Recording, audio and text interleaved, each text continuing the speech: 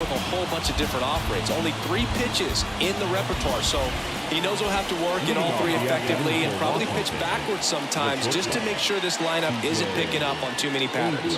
Here's C.J. Abrams to hit. The wide to kick the pitch. Check swing, went around. It's 0-1. First pitch, 105. The wind of the pitch. No, that's inside.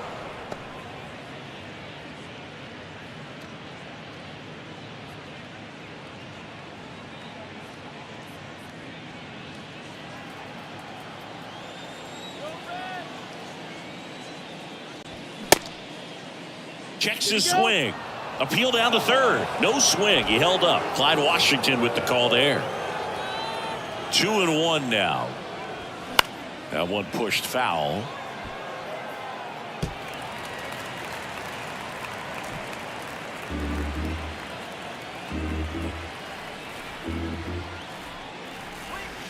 Next offering way off the plate.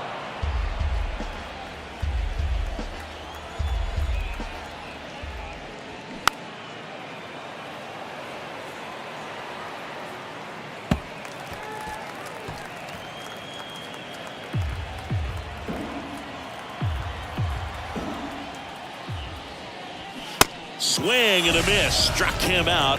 Now 1 away.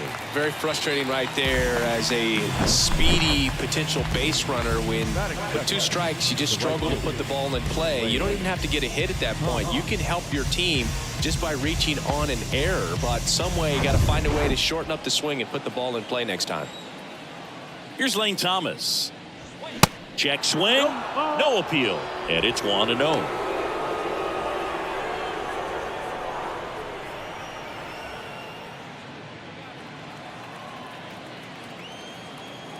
The wind and the pitch. Got it started a little too early. Strike 1.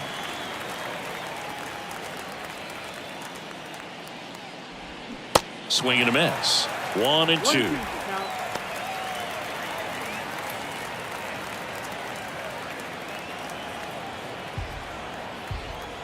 One down, base is empty. Struck him out swinging. Slider got him for strike 3. Well, anytime you can punch out the top 2 guys in a lineup to start an inning, got to be feeling pretty good out there on the mound, because when you think of just having a distraction, table setters on the base paths, and all of a sudden you're dealing with the number 3 hitter, any distraction can cause you to serve up a cookie, and instead of it being a solo shot, it's a 2 or 3 run homer. And now it's Keibert Ruiz.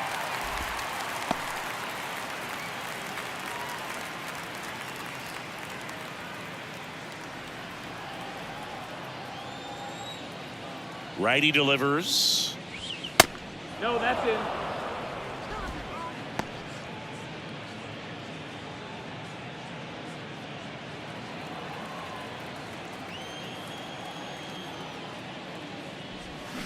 Swing and a miss. 1-2. Hunter Green has a long way to go before he's the most famous baseball player from his high school. Mike Stanton went to Notre Dame High School in Sherman Oaks, California. Of course, now we know. Well, got to pause on that thought, as that'll do it for the inning. Middle of the first. Now it'll be the Reds' turn. No score.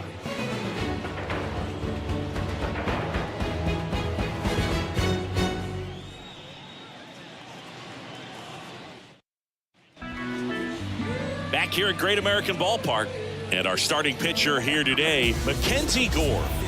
Well, that 12-6 curveball explodes out of the hand, and because he's able to throw the high fastball at the top of the strike zone for a strike, hitters commit to that pitch.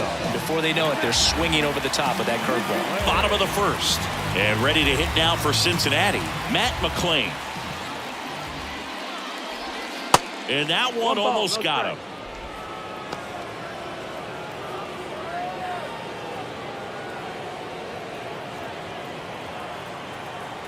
The lefty, the 1-0. And that curveball drops in there for a strike.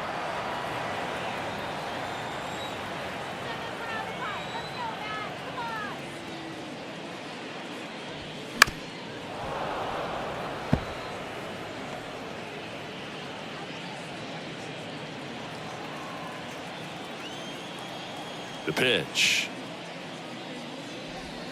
Way inside, gets out of the way. Straighten him up a little bit.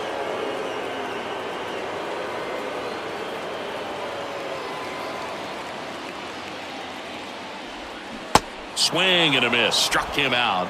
One down. Batting second, Jonathan India at the plate.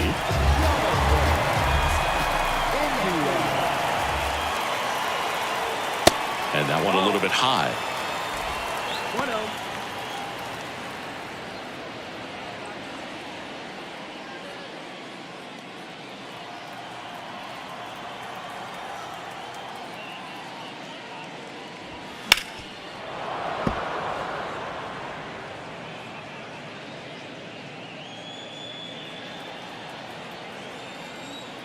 The 1-1. And there's a ball. No, that's out.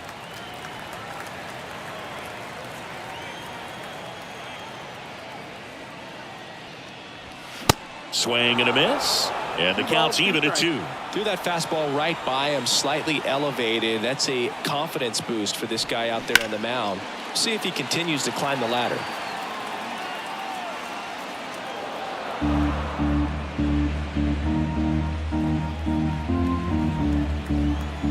Kicks and fires. Fouls it back with 2 strikes.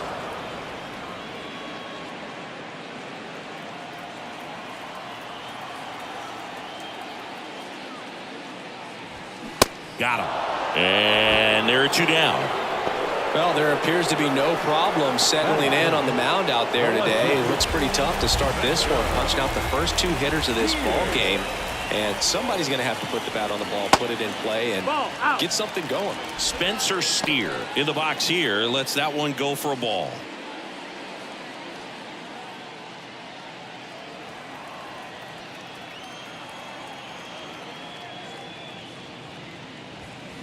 Foul ball there.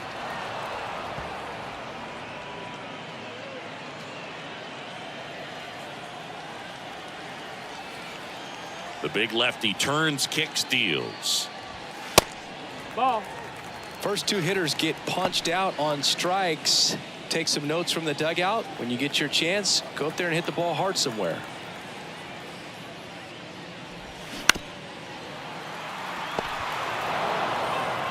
Abrams tosses to first, and the Reds go 1, 2, 3. Reds down in order. We played an inning, no score.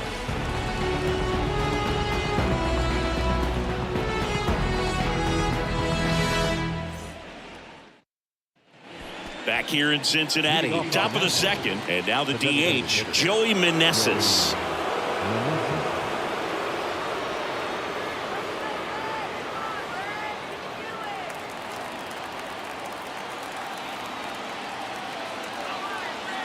Now the right-hander ready to go. Still no score. Swing and a miss. And it's 0-1. Well, there's a certain point where you have to commit to what you think you see, and he guessed wrong right there. Nasty slider with just terrific bite at the end. Bader makes the catch, 1 down. the first baseman, number 22, John. Now it's Dominic Smith.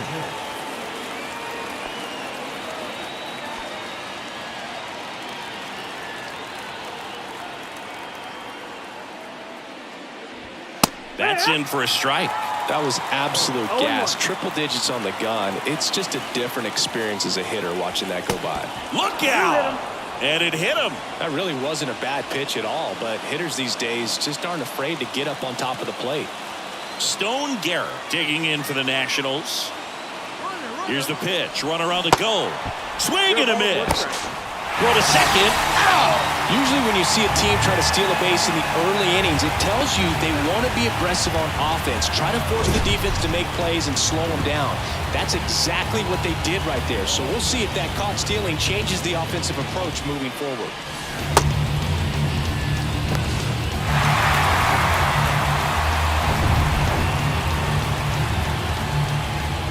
And the 0-1. Just off the outside part of the plate.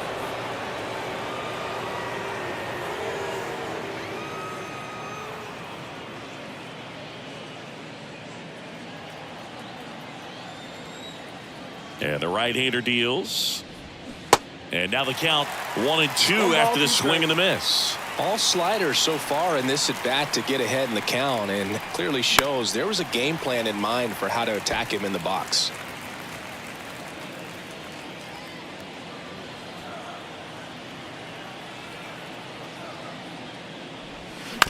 On the ground to first. He takes it himself to the bag, and that'll do it.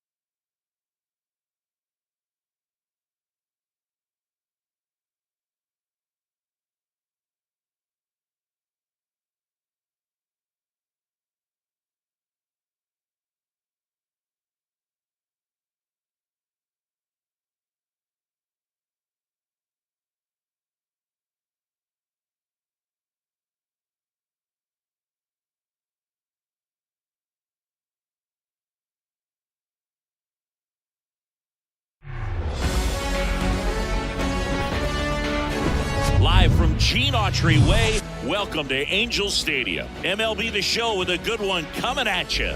It's the Oakland Athletics and the Los Angeles Angels.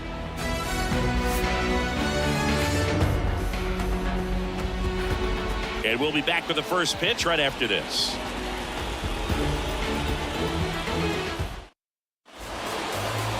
So just about set now. And pitching in this game, Shohei Ohtani. Well, Boog, along with great stuff that he has consistency. I mean, this guy's got a proven track record.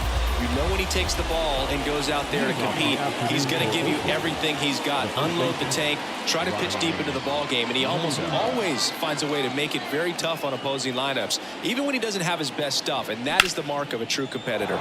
It's in and out of his glove.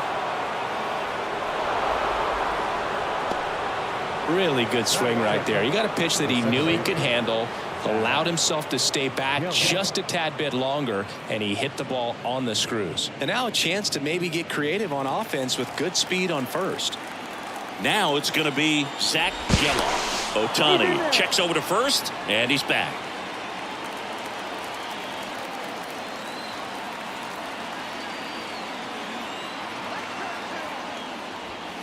Ball one, no strikes.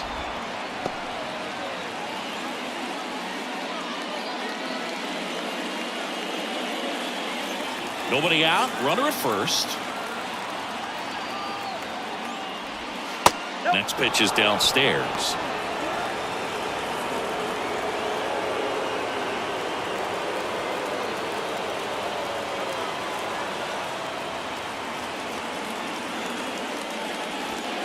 That one at the knees for a strike. That's a great take right there. Even though it's a strike, with the situation, runner on first base, you want to keep the ball off the ground. And you swing at that pitch, most likely you roll into a double play. Seth Brown up next. Chris, with that distraction and a speedy guy at first, he's in a favorable hitter's count. Well, if nothing else, I mean, this is a great spot for a hitter to be in. The 3-1 in for a strike, full count. With two strikes, may see some movement over there at first base, try to stay out of a double play here. The pitch. Fouled off again, and it remains 3-2. Well, he got challenged with a good fastball right there, just couldn't catch up.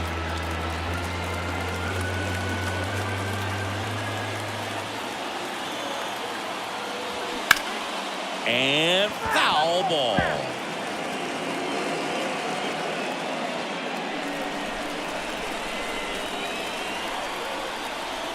At the belt and fires.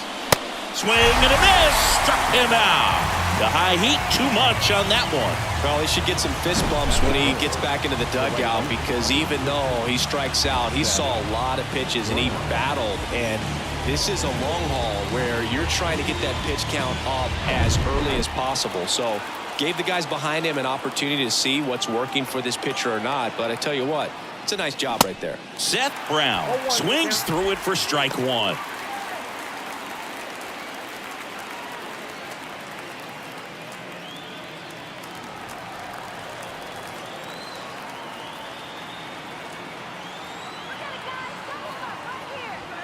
That one inside, and the count is 1-1. Boog, he never moved because he never had time to. With that kind of velocity, you'd prefer that pitcher work away.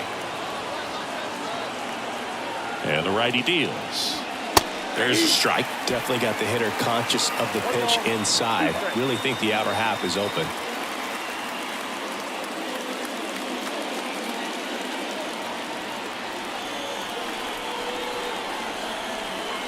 Left-hand hitter waits. Fouls it off, still 1-2.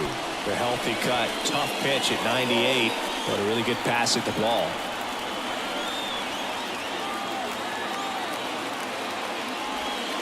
Next offering is down low. Way to lay off that pitch down.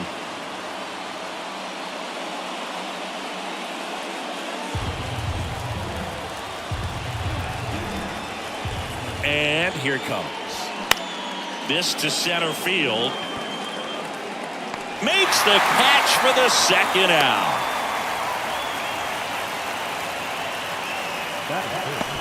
And time now to check out the A's lineup. They're dealing with a top-level arm on the mound, so this figures to be a tough matchup for them. What's the key to the offense today, Singy? Well, Boog, I think when you got a guy that's this talented on the mound, you got to find ways to disrupt his rhythm, make him uncomfortable a little bit. The guys that can handle the bat and perhaps, bunt for a base hit, get him moving off the mound. If you're in the box and he seems to be just in a flow, step out, mess up his timing, somehow try to get in his head a little bit. And then when he does come in the zone, you may only get one pitch. You better not miss it. 0-2 as he waves at that one. And Singy, as a team, you need to make the most of the very few opportunities he's going to give you, right? Absolutely. And if you don't get to... Swings through that one, it's a strikeout. And that is that. A-0. Angels coming up. You're watching Major League Baseball on the show.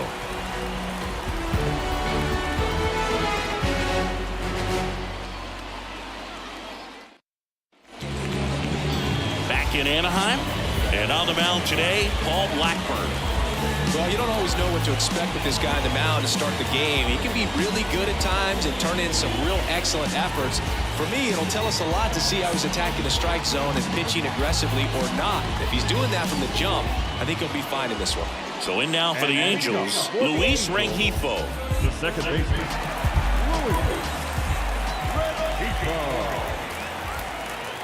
The pitch. That's inside. Blackburn, an all-star a season ago.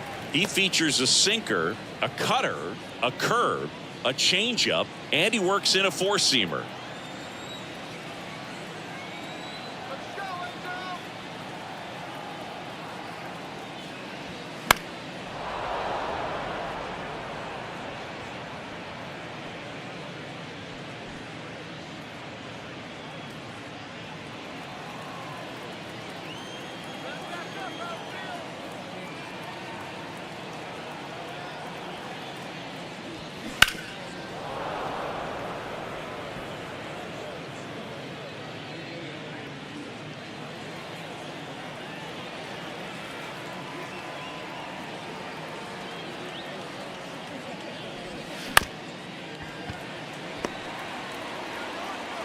Tosses across to first. Just got him on that one. All right, let's take a look at the Angels lineup. And the key to victory for them here, get their starter some run support early. If they can get him that run support early, it's likely the other team folds because they know how dominant he can be once he gets settled in. So put pressure on that other team right away. Jump out to a lead early, and a few runs is going to feel like 30. And now batting, Mike Trout. Swing and a miss. Strike one.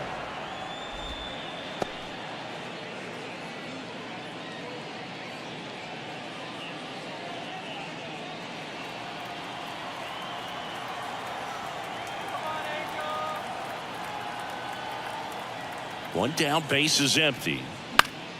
And that one fouled off.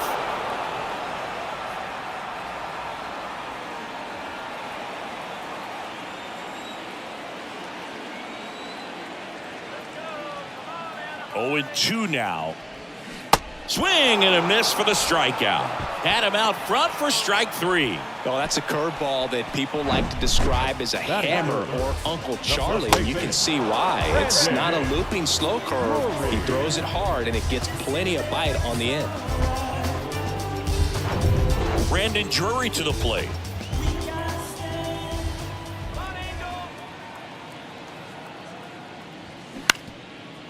Slides, he's got it.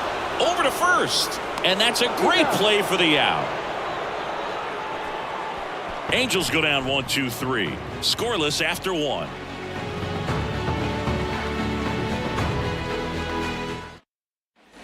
Back here at Angel Stadium. Now here is Shea Langoliers. All right, Singy, you know I'm a dork. Shohei Ohtani. Go back to May 5th, 2022 at Fenway Park. He tossed a complete game through 99 pitches. Get this, 81 strikes. It was the most strikes thrown with less than 100 pitches in a game since they started tracking pitch counts. That's just unreal. Eric Summersgill, our plate umpire. One thing to watch out for, Boog, is what side of the plate Summersgill might be favoring. He usually sets up at an angle. Pitchers sometimes will try to figure that out early so they can attack that spot and get as many strike calls as possible. Way upstairs, 2 balls and a strike.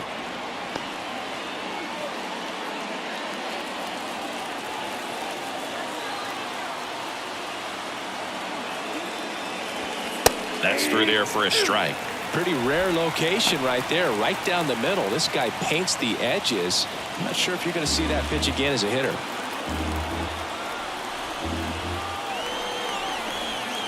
Now all even up. Got it! One away. This is J.J. Bleday.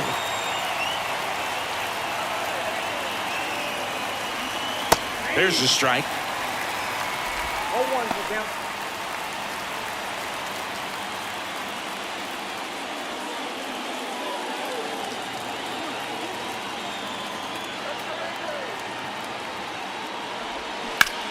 Fly ball to right. Ward drifts towards it. Makes the grab, and there's 2 gone. Maybe caught that one off the end just a little bit. Couldn't quite barrel it up enough to really drive it. Jordan Diaz up next for the A's.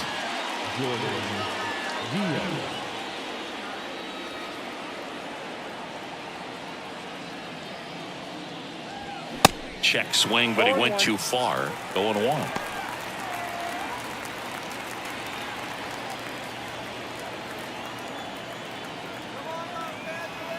Righty to the plate. Swing and a line drive, base hit out of the center field, and that extends the inning.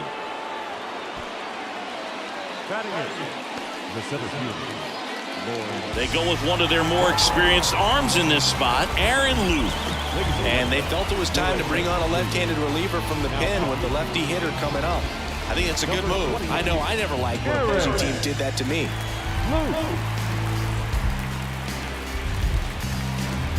So a change being made at first base. The A's bring on a pinch runner, Esteury Ruiz.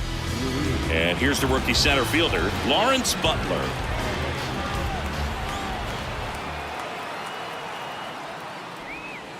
And the first pitch misses for ball 1.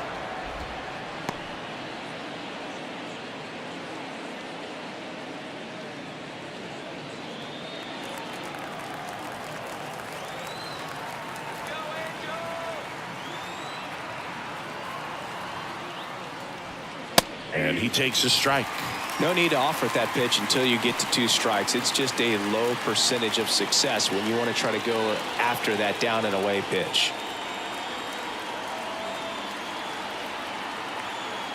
Ball to strike.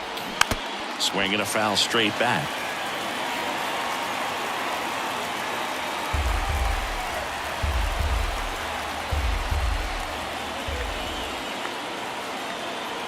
And a pitch. Good job to fight that one off.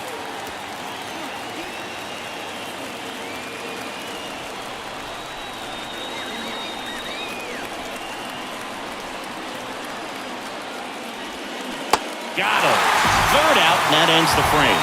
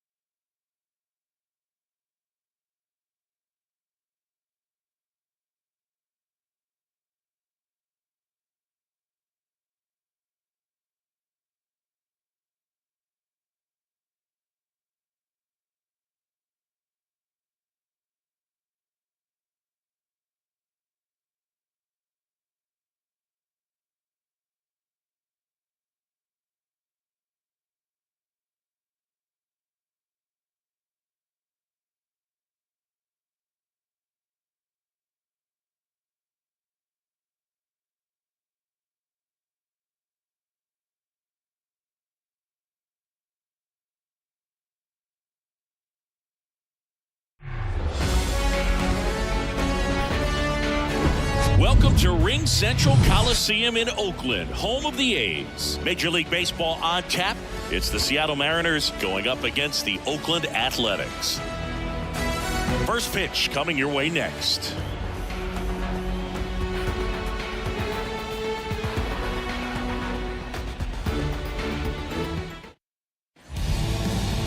Just about set to go.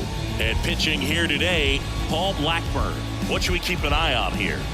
Well, he's got great stuff, but what makes his stuff even better is his delivery. Hides the ball for a very long time, high leg kick, and by the time the hitter sees it, it's right on top of him. J.P. Crawford gets a chance to hit. Leading off the afternoon for Seattle, the shortstop, J.P. Crawford. And a pitch. That misses the zone, and away we go here in Oakland.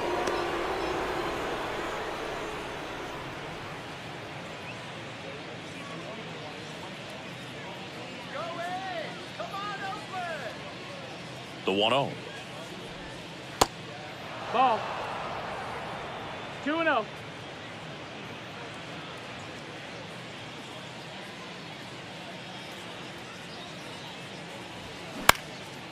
In the air, left field. Lede makes the catch, and there's one gone. And now we check out the Mariners lineup.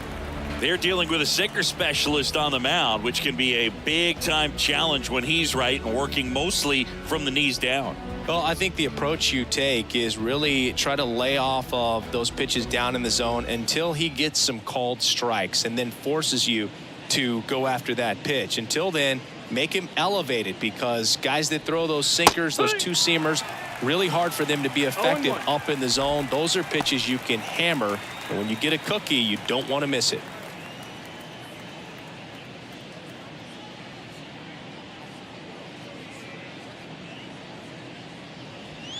Comes up empty on the swing. 0-2 now.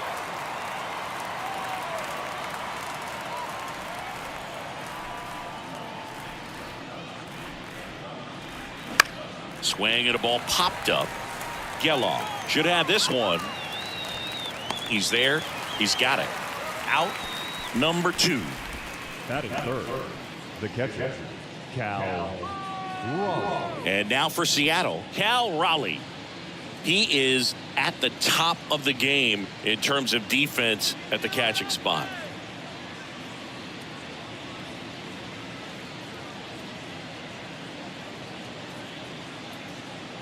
It's so impressive because these guys have to do so much study and preparation for their pitchers, for opposing hitters, and really their number one job is to guide that staff through a ball game. And so when you also can turn it up offensively and be a force there, that is a win-win, every manager's dream. Two down, nobody on. Misses outside, and a count 2-1. And as well, lots of pop in that bet. So you combine the slug with really good defense.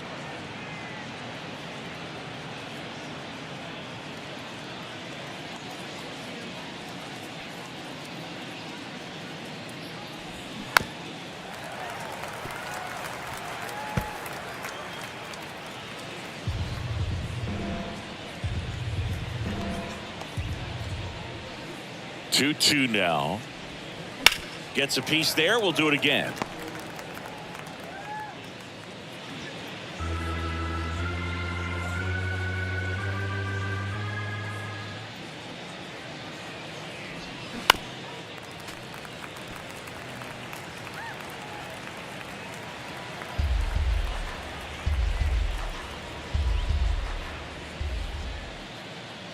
Two. And that one hammered. That's back there. Gone. That'll fire up the dugout, and the Mariners have the lead. It's 1-0.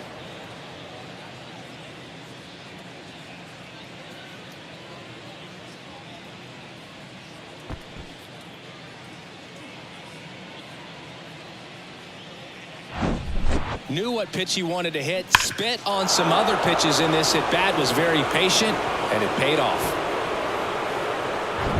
And Eugenio Suarez up to hit now.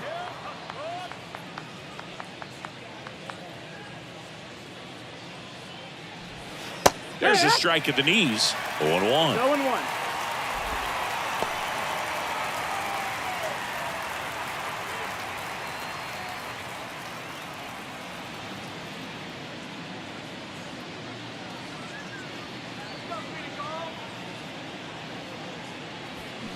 And he's down 0-2 as he swings through it. Oakland's bullpen has some movement. Kirby Snead, a lefty, looks to be getting himself ready.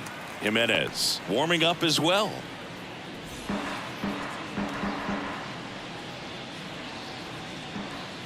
The 0-2. Tapped softly on the ground. On the run, sends it over to first. And that is that. One scores in the inning, coming on this solo home run. It's now a 1-0 ball game. You're watching Major League Baseball exclusively on the show.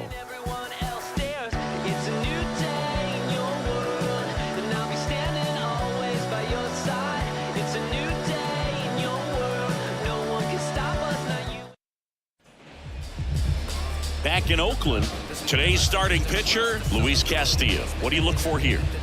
Well, I'm interested to see how he utilizes his sinker to this lineup, Boog. You know, it's not necessarily his go-to primary pitch, but he does mix it in when he needs it. He's just got to make sure that it's not flat. Otherwise, it's going to get hit hard. So look for him to throw it up there when he needs a big double play, a ground ball, something like that to get out of an inning, change it up for a hitter. Also, get those hitters looking down so that it opens up the top of the strike zone, especially late in an at-bat. Number 49, the next to hit, takes high for ball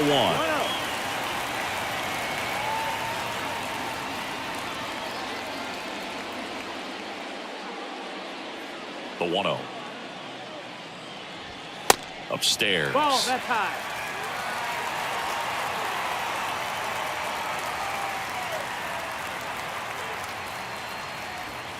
That clips the corner. Out there on the mound, he's setting the tone early with the fastball. 98 miles per hour up on the scoreboard.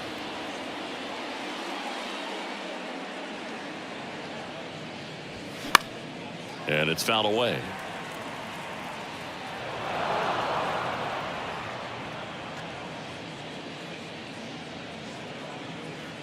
The 2-2.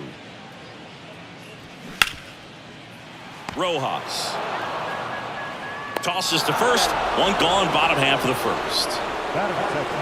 And time now to check out the A's lineup.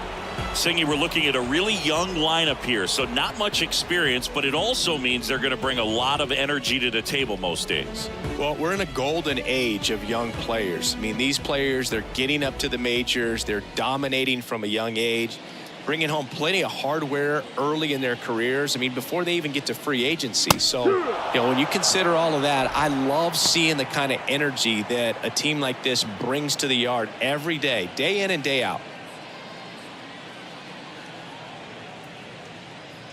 Here comes a pitch. No, that's outside. Ball.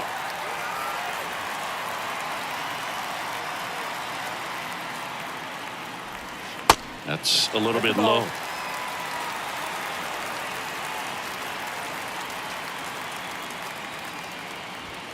That one inside. 3 balls and a strike. Oh, he never moved because he never had time to. With that kind of velocity, you'd prefer that pitcher work away. And he walked him.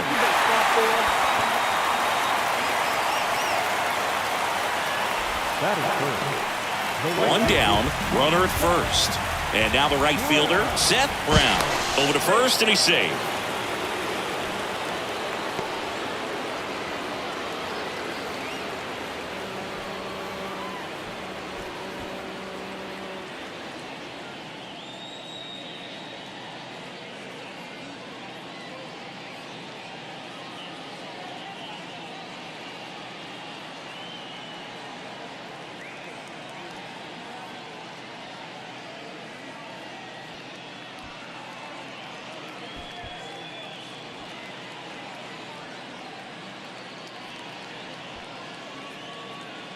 So a substitution needed at first because of the injury. Coming in as the pinch runner, Tony Kemp.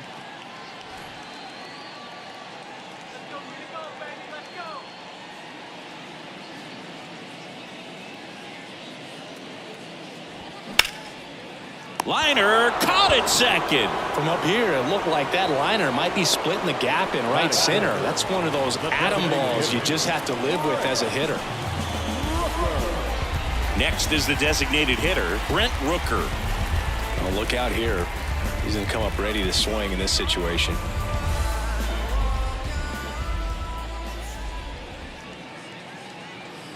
Right now, they're looking for something hit hard into the gaps, give them an opportunity with 2 outs to score that run from first. This guy's usually not one to chase pitches off the plate, but he did there. We'll see if he can tighten up his zone a little bit. 0-1 down. Now 1-1.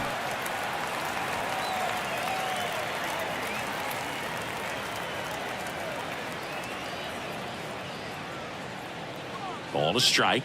The pitch. And misses inside.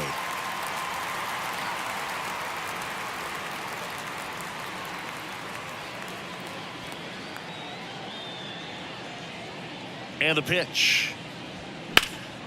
Hammered down the right side, but foul.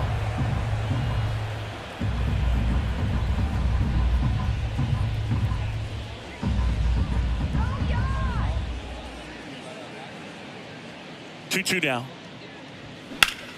Gets a piece and stays alive. Just missed. If he's able to connect on that, look out.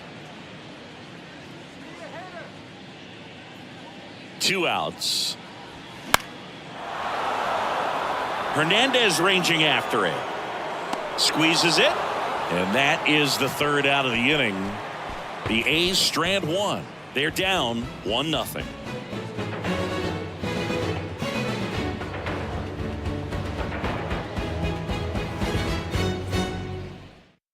Now into the game, Tony Kemp. He'll play second. Now playing second base. And now Teoscar Hernandez. Leading off with the Mariners, the right fielder, Teoscar Hernandez.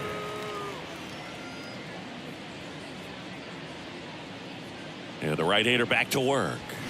Strike one. 0 balls, 1 strike.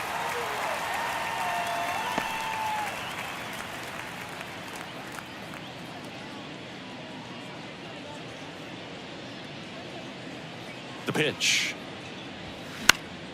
Fouled off. He was late.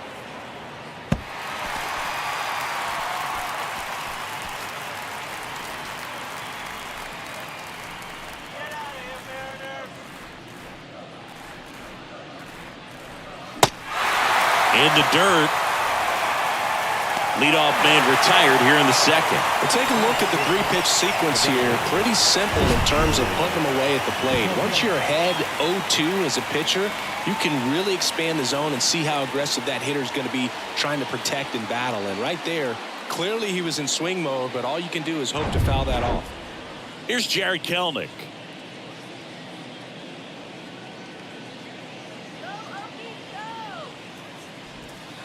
And downstairs. 1-0.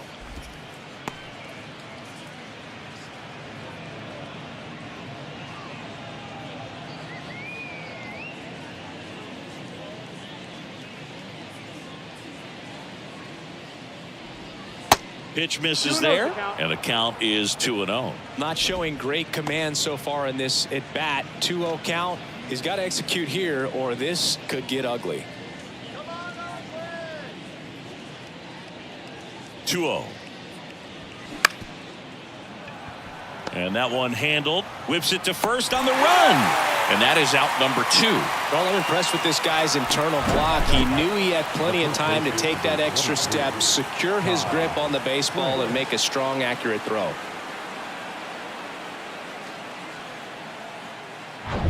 So digging in, Ty France.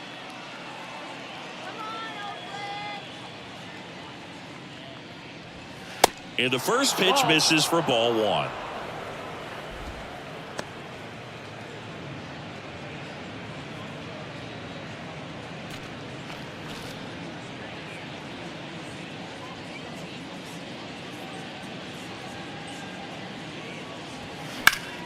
And that one sliced foul.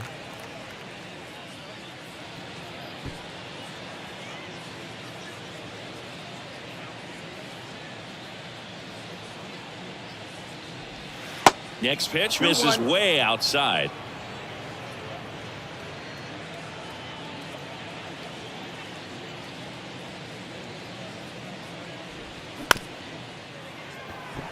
Kemp on to first.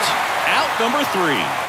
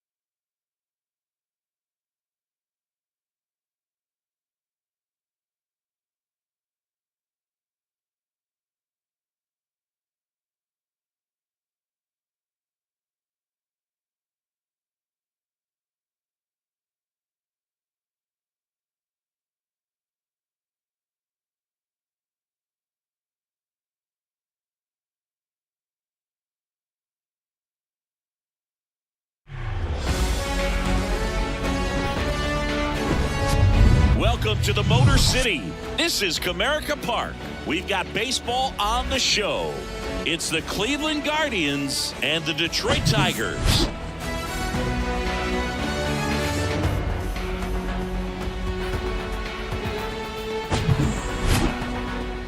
All right, we'll be back to get this one started after this.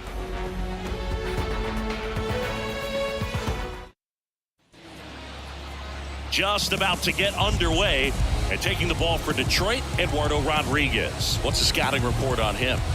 Well, this guy has a ton of respect from his own teammates, and the guys that are playing behind him just seem to take it to another level. You know, he's the type of guy, if he's not having a good day, to try to save that bullpen for the game and the next game, he'll go out there and wear it. So in this one, if he can keep his pitch count down early, he has the ability to work deep into this ball game. Steven Kwan in the box now. No balls and a strike.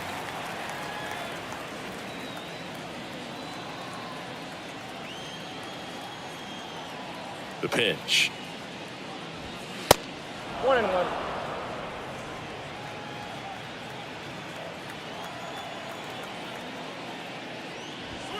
Just missed.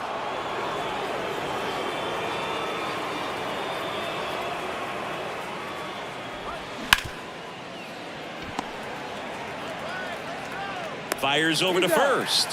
One out in the top of the first. Let's take a look at Terry Francona's lineup for the Guardians.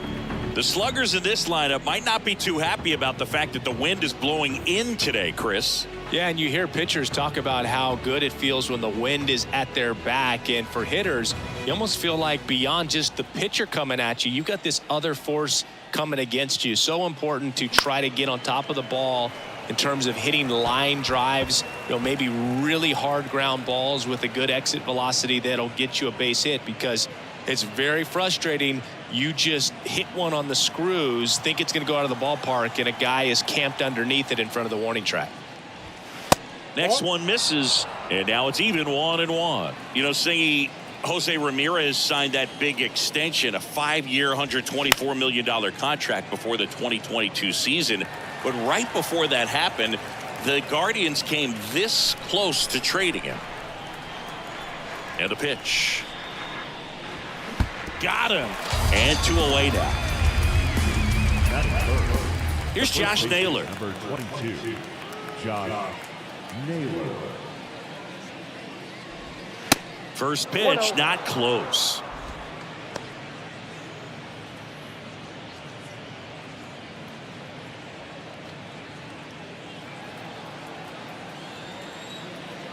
And now the lefty. A swing and a miss, and that's strike one. I think he was sitting off speed there. Clips the corner, and the count 1-2.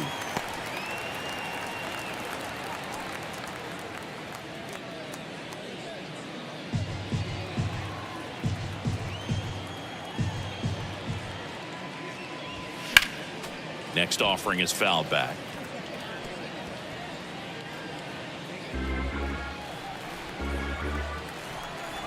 The wind of the pitch. Foul ball, still a 1-2 count.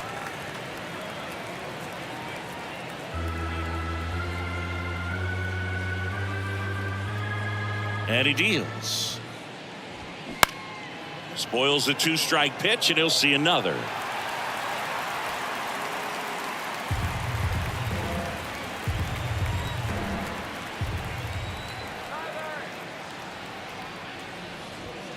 Next offering is down low. 2-2. Well, this is a guy that can be frustrating for pitchers because he fouls off so many pitches and grinds out the at-bat. I'm sure there's some times where a pitcher would rather just give up a first pitch single than have to waste 6 or 7 pitches on one hitter. That is the inning. The Guardians go down in order. And now the Tigers get their first opportunity. No score. You're watching Major League Baseball on The Show.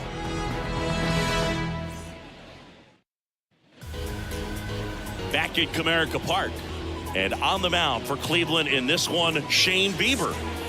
It's always interesting to see how he utilizes all of his pitches and how many of those he has a good feel for on that given day. When he's right, he's really able to keep hitters guessing, and all of his stuff seems to be coming out of the same arm slot, the same tunnel, and that can make life very difficult on his opponents. Digging in, it's the speedy outfielder, Parker Meadows.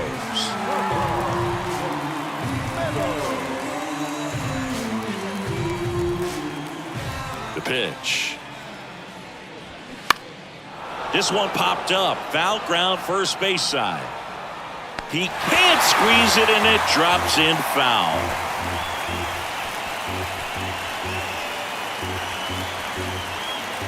The 0-1.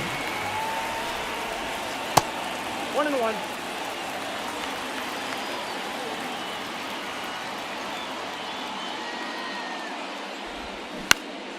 Popped up right side. And there's one away. Let's take a check of the Tigers lineup.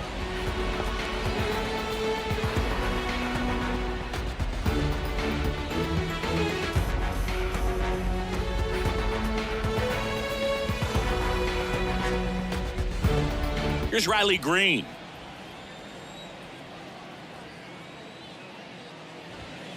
Pitch misses inside. 1-0.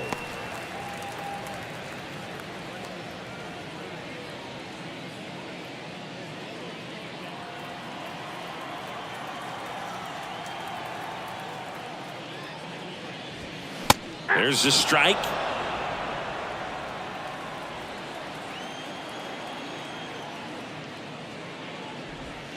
The next offering misses. 2-1. Good slider down and in can be so hard to get on plane with. You're better off taking that pitch. That one outside. And now 3 balls and a strike.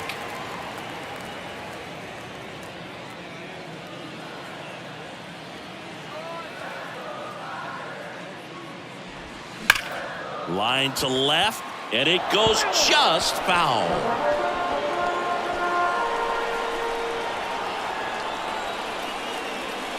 Three-two. That smash towards center. Laureano hauls it in, and there's 2 away.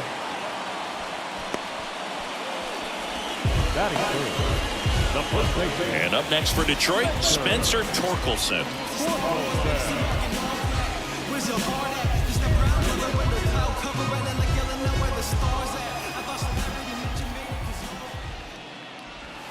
First pitch just misses.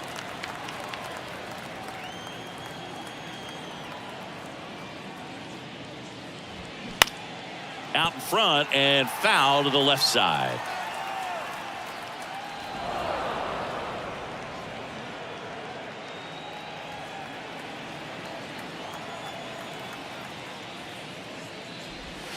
Misses inside, and it's 2-1.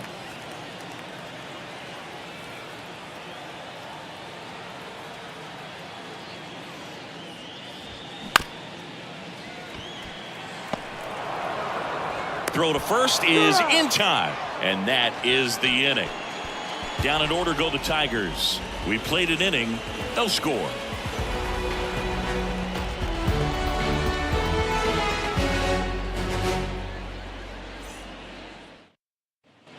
Back here in Detroit, and now here's the veteran DH, Cole Calhoun.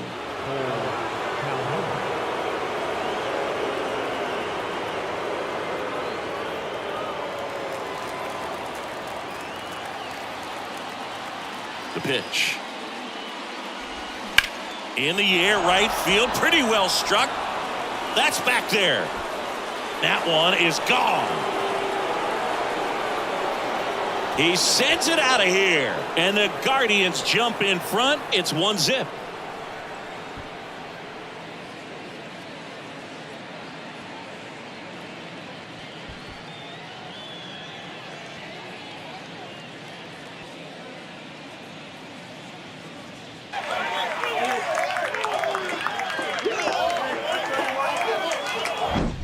Well, he went up there 0-0 looking to do damage. I think he had his sights set on that pitch. He went and got it and circled the bases.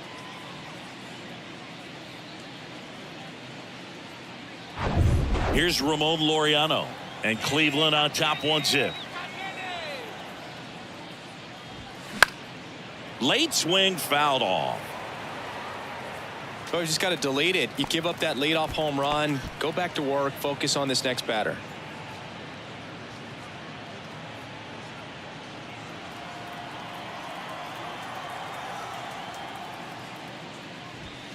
And the pitch is in for a strike. 0-2. Activity in the bullpen for Detroit. Jose Cisnero getting loose for A.J. Hinch. Number 62, a hard-throwing right-hander, up as well. Next pitch is outside. 2 strikes.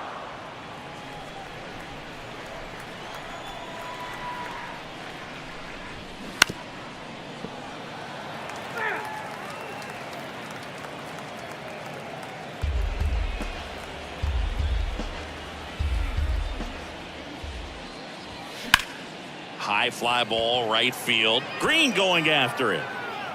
Makes the catch for the out.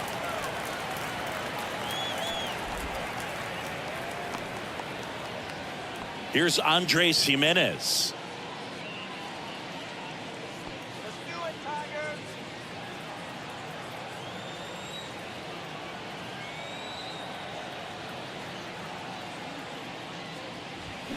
In there, and it's 0-1. 0-1's the count. And ball 1. Gary Simmons has the plate duty in this one. Well, with Simmons, it's not always your standard strike zone, Boog. It kind of gives a little extra in some parts of the zone and then can be tighter in others. But I think the important thing is he doesn't get labeled as inconsistent. So you got to stay ready up there.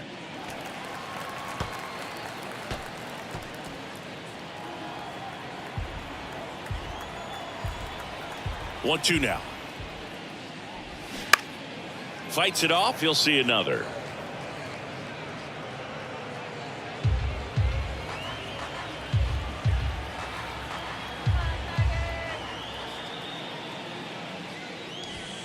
Next pitch misses. Now 2-2.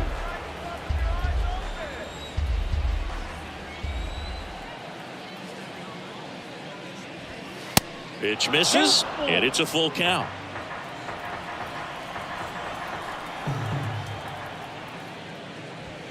And down on strikes. 2 gone. 2 outs, base is empty. Now it's the right fielder, Oscar Gonzalez.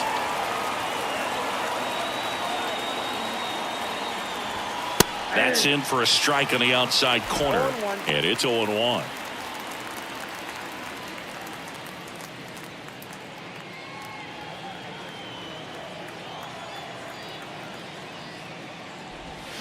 They say you win. No ball, 2 strikes.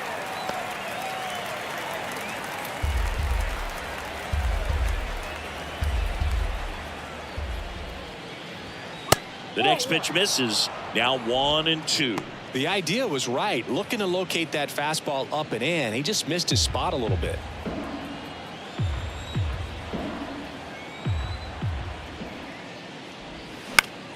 This one popped up. Foul ground, first base side. Torkelson makes the catch, and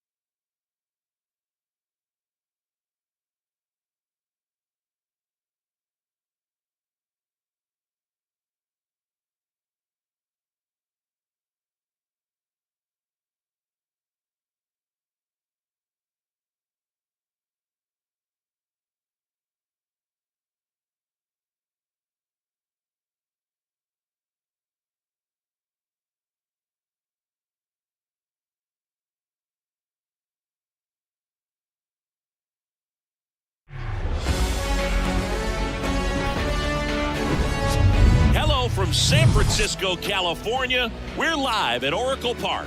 MLB The Show with a good one coming at you. It's the Colorado Rockies taking on the San Francisco Giants.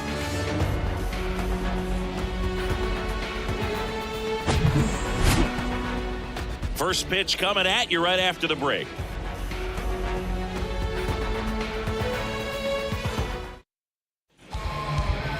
Coming up on the first pitch, and today's starter, Logan Webb. What do we have on him? Well, there are going to be a lot of balls in play because of the ground ball rate. Important that the defense stays engaged in the game. I think it's critical. Tempo is there. If you work quickly, it helps the fielders behind you to stay engaged, to make those plays, and help you get through the innings. Ready to go? Here's Charlie Blackmon. That misses, and we're underway.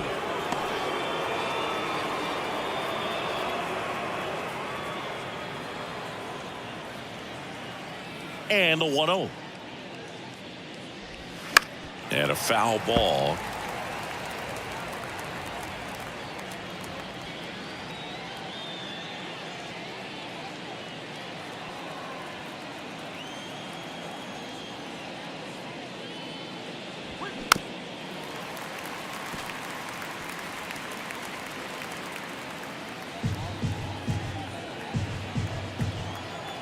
Here's a 1-2.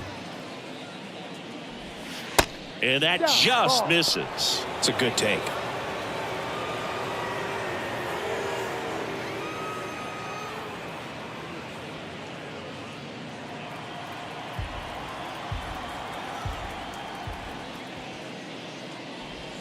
Got him looking.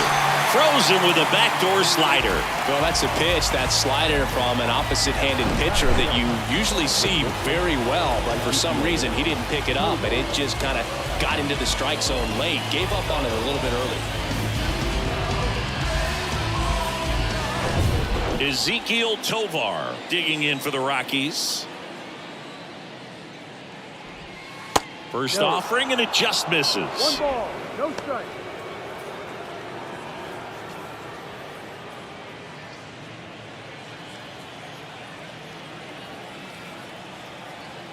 Kicks and deals.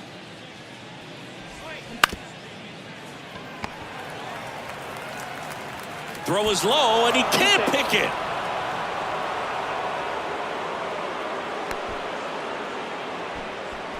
Sometimes early errors can be just as costly as errors made late in the ball game, but you just don't know it at the time. Second batter of the game gets on base for free, bringing up the number 3 hitter. So we'll see if they can take advantage right here.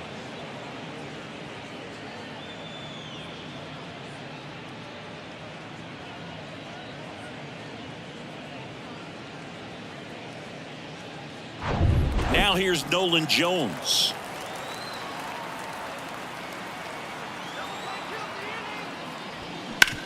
Ground ball, could be 2. Over to Crawford, and that's 2. Well, the second baseman made that one look easy. Great feed to the shortstop. Shortstop completes the play. They get out of a jam, and they end the inning.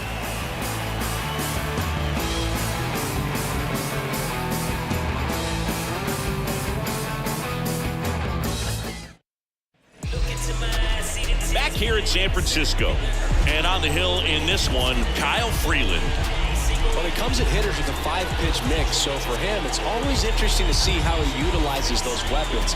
He may lean on 1 or 2 pitches depending on how things are going and how things are working, but if he can control 4 or even 5 of those offerings, look out, hitters. It's going to be a tough day. He's really going to be able to keep those guys off balance. We go to the bottom of the first, and digging in for San Francisco, Wilmer Flores. That's in there, and that is strike 1.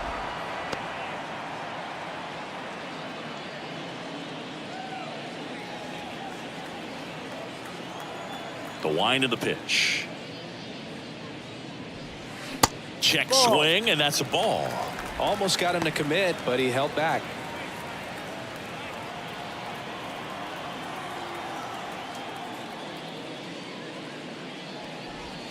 Going to count 1 and 2. This guy's got such a good sinker. As a hitter, you've got to look up in the zone. If you look down, you're going to be chasing stuff in the dirt.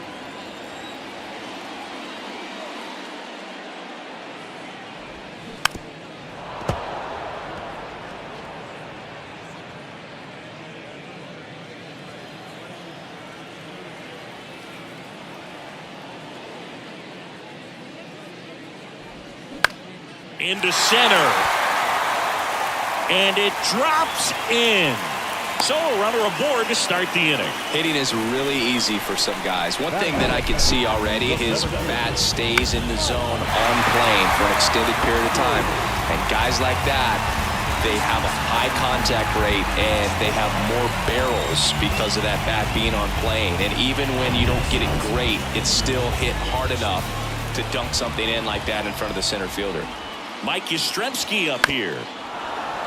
And first offering is fouled off.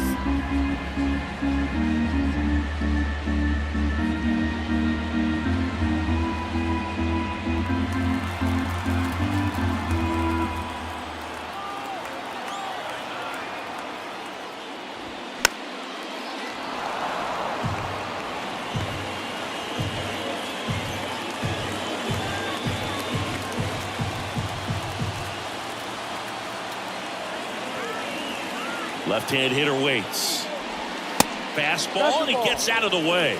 Way to lay off that pitch down.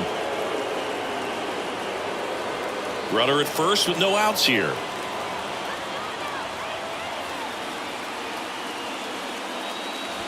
Next one just misses. And the count is even 2-2.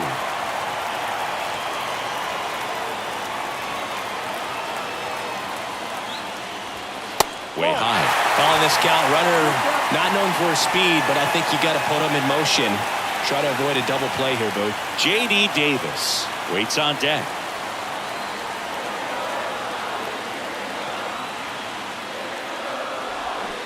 Got him swinging for the strikeout. Had him out front for strike 3. Oh, that's a curveball that I'm sure he wants back at the plate. 2 strikes, the sort of pitch you're hoping for. A bit of a mistake, and I'd say in a very hittable location, but clearly the break was enough to get him to swing through it. Now it's J.D. Davis.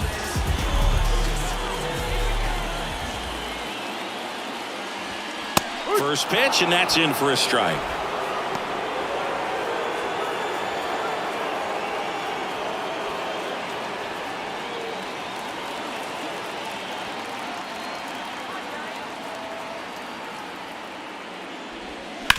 That one to first. Diving, and he can't make the play. And the go-ahead run into scoring position. 1 away. Now, just a nice job coming through in a pretty high-leverage spot right there. Just a simple ground ball the other way that had eyes on it, man. Sometimes that's all you need to do. Just let the ball travel, put the ball in play, and just hope it finds a hole. A chance now to take the lead, and at this point in the game, that could be a deciding run. And now Jack Peterson. Here's the pitch. Both runners on the move. And first offering is fouled off. 1 out. Runners at first and second.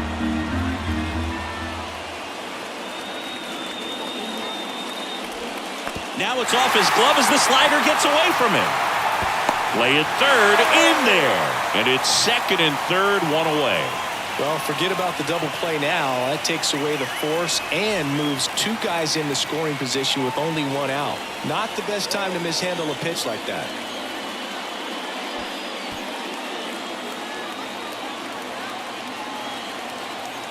Two on, 1 out.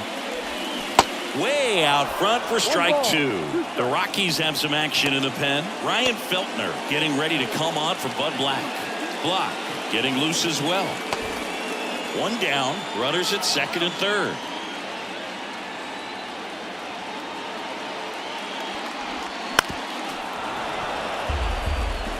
Pretty good pitch there to take a rip at. He wants to get his arms extended. He likes the ball away from him a little bit, just not able to square it up.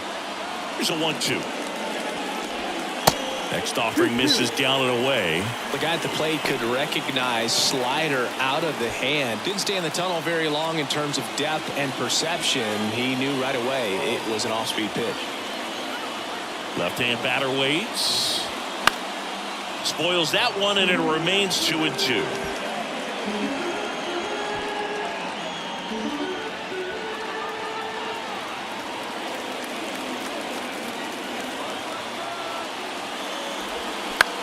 He swings and hits a fly ball center field. 2 away.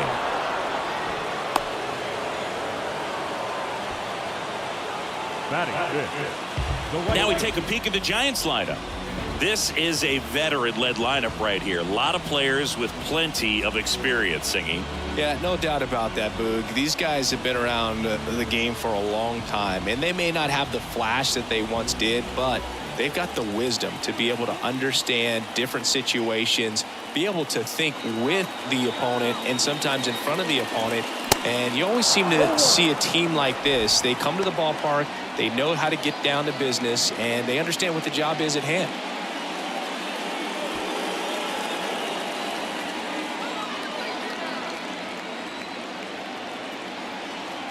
Here comes the 0-1. Swing and a grounder, foul, first base side.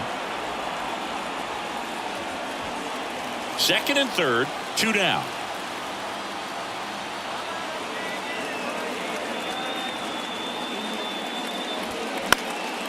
Now a pop up on the infield. Bryant on the move.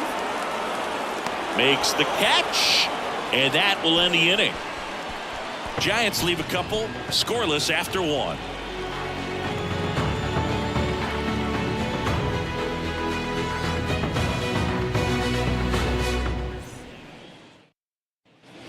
Back here at Oracle Park, all set for the start of the inning. Now at the plate, Chris Bryant.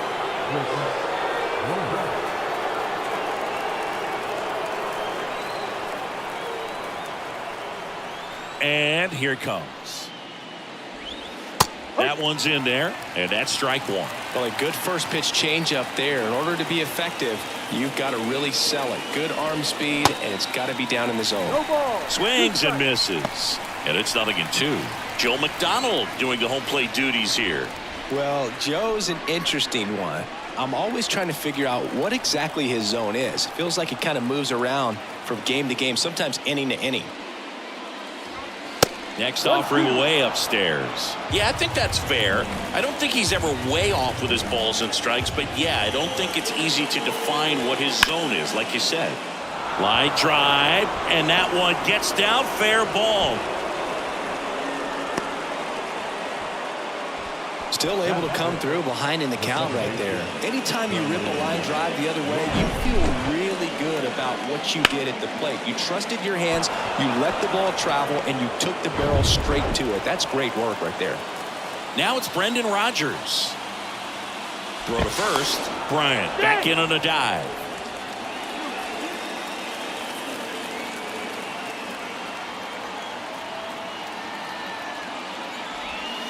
First offering misses the mark.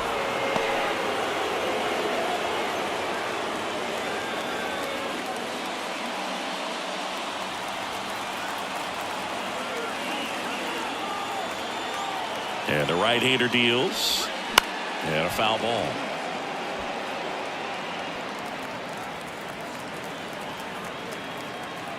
Second inning here, no score.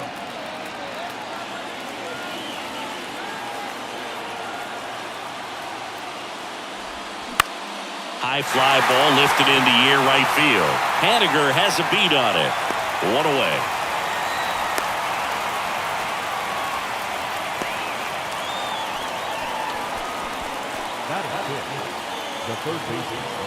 Ryan McMahon steps to the plate. Definitely wants to stay out of the double play here. Ball on the ground in the infield. Should be an inning-ending double play.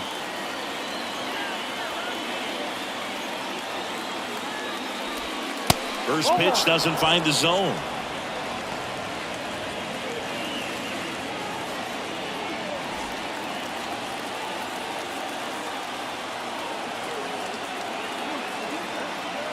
Righty delivers.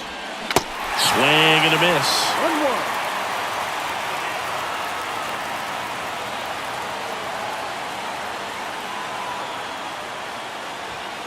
In for a strike, and it's 1-2. With 2 strikes, may see some movement over there at first base, trying to stay out of a double play here.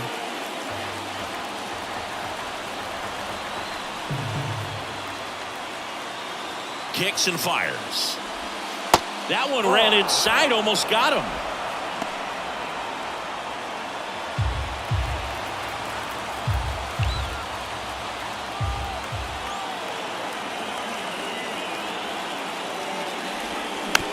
Here's a chopper to short.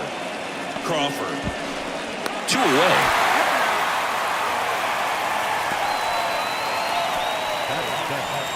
The catcher, number 35. And now it's Elias Diaz.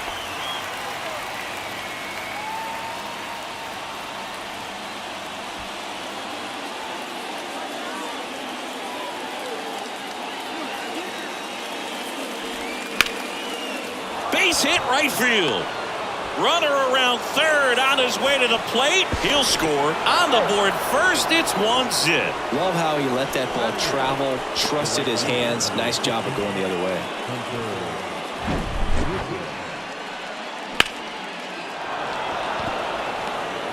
Here comes the manager out of the Giants dugout, and he will make a move to the pen. Logan Webb won't go any further, and he leaves in a 1-run game.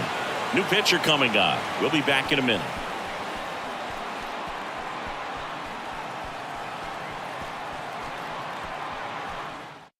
New arm for the Giants, Johnny Brebbia. Pretty tight game, so they're looking for quality pitches out of him right here. Got to do his best to keep the score right where it is.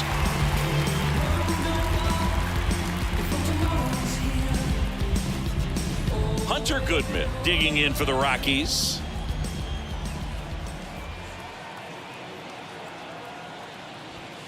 Ball one low.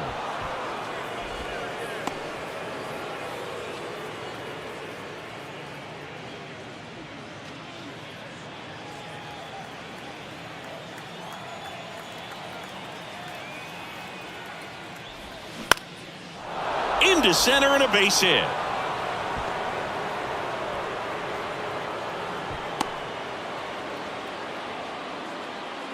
Two consecutive base hits for these guys here. That pretty much split the zone down the middle, and those are the ones where you got to make them pay. Brenton Doyle digging in for the Rockies.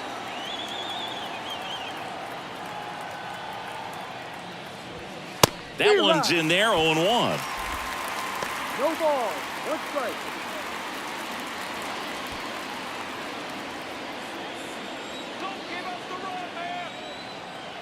At the belt and fires.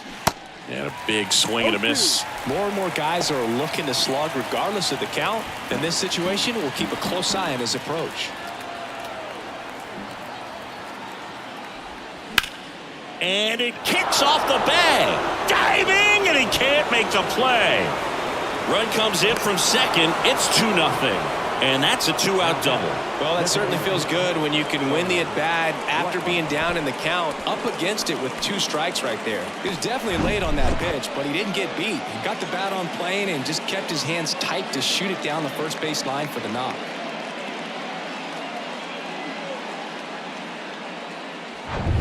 Here's Chuck Nasty. Led off the game with a strikeout.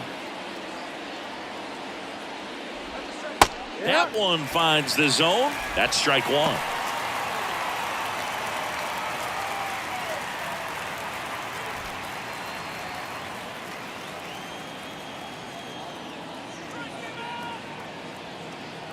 Right-handed reliever. Strike 2. No ball. 2 strikes. 2 outs, 2 in scoring position.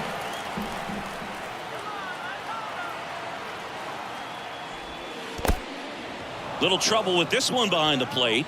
No movement on the bases. 1-2 the count.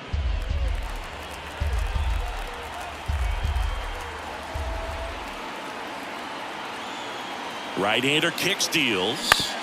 Comebacker to the mound. Over to first. That's the 3rd out.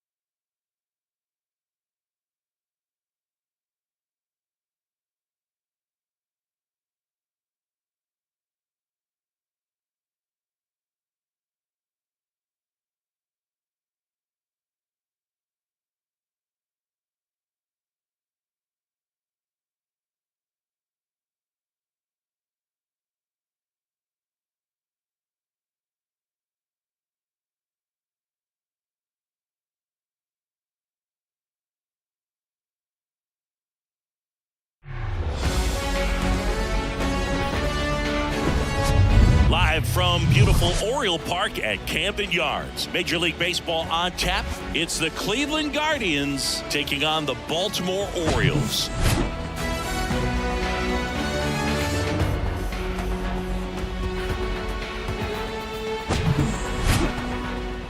And we'll be back with the first pitch right after this.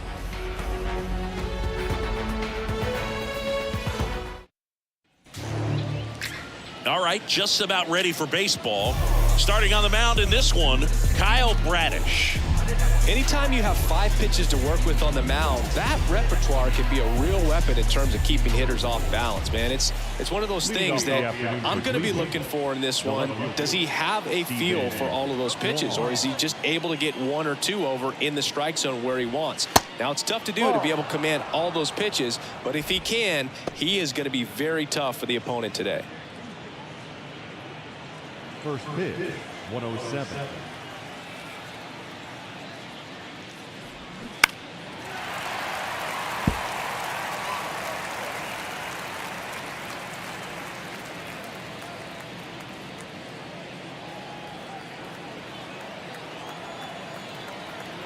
The wind and the pitch. Swing and a ball hit out towards left center field. Pulls it in for the out. Here's the Guardians lineup now. They're dealing with a top-level arm on the mound, so this figures to be a tough matchup for them. What's the key to the offense today, Singy? Oh, Boog, I think when you got a guy that's this talented on the mound, you got to find ways to disrupt his rhythm, make him uncomfortable a little bit. The guys that can handle the bat and perhaps, bunt for a base hit, get him moving off the mound. If you're in the box and he seems to be just in a flow, step out, mess up his timing, somehow try to get in his head a little bit. And then when he does come in the zone, you may only get 1 pitch. You better not miss it. That's a bullet, but it goes foul.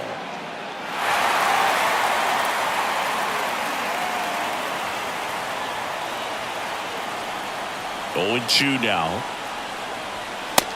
Ball. 1 ball, 2 strikes.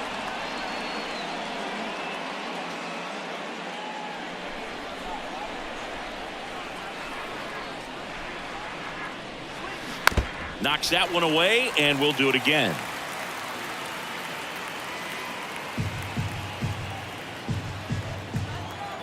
And the righty deals.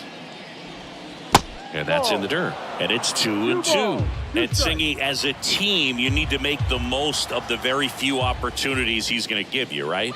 Absolutely. And if you don't get to guys like this a lot of times early, once they really settle in, it's going to be the later innings that they hand that ball over to a reliever if they do at all. That's foul.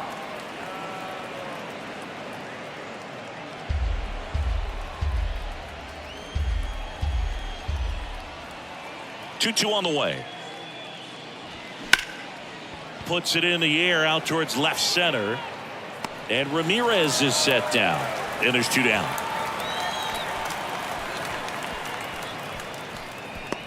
And now it's Josh Naylor. Obviously a guy who makes good contact, hits for average. But one of the things in today's game, the value in the fact that he hits both righties and lefties. In there for strike 1. They're so reliant on the matchups nowadays, Chris, and it's huge when you don't have to sit a guy or platoon him. When you can hit, both sides in terms of pitchers' arms, you're a guy that it's hard to take out of the lineup, and I think it's very important today when everything is under the microscope.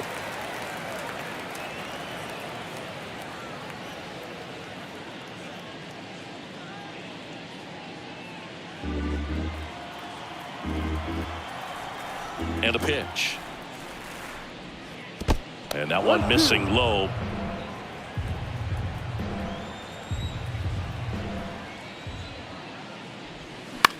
Next pitch is popped up. And that is that. Nothing doing for the Guardians there. And now the O's will get their first crack at it. No score. Back after this on the show.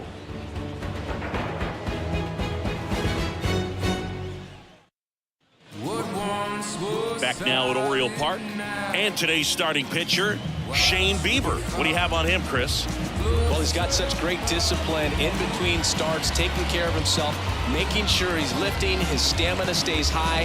He's a guy that wants to finish every start that he makes. Now, we know that's not quite possible, but he's well-conditioned to throw over 100 pitches effectively. I think if you're on the other side, you've got to try to have lengthy at-bats, run that pitch count up, and perhaps get him out of the ballgame early. He's kind of a rare pitcher in today's game. We'll see what he's got in this one. Gunnar Henderson, the leadoff batter, as he swings through it for strike one.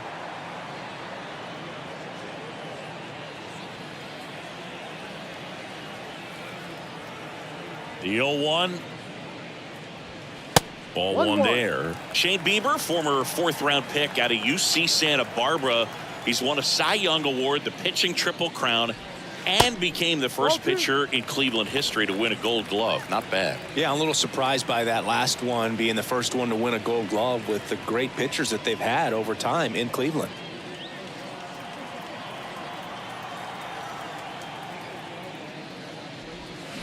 And there's a foul ball.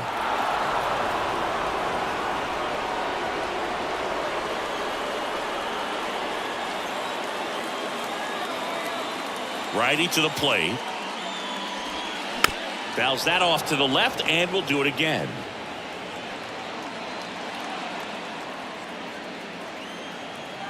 And a pitch. Out towards left center. Laureano sprinting after it. And he makes the catch. And there's one down. Time now to take a look at the Orioles lineup put together by manager Brandon Hyde. Now, with their ace on the mound today, they're just looking to provide him a little bit of run support, and they'll see what they can do for him. Boog, you have to be really careful when you've got a guy like this on the mound for you to not become a spectator. You know that he doesn't give up a whole lot, but sometimes guys get a little too comfortable and don't have an urgency to score runs. You have to make sure you put him in a situation where he can get the W, but also you guys can cruise to the finish line and not have to worry about a comeback in the end. The 1-0. Outside. Last couple of pitches breaking balls away. I think he's going to have to come firm inside to be able to open up that location if he wants to go back there later in this count. One down, base is empty. And a foul ball makes the count 2-1.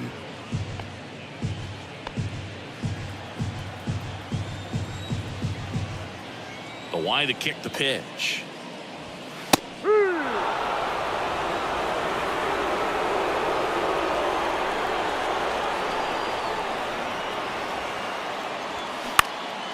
In the air out towards right center.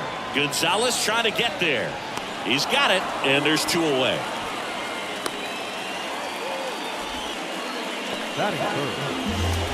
Anthony Santander at the plate. He's a big, strong guy, can untie this game with one swing.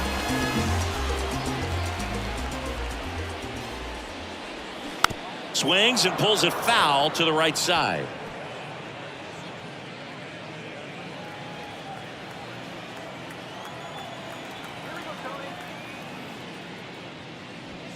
Next offering misses. Ball one.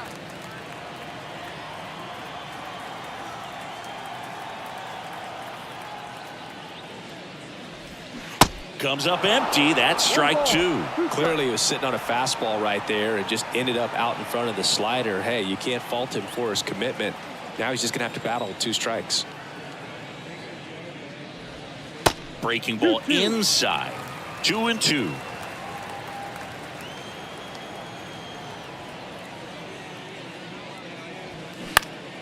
Keeps the at-bat going with a foul ball.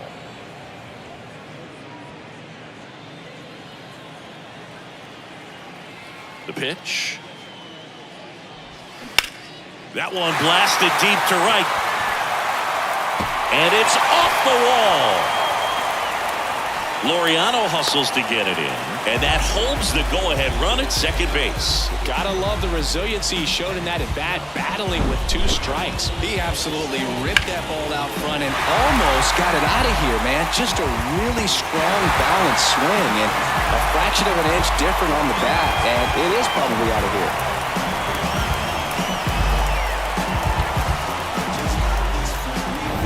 Man in scoring position with two away.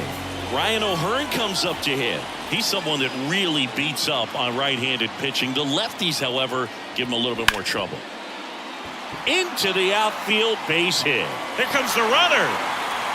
He scores, and it's 1-0. Well, there you go. The RBI machine. Another clutch run scoring at bat.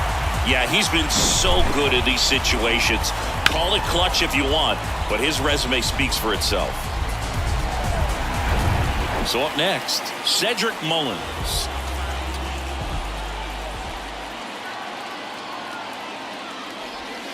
And the first pitch misses for ball 1.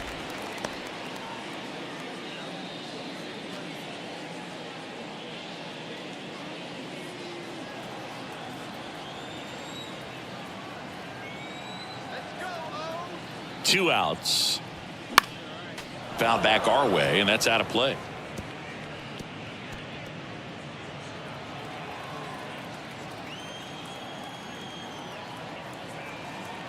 The pitch. Good eye right there. They've got him working a little harder in this first frame than he anticipated.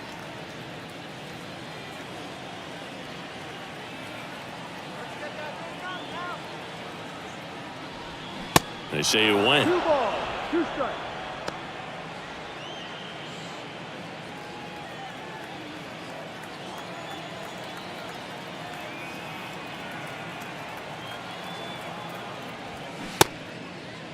Mullins checks his swing, appeal to third, and yes, he did. That's a swing, according to Earl Hendricks.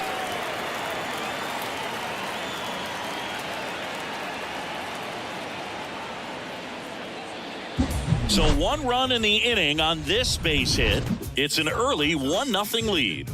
Writing words of vibes off from LA to Newport, walking home from school and walking on ball courts. It hears and recounts tales told by all sorts. The sidewalks tell me the greener pastures. I've only seen a city full of snobs, streets, geeks, and act. Back here in Baltimore, second inning set to go. Here's Cole Calhoun.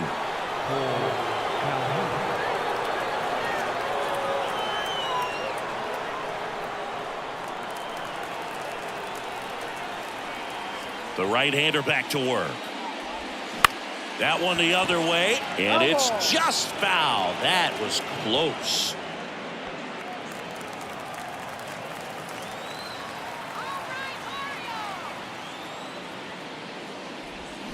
Check swing went around, and it's 0-2.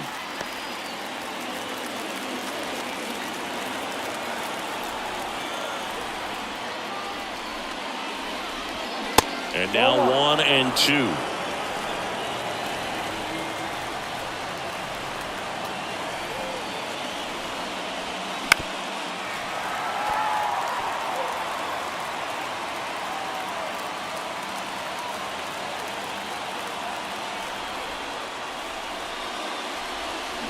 Got him swinging for the K. He swung over top of the curveball. Definitely made him chase a little bit out of his zone right there. I don't think that's a strike if he takes it. Pretty textbook pitching. Get ahead in the count, get the guy in the box on his heels, and then force him to chase your pitch where he doesn't have much of a chance to do any damage. Laureano comes up to hit. First offering, and it just misses.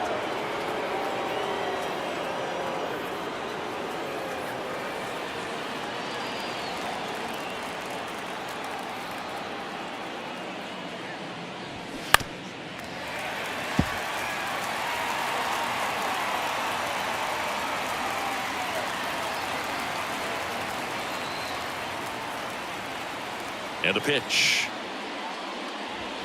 Check swing didn't go. 2-1.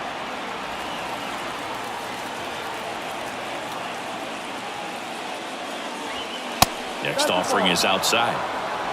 Andres Jimenez on deck for the Guardians.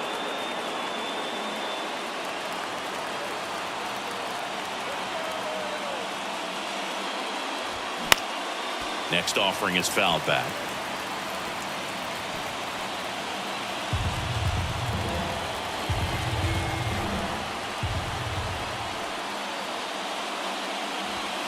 Swing and a miss, struck him out. Gassed it right by him. Came inside with that two-strike fastball nicely and just bunched him up on the inside part of the plate. Couldn't get around on it and catch it out front.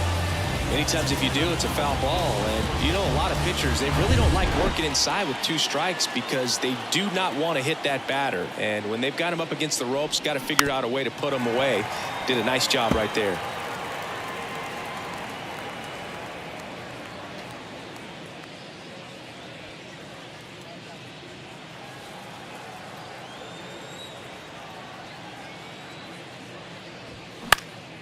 Fouled off left side.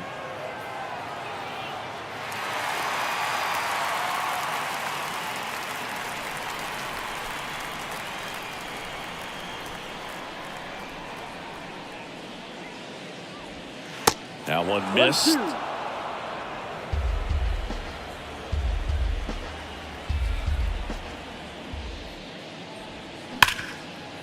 Lays out, but he can't squeeze it. Not in time. He's safe.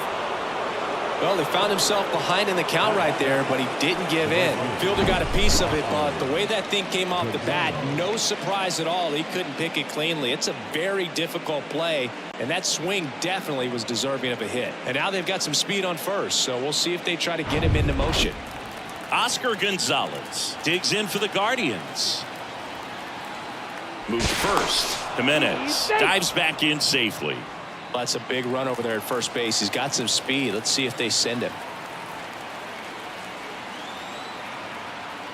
The kick and the pitch. Runner goes. There's a ball. Safe at second with a stolen base.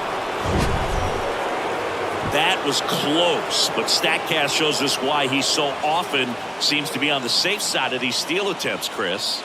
Yeah, you see that plus speed, and he needed every last bit of it to swipe that bag. Such a threat on the bases. Runner leads away at second. 1 ball, 1 strike.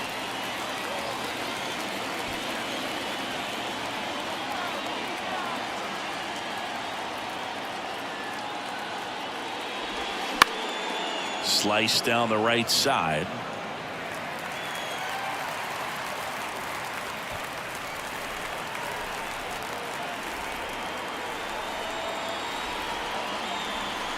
And the pitch. High fly ball down the left field line. Hayes on a dead sprint, racing back, and he can't quite get there. It's a foul ball. Runner at second, 2 down.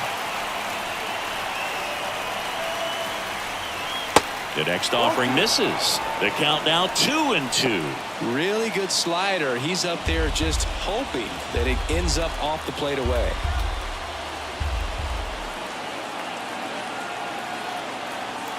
Man on second, 2 down. In there, sets him down on strikes. Called up in the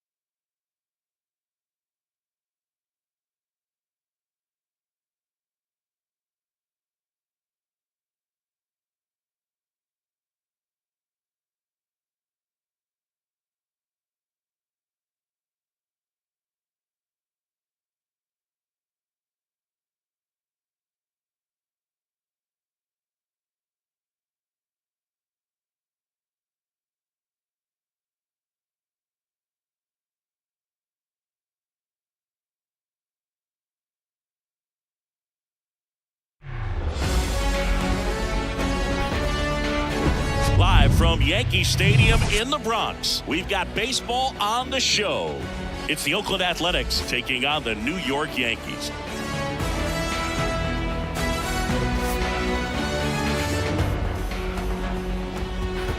First pitch coming your way next.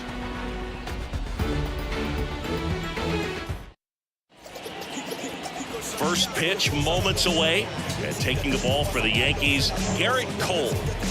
Power pitcher. He's going to speed you up with the fastball velocity, and out of his hand will explode the breaking ball. Very difficult for hitters to keep that front side closed and hit the ball the other way, because they know if they're not ready to pull the trigger, the fastball will beat them. Digging in for Oakland, number 49. That pitch in for a strike, and we are underway.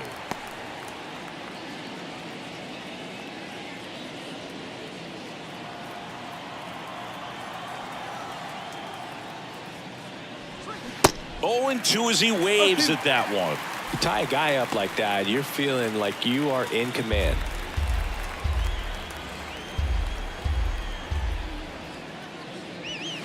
Stays alive.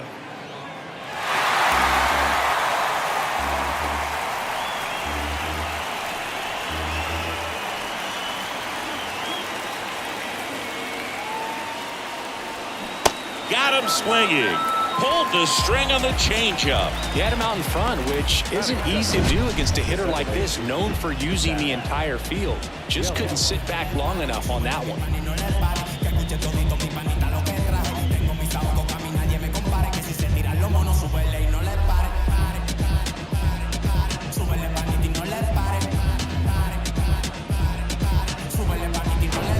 Zach Geloff up next for the A's. And he swings and misses, and it's 0-1.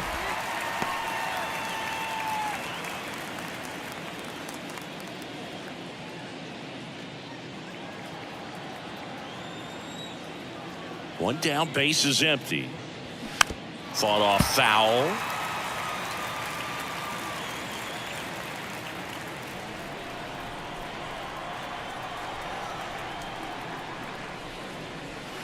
Next offering way off the plate.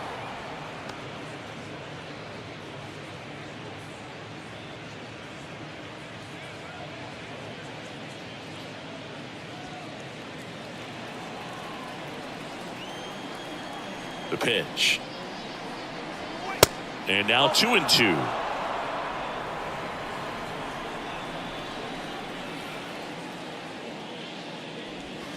And that skips in the dirt. The kick, the 3-2. Flails at that one. It's a strikeout.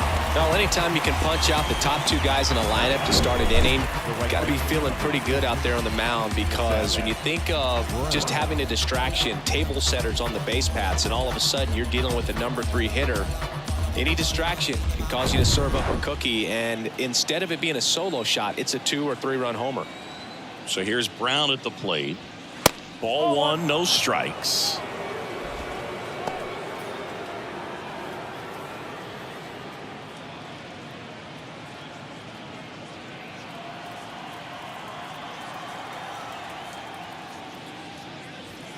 And that one just missed off the outside edge.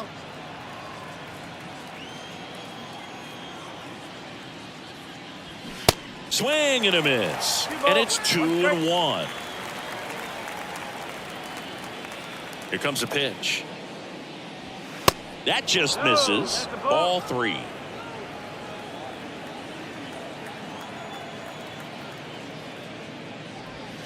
And that's in there at the knees.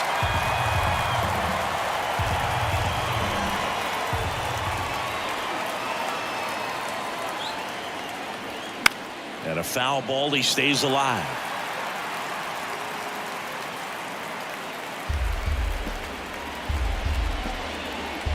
The pitch.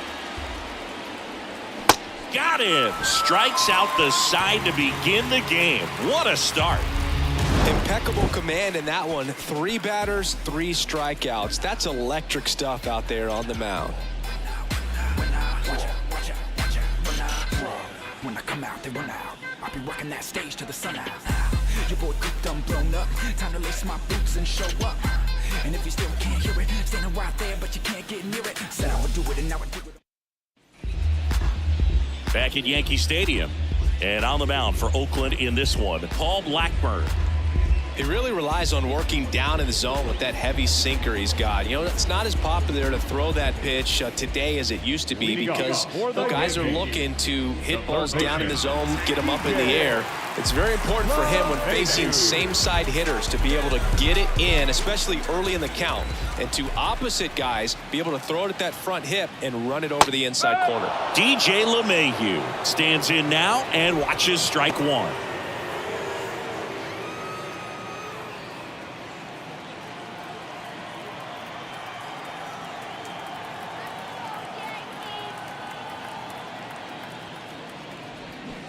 Comes up empty on the swing. 0-2 now.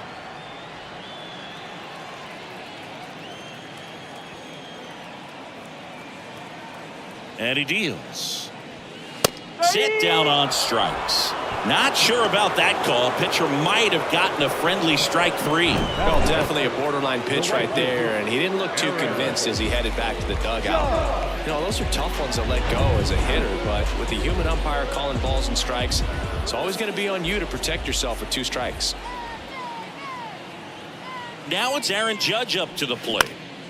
Fly ball down the line. Tries to make the play, but it's foul. Chris, how about Aaron Judge's 2022? A Silver Slugger, an AL record 62 home runs. He scored 133 runs, knocked in 131, and had nearly 400 total bases. Started after the 0-1 pitch, and now a check down to first. Didn't go. Yeah, just incredible when you consider he's in the bright lights of New York City. And then when you're chasing Roger Maris's record, everyone paying attention, so much pressure on him, and he got it done. And Judge finished off with the 2022 MVP.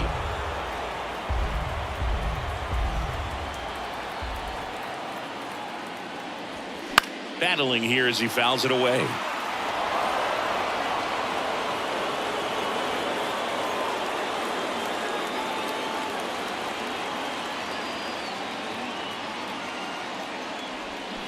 Swing and a miss, struck him out. Couldn't hit the fastball at the knees. Well, there appears to be no problem settling in on the mound out there today. It looks pretty tough to start this one, punching out the first 2 hitters of this ball game. And somebody's going to have to put the bat on the ball, put it in play, and get something going.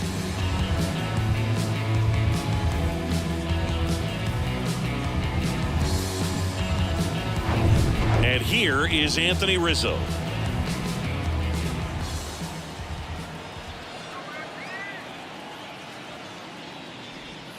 First pitch just misses.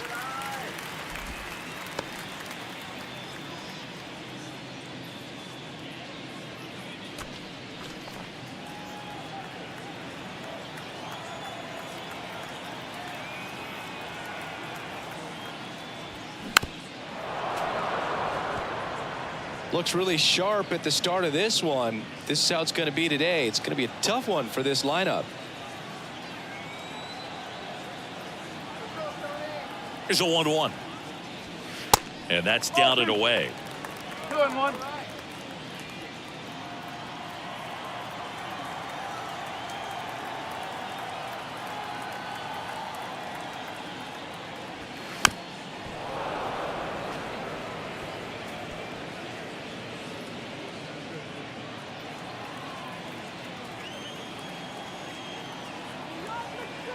Left-hand batter waits. Just off the outside edge. Really good take, especially with 2 strikes. Giancarlo Stanton, the kind of bat that can make a big impact if they can keep it going here.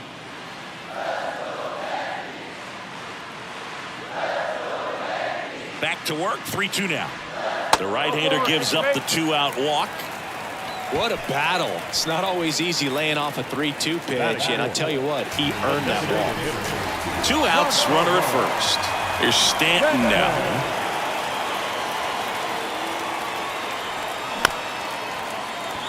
Allen. They get the force, and that ends the inning. 1 left for the Yankees. We played an inning, no score.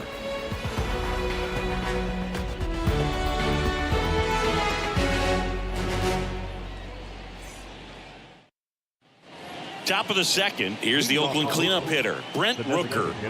He's a big, strong guy, can untie this game with one swing. Now the right-hander ready to go. Still no score. And the first pitch misses for ball one.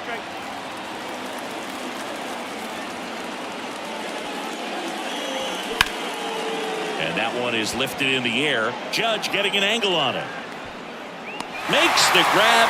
And there's one away. Every day during batting practice, these outfielders get about 10 minutes of balls in the gaps. They practice this, and when the game comes, they make the play perfectly.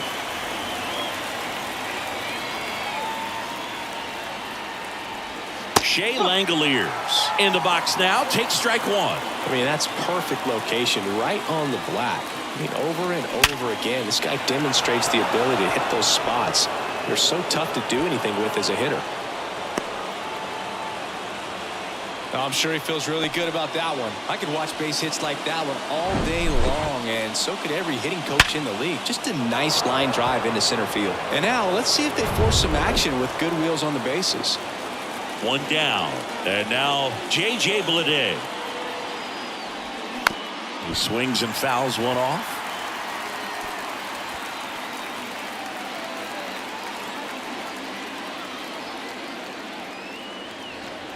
No score here in the second.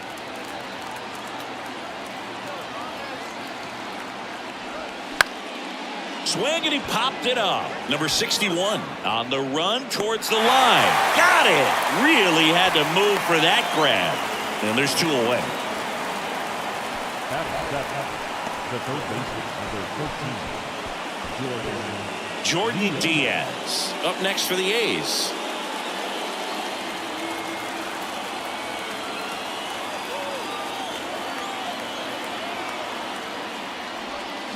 And first offering is fouled off.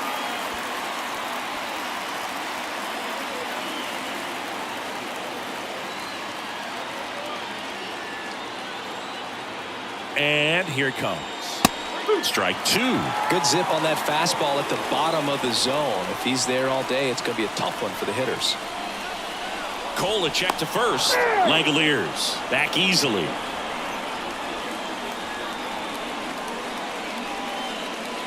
0-2 now. Hit hard. Should be extra bases. Makes the turn at second. Heads for third. Coming home. Throw, and it gets away. He scores all the way from first. A terrible job getting it back to the infield, and it cost them a run. No, this has been a good, tight game so far, but now that error looms pretty large. I got to think that's going to weigh on him for a little while, unless somehow they can come back and win this thing.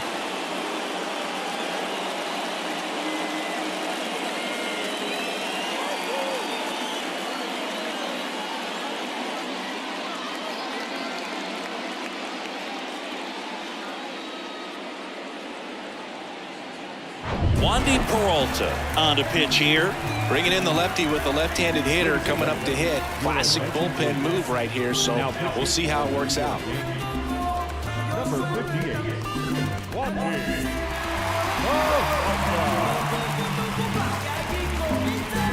Solo runner at third, 2 men out.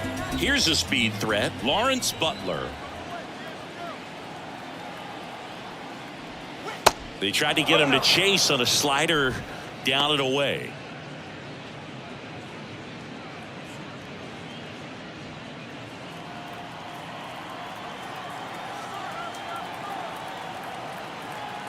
The lefty, the 1-0. Way inside, and that hit him. Now, biggest concern other than injury after a moment like that is just how the pitcher will respond. You know, sometimes a guy will lose confidence in a pitch when he's hit somebody. And here is Nick Allen. That one misses, and that's ball one.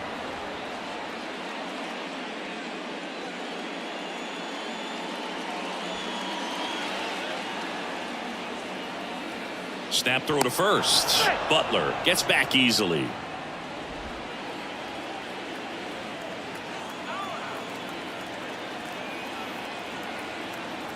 The 1-0. And a breaking ball drops in for a strike. Runners on first and third, 2 away.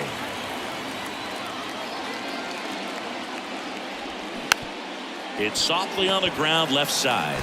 Oh, the throw is over his head. And the runner is in to score from third. Bad mistake there. And he's going to make it up to second base as that's a 2-base error. Maybe just a little lack of concentration on that throw. 2 out. You think you've got the play made. Guys are starting to move off the field towards the dugout, and then everyone's got to come back. Sometimes you take that throw for granted, and that's all it takes to keep the inning going. So the Oakland lineup turns over. Next up for the A's, number 49. He's 0 for 1. And takes low for ball 1. 1 ball, no strike.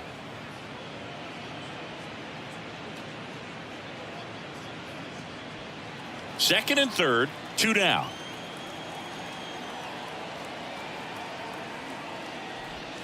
Check swing, no appeal. 2 balls, no strike.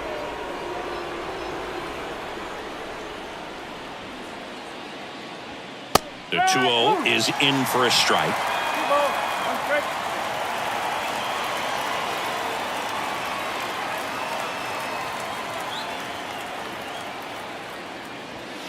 That one is upstairs. Zach Geloff in the on-deck circle for the A's.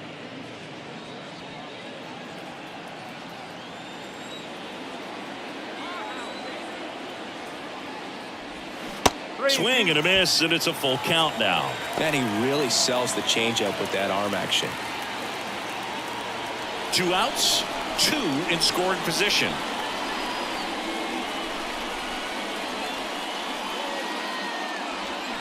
Cuts on it and misses. That's a strikeout. Slider.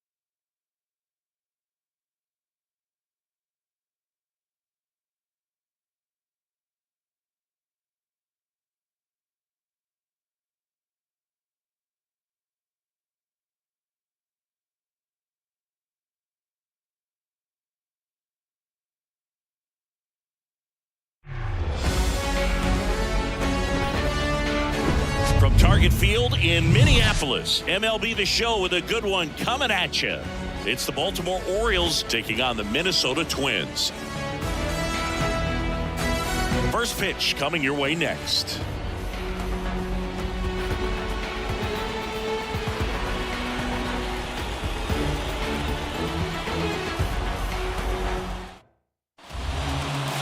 Just a little bit away from first pitch. Showing the slab in today's game, Pablo Lopez. Try to stay back for that power changeup. Speed differential between the fastball and the changeup is huge. Hitters, they have a hard time staying back. Ready to go now, and into the box for Baltimore, Gunnar Henderson. The wind and the pitch. Slap the other way, foul.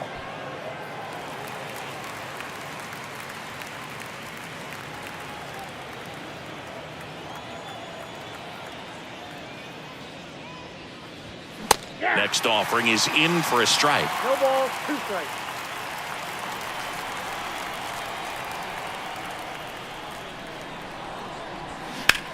Lifted in the air, right center field. Taylor has this one sized up and puts the squeeze on that. And there's one down. All right, let's take a look at the Orioles lineup now. We could be in for a power showcase today with the wind blowing out, a lot of lift and separate, Chris.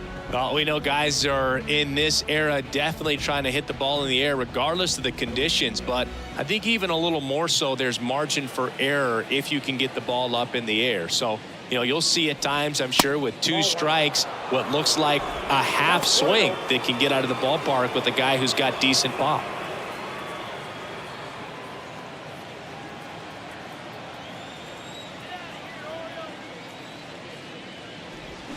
Check swing. He held up, and it's 2-0. Nice job to keep the hands back on that one. Out in front just a little bit.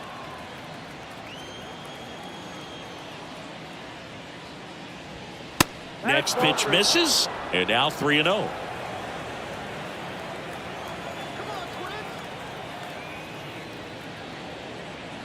And there's ball 4.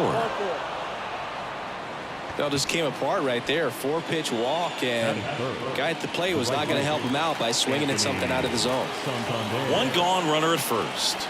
Anthony Santander at the plate. In there, and it's 0-1.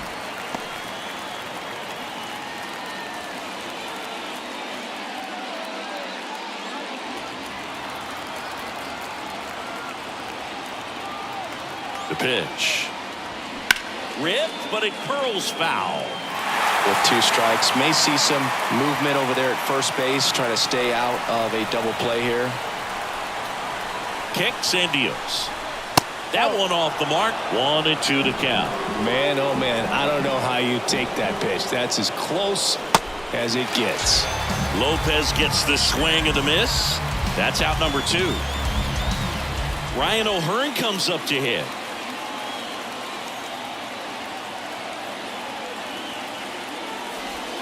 That's in there. That's strike 1.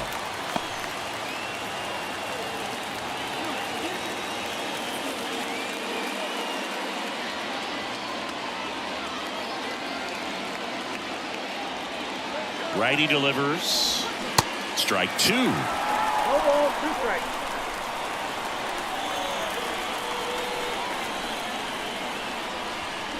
Fights it off. You'll see another. Wow, he got away with a mistake right there.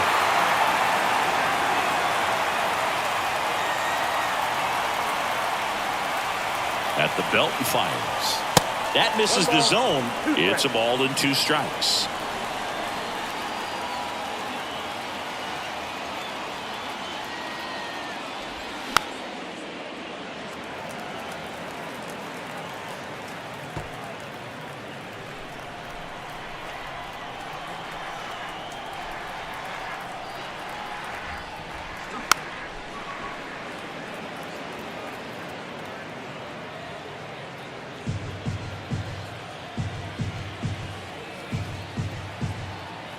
And the right-hander deals. And the 1-2 misses to even the count.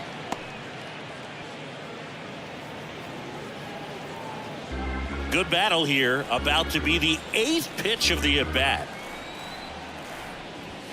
Lopez gets the swing and the miss. And that'll do it. One left for the Orioles. And now the Twins will go to work on offense. We've got no score.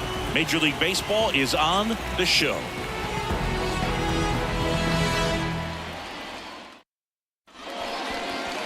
Back in Minnesota, on the hill here today, Kyle Bradish. It's always interesting to see how he utilizes all of his pitches and how many of those he has a good feel for on that given day. When he's right, he's really able to keep hitters guessing, and all of his stuff seems to be coming out of the same arm slot, the same tunnel, and that can make life very difficult on his opponents. Bottom of the first, and now it's the switch-hitting second baseman, Jorge Polanco. And a good fastball to start him off. That's strike 1.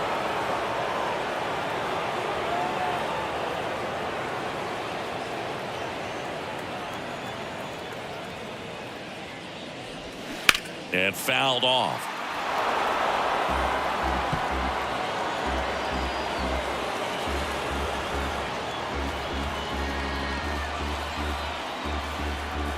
The 0-2. In the air, left side. Hayes has it sized up. He's got it. And a quick out, number 1. Now the lineup for the Twins as constructed by Rocco Baldelli. They're dealing with a top-level arm on the mound, so this figures to be a tough matchup for him. What's the key to the offense today, Singy? Oh, Boog, I think when you got a guy that's this talented on the mound, you got to find ways to disrupt his rhythm, make him uncomfortable a little bit. The guys that can handle the bat and perhaps, bunt for a base hit, get him moving off the mound. If you're in the box and he seems to be just in a flow, step out, mess up his timing, somehow try to get in his head a little bit. And then when he does come in the zone, you may only get one pitch. You better not miss it. Boots it.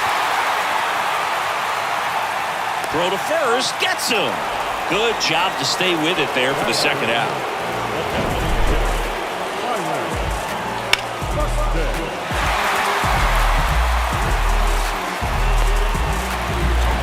Here's Byron Buxton.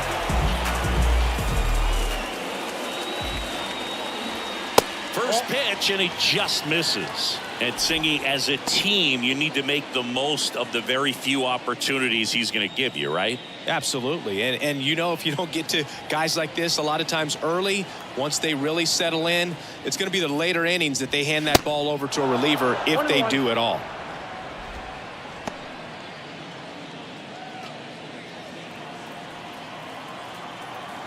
Kicks and fires. And that's in for a strike. 1 ball, 2 strikes.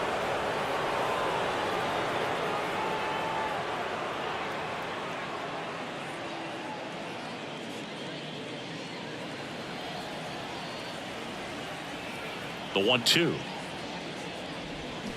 Knocks that one away, and we'll do it again.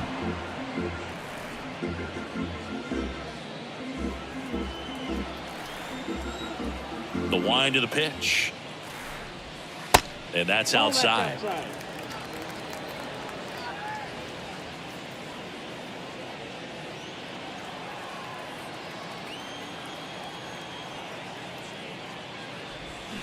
And he chases that one. And good work there as he gets a 1-2-3. Nothing doing here for the Twins. Scoreless after 1.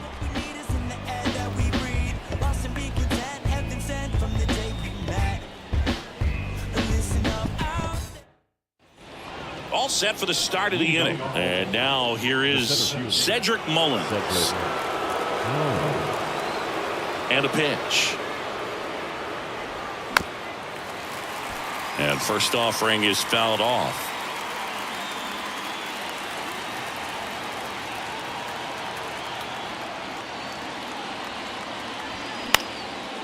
Down the line, it's a base hit. And that one's going to get into the corner.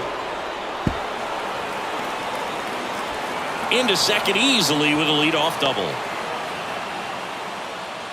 Well, that may end up being an at-bat we go back to later on when this game is over. Really stayed inside that baseball to send it to the opposite field. With the shift on to the pull side, that's an easy knock if you'll take it. Now let's see if they can put up the first run of the game.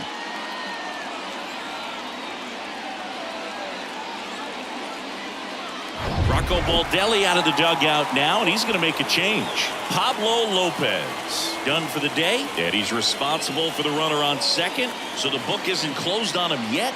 We'll be right back.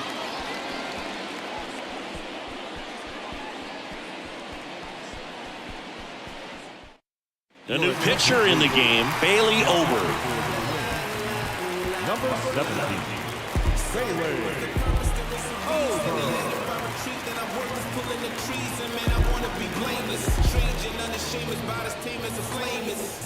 Here's Ryan Mountcastle. Here's the pitch. Runner breaks for third. That's in for a strike. Throw to third. Save.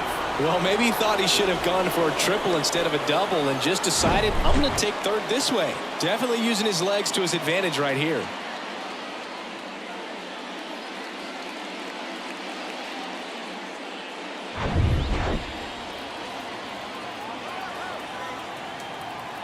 Here comes the 0-1. And that one is inside ball 1. Minnesota's bullpen with some action. Chris Paddock warming up for manager Rocco Baldelli.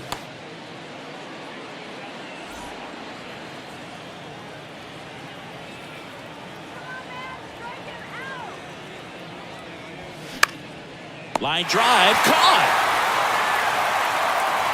Well, such a confidence boost for a reliever to come into the ball game and get the first hitter he faces. Just makes everything slow down a little bit, and then from there can really settle in. And now it's Austin Hayes.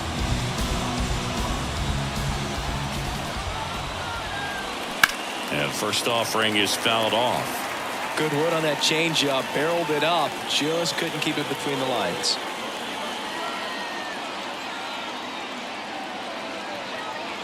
Right-handed reliever.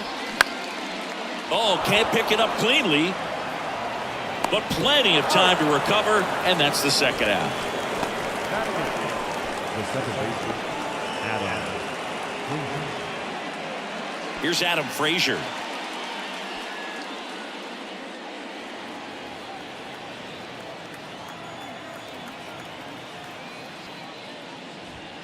First offering misses the mark.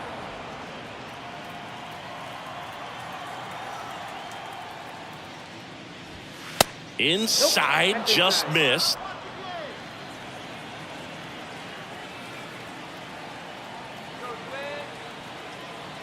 Two down, nobody on. Just off the inside edge.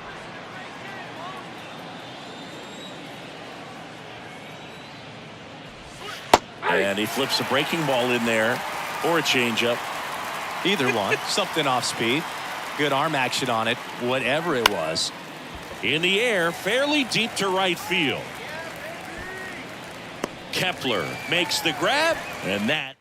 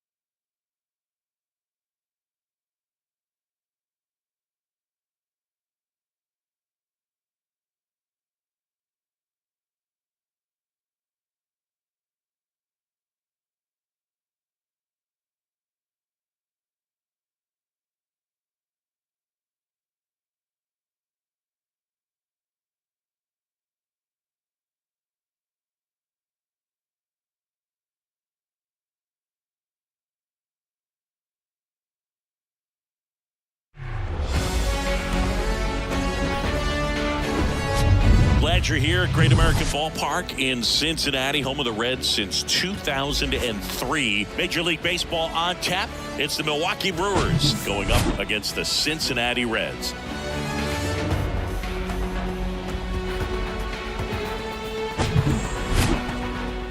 First pitch coming at you right after the break.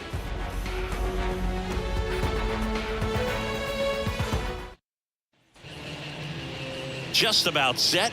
On the hill for the Reds, Hunter Green. What should we keep an eye on here? Well, he throws the change in the slider off the fastball. I really like how he's able to sell fastball, but it's really changeup and keep hitters just out in front a little bit.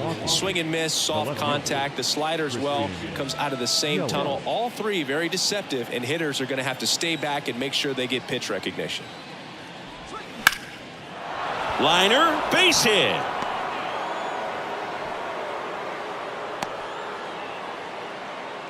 First pitch swinging, went up there with a plan to be aggressive. That pretty much split the zone down the middle, and those are the ones where you got to make them pay.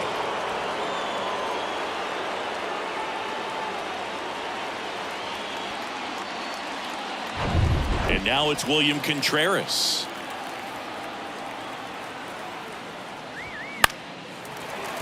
And first offering is fouled off.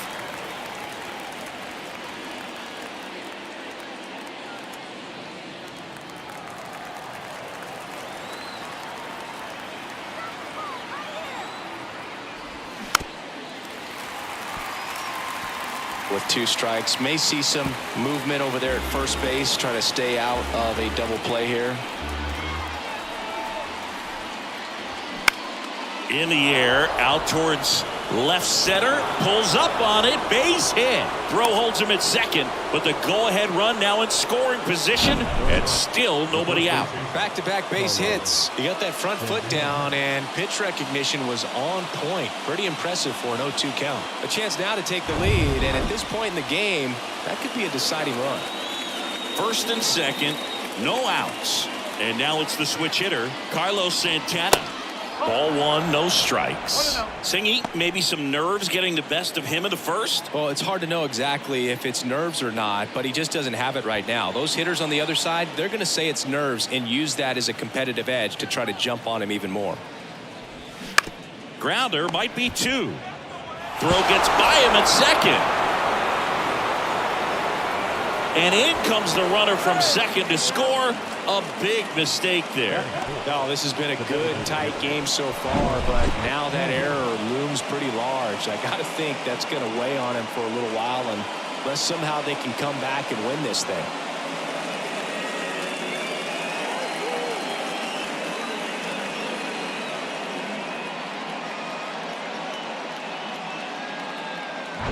Here's Mark Canham.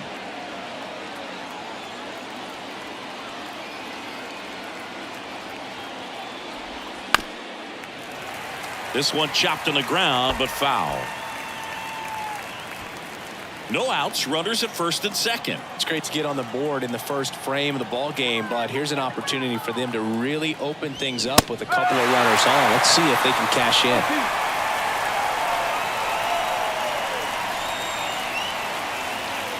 And the righty deals. And a swing and a miss. And now one away.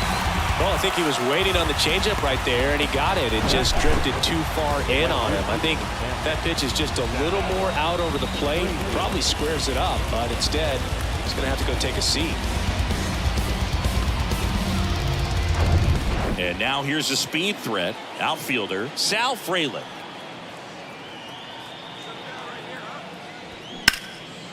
In the air out to center. Bader pulls it down, and there are 2 away.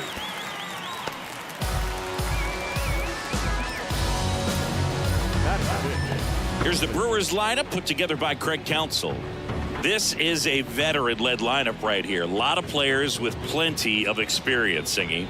Yeah, no doubt about that, Boog. These guys have been around the game for a long time, and they may not have the flash that they once did, but they've got the wisdom to be able to understand different situations, be able to think with the opponent and sometimes in front of the opponent. And you always seem to see a team like this. They come to the ballpark, they know how to get down to business, and they understand what the job is at hand. And there's the strike. Well, you know this guy wants to pitch up, something that he can hit hard and drive over the wall. But you've got to set your sights down a little bit. You can't lose your discipline and go after a pitch that you just can't do anything with.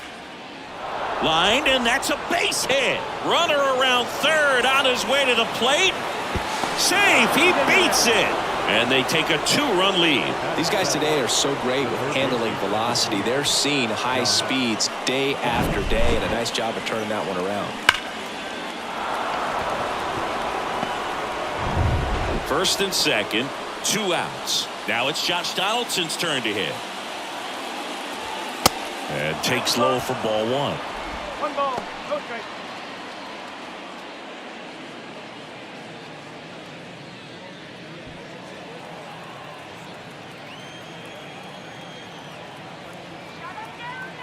Righty to the plate. Little chopper rolls foul.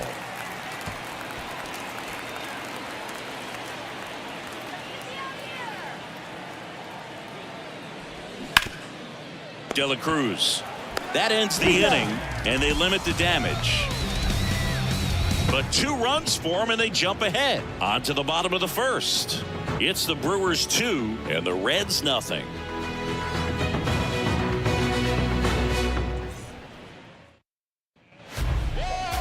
Back here at the ballpark, And towing the slab, Corbin Burns. What do we need to know here about the right-hander?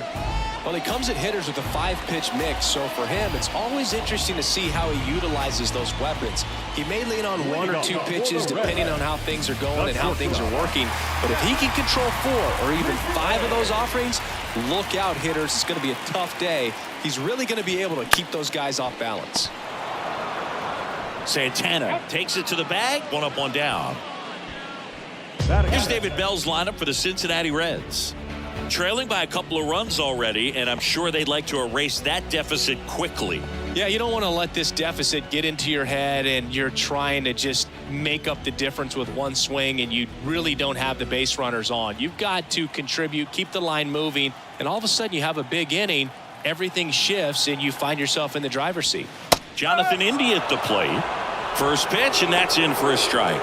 Burns, multi-time All-Star. He throws a cutter, a curve, a changeup, a slider, and he works in a sinker. And a pitch. Just off the inside edge. 1 ball, 1 strike.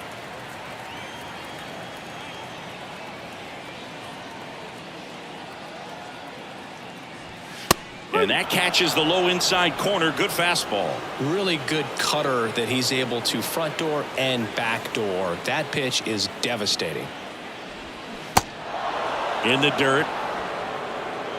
Throws to first.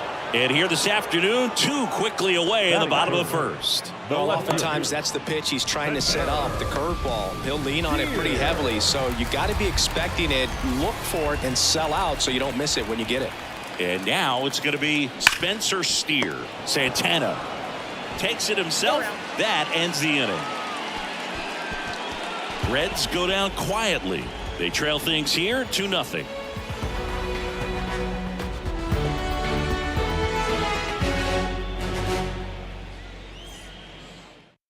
Left-hander out of the bullpen, Sam Moll. And this could be a pretty critical point in this game. They're hoping he's the guy to keep him within striking distance.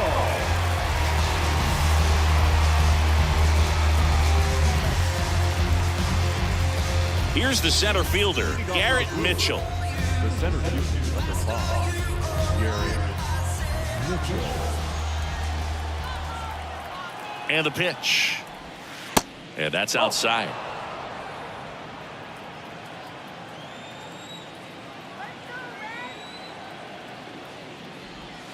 Pitch misses there. 2 balls, no strikes to count. Back-to-back breaking pitches away, you get the feeling as a hitter that the pitcher's afraid of you, that he doesn't want to challenge you. So I think the confidence level is raised right here.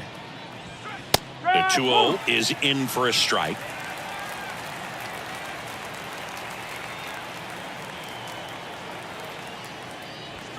Good eye right there.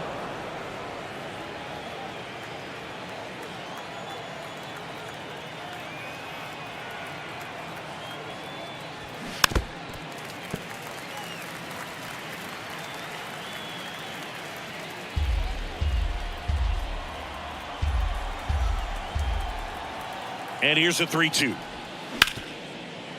McLean. Now the throw to first on the run. And quickly 1 away in the second.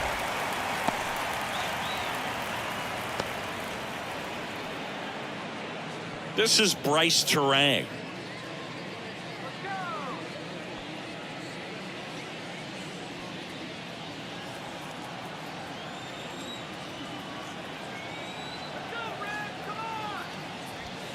That misses, and that is ball 1. Activity in the bullpen for the Reds. Fernando Cruz is loosening up.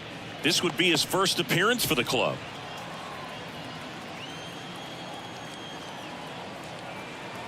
The pitch. Clyde Washington doing the umpiring behind the dish in this one. Sometimes considered a bit of a pitcher's umpire, Singy.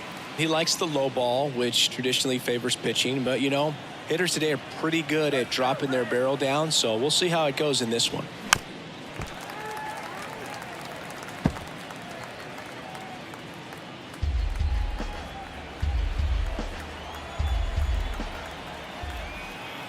One and 2 now. Off the outside edge, and now the count is 2-2.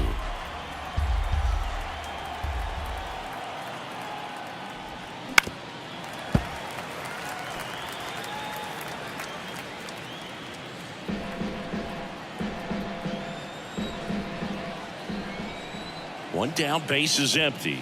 A little bit low. Really good take, especially with 2 strikes.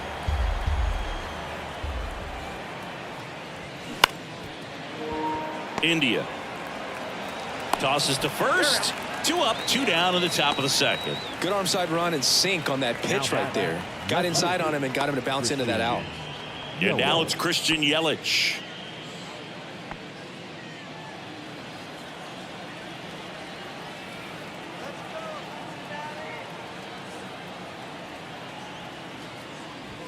Fastball gets the corner at the knees.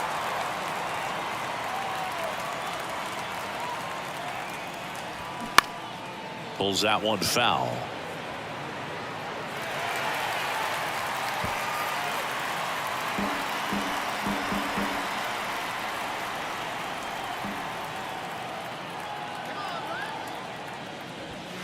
Next pitch just misses, and that's ball 1.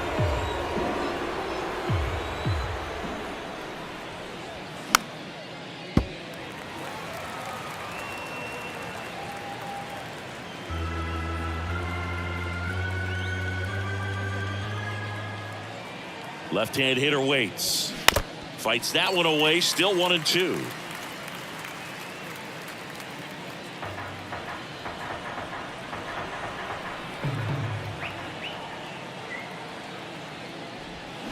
And a swing and a miss. Down on strikes.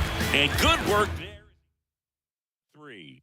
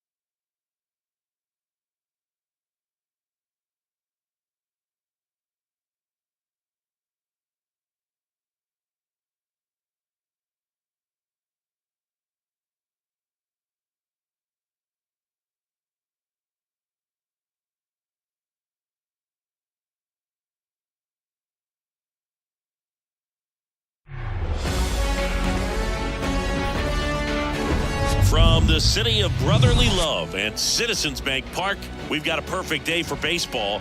It's the St. Louis Cardinals taking on the Philadelphia Phillies. And we'll be back with the first pitch right after this.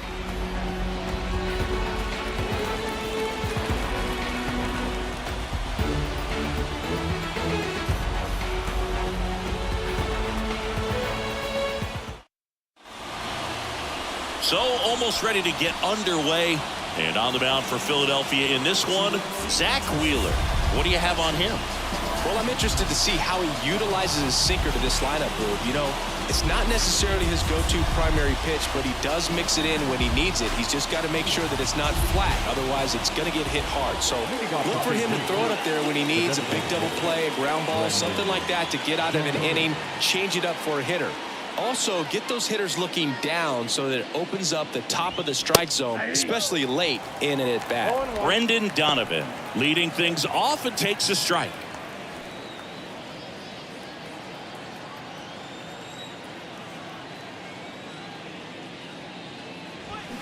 Pulled hard, but it's a foul ball.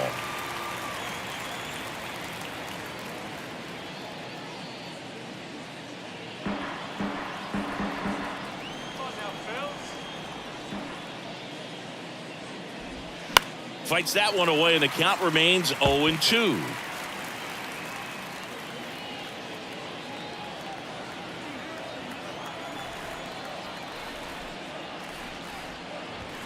And downstairs. 2 strikes.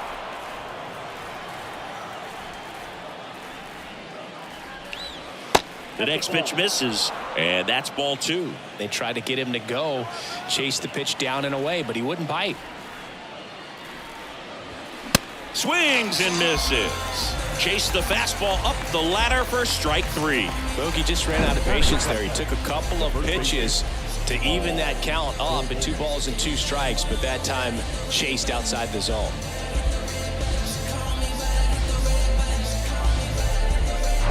Now it's Goldschmidt up to the plate.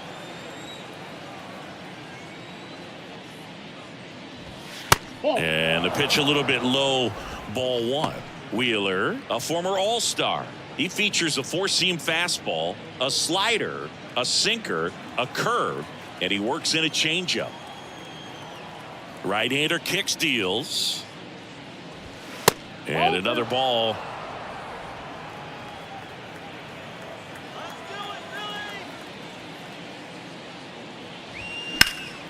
That one's spoiled, and the count now 2-1.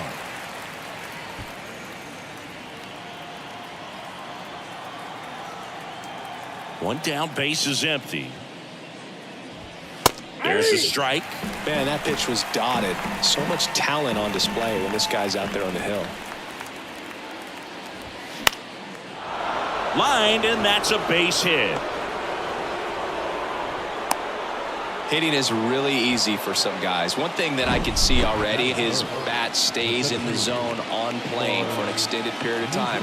And guys like that, they have a high contact rate and they have more barrels because of that bat being on plane. And even when you don't get it great, it's still hit hard enough to dunk something in like that in front of the center fielder. And now Lars Nootbaar. Stop under this one. Puts it away for the out. Here's a Cardinals lineup now.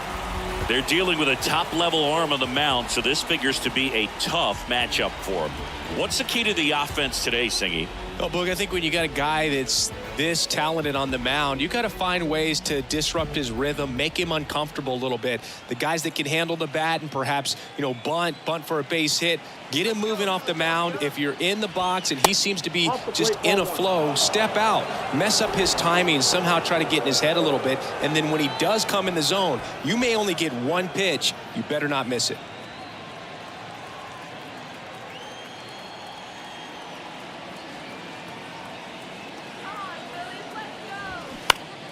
To the left side, but it is well foul.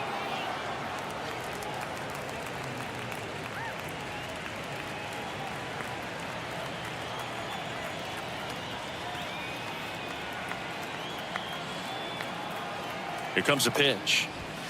Late with the swing there. And Singy, as a team, you need to make the most of the very few opportunities he's going to give you, right? Absolutely. And if you don't get to guys like this a lot of times early, once they really settle in, it's going to be the later innings that they hand that ball over to a reliever if they do at all. And that one hit hard and back up the middle for a base hit. And that moves the go-ahead run to scoring position with 2 gone. Good job of just putting the ball in play with 2 strikes. That's about as textbook as it gets. Got his stride and load out of the way early. He stayed inside that ball and squared it up out front. Man, that was like he was in the cage hitting off a tee. And up to hit is Wilson Contreras. And first offering is fouled off.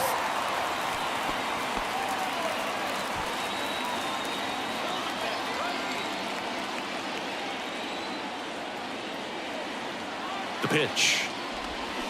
Check swing. Went around. And the count is 0-2.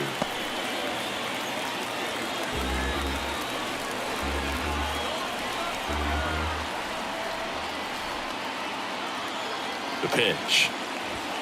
And just misses with that one. Stirring in the Phillies bullpen, Craig Kimbrell, a right-hander with big strikeout stuff, is getting it fired up. Soto getting cranked up as well. 2 outs, a couple of base runners at first and second.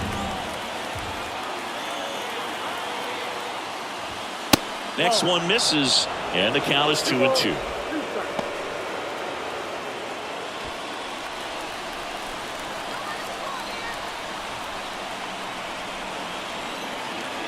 pitch.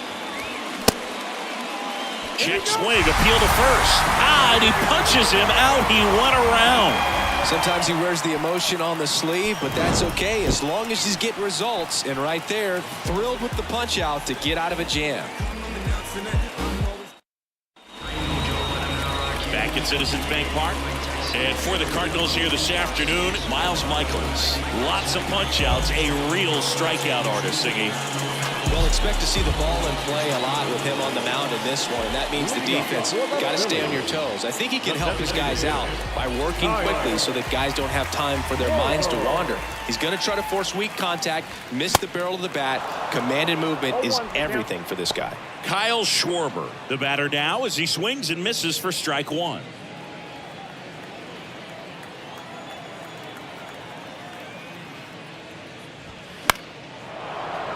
And that one fouled off.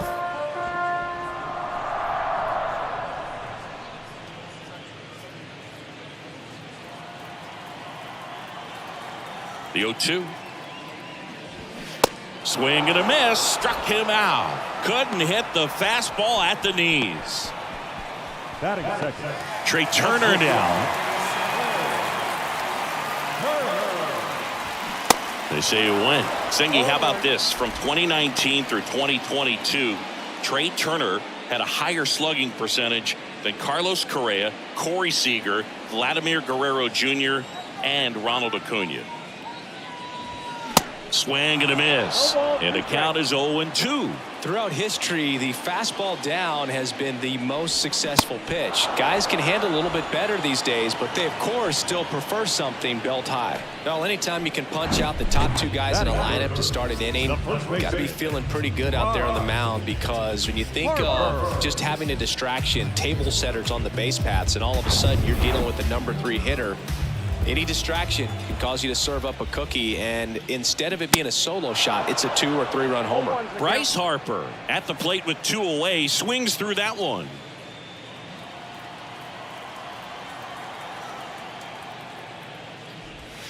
Now 1-1. First 2 hitters get punched out on strikes. Take some notes from the dugout. When you get your chance, go up there and hit the ball hard somewhere.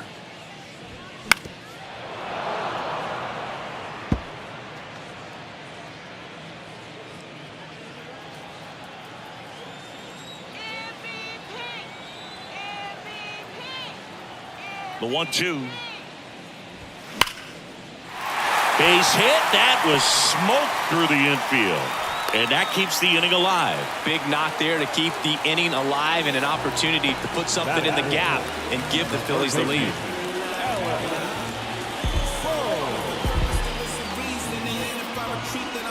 Runner at first with 2 away. And now it's Alec Bohm. There's a strike.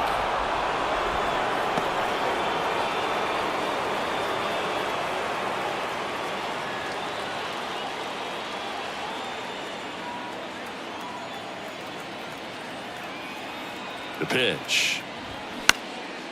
Popped up. Edman in position. Makes the catch, inning over.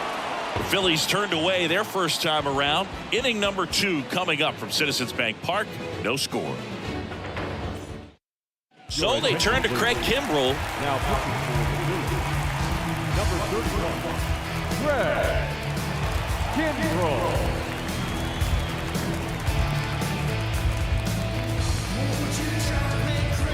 Here's Nolan Gorman.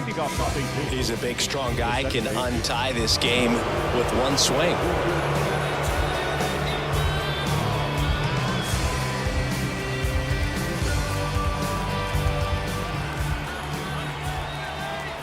And a pitch.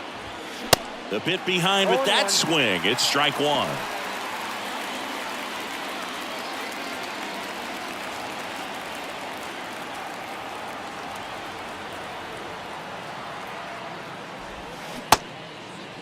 Tried to check his swing. Appeal to third. No swing. Just held it back there.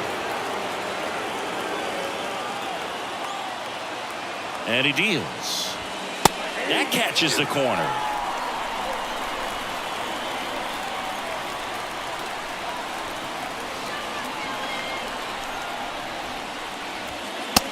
And him looking for the strikeout.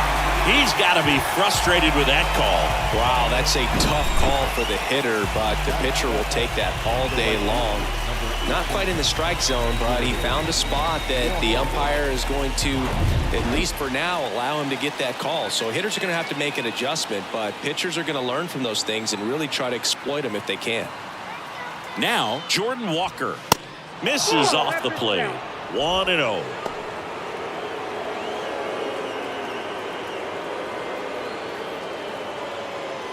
Second inning here, no score.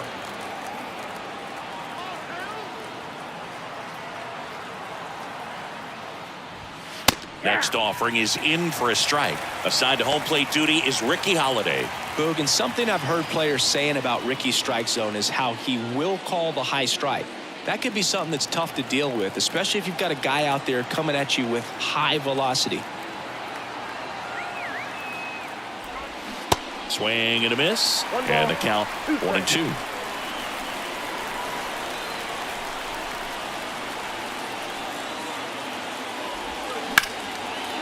That one ripped. Base hit down the line. Castellanos whips it back in. Go ahead run into scoring position as he stops at second. Love how he let that ball travel, trusted his hands. Nice job of going the other way.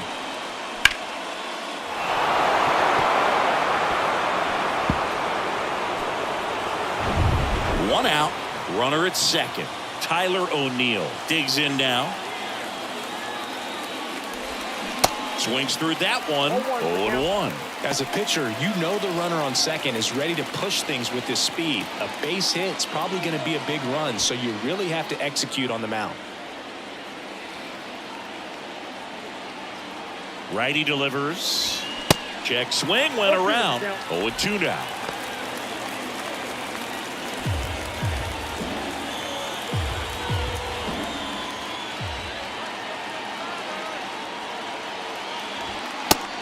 Just misses there.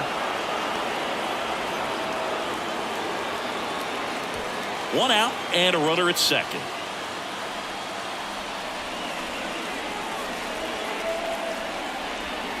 Next pitch downstairs, and that's ball 2.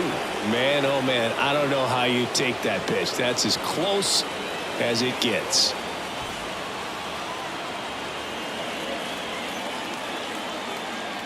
Here's a 2-2. Tommy Edman waiting for a turn at the plate.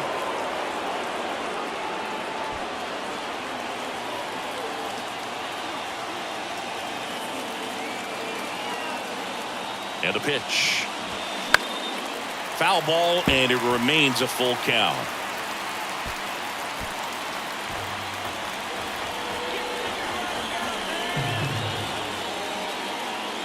At the belt and fires. Swing and a miss. Struck him out. Had him out front for strike 3. Unafraid to throw it right there. That's trusting your stump. Just one out away from getting out of a huge jam.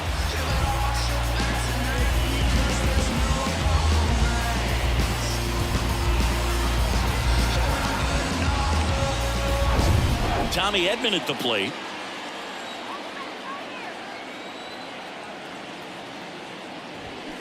Bounding ball here, rolls foul.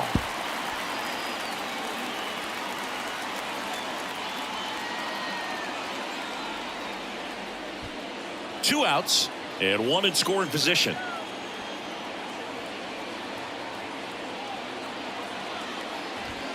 That misses the zone, and the count even 1-1.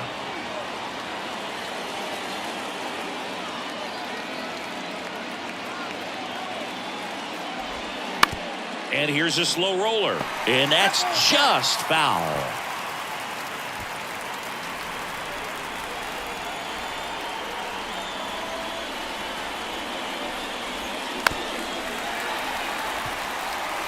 Definitely got the hitter conscious of the pitch inside. Really think the outer half is open. 2 outs. Swings and misses, struck him out. Had him out.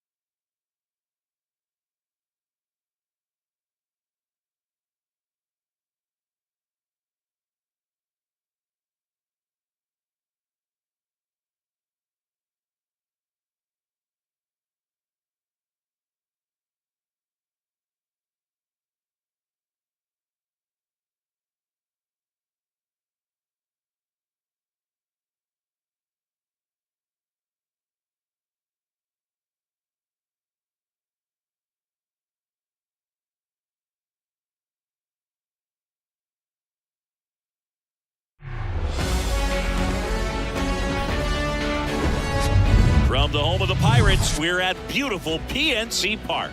We've got baseball on the show.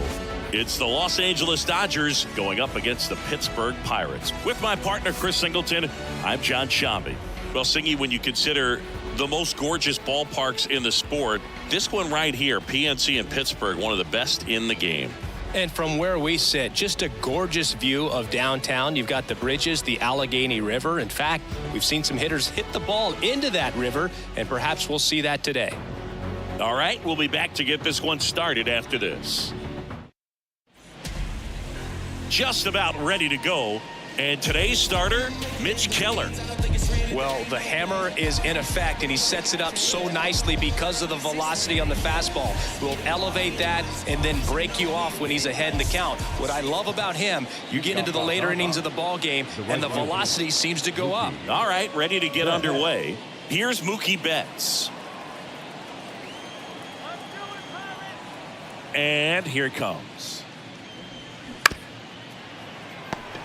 Foul ball.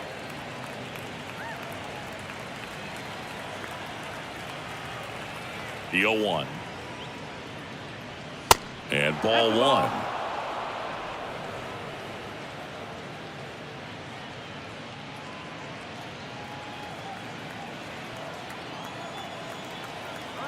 Kicks and deals.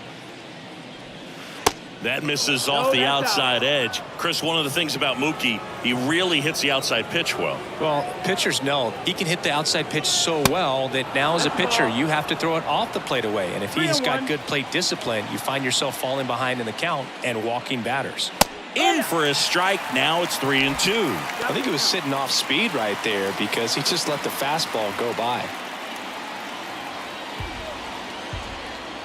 Kicks and fires. It's a leadoff walk, and that's the go-ahead run. I don't think he really wanted to pitch to him right there anyhow. Leading off the afternoon for the Dodgers. Freddie Freeman up to the dish. He's got the power, but great contact skills. One of the best. Mookie on the move. Hit slowly on the ground. Cruz out of first. No chance at the double play with the runner in motion. Time to check out the Dodgers lineup. And the key to victory for them here, get their starter some run support early. Boog, if they can get him that run support early, it's likely the other team folds because they know how dominant he can be once he gets settled in. So put pressure on that other team right away, jump out to a lead early, and a few runs is going to feel like 30. The batter now will be Will Smith.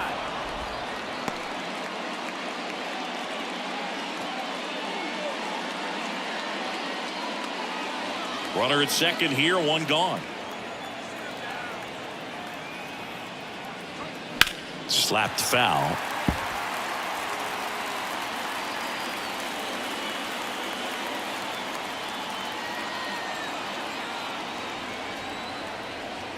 And the righty deals. Some activity in the bullpen for the Pirates. Vince Velasquez preparing to come on if needed. Jackson warming up as well.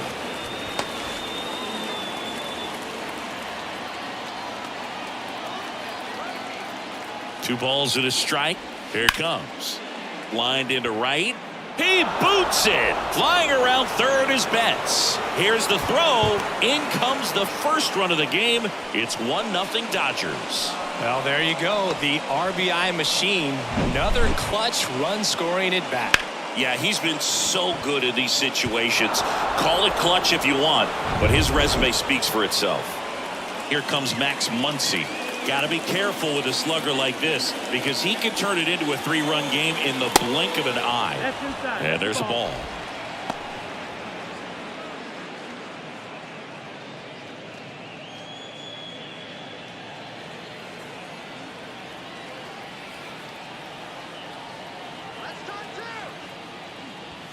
That one hammered center field. That's back there. And it's gone. He blasts one out to center, and they add a couple more. It's 3-0.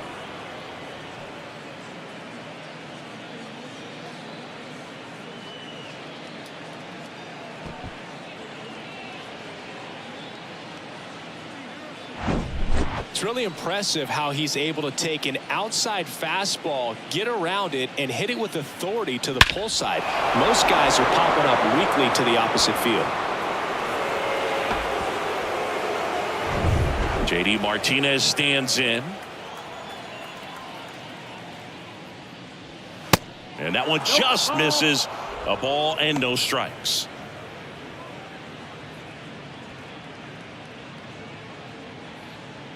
Still only one out here in the inning.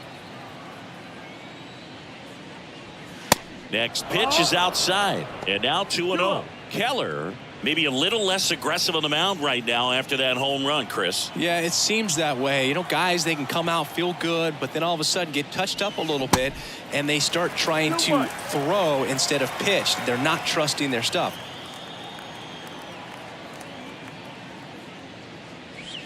Next offering misses. 3-1 now. Well, he's been good for the most part. Is it going to take someone going out to the mound to maybe refocus him a bit? No, partner, every pitcher's a little different. I liken it to you. Sometimes you come in and you're not as focused, and I kind of do what it takes to get you on track, and then you have a great show. So perhaps it's the same with him. Nobody really wants their rhythm broken up, but sometimes they need a little pick-me-up. 2 walks in the first has to be some cause for concern. I mean, you're talking about a guy you want to pitch deep into the ball game. It's not going to help with the pitch count right there. They can't afford to hand out free bases at this rate. And now it's Gavin Lux. And that's in there for strike 1.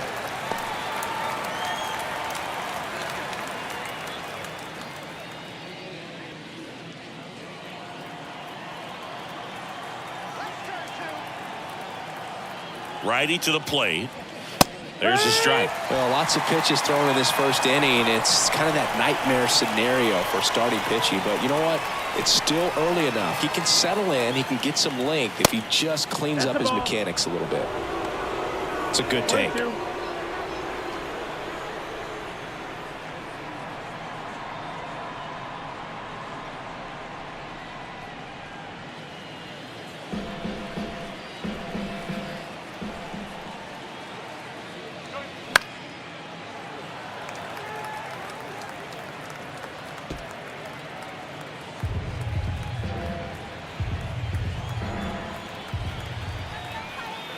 The 1-2.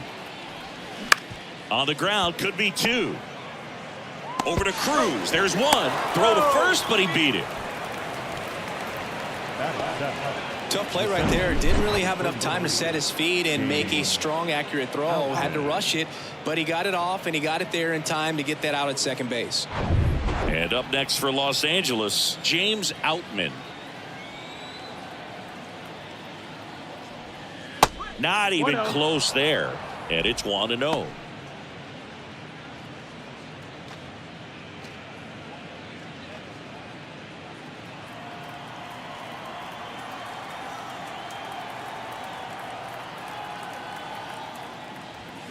Just missed. Chris, with that distraction and a speedy guy at first, he's in a favorable hitter's count.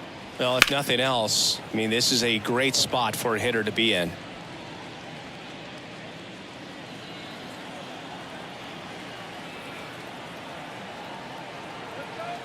The 2-1. No, that's in. Well, he's so great about hitting the ball the other way. He gets those arms extended. So right there, just trying to straighten him up a little bit so he doesn't have as much outside plate coverage.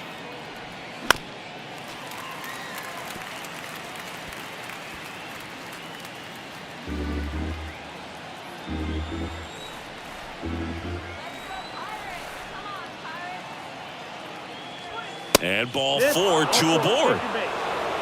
Did miss by much right there. Just couldn't get the call off the inside corner.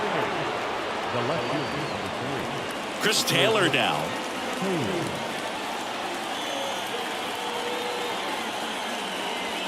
There's the strike.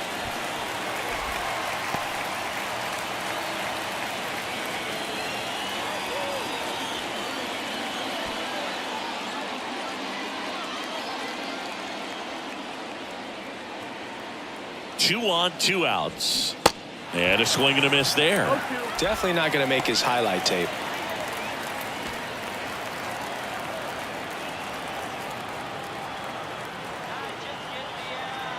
And the pitch. And down on strikes he goes. Good job at damage control right there. But they strike for 3 in the inning. 2 on this 2-run home run. It's now 3-0. You're watching Major League Baseball on the show.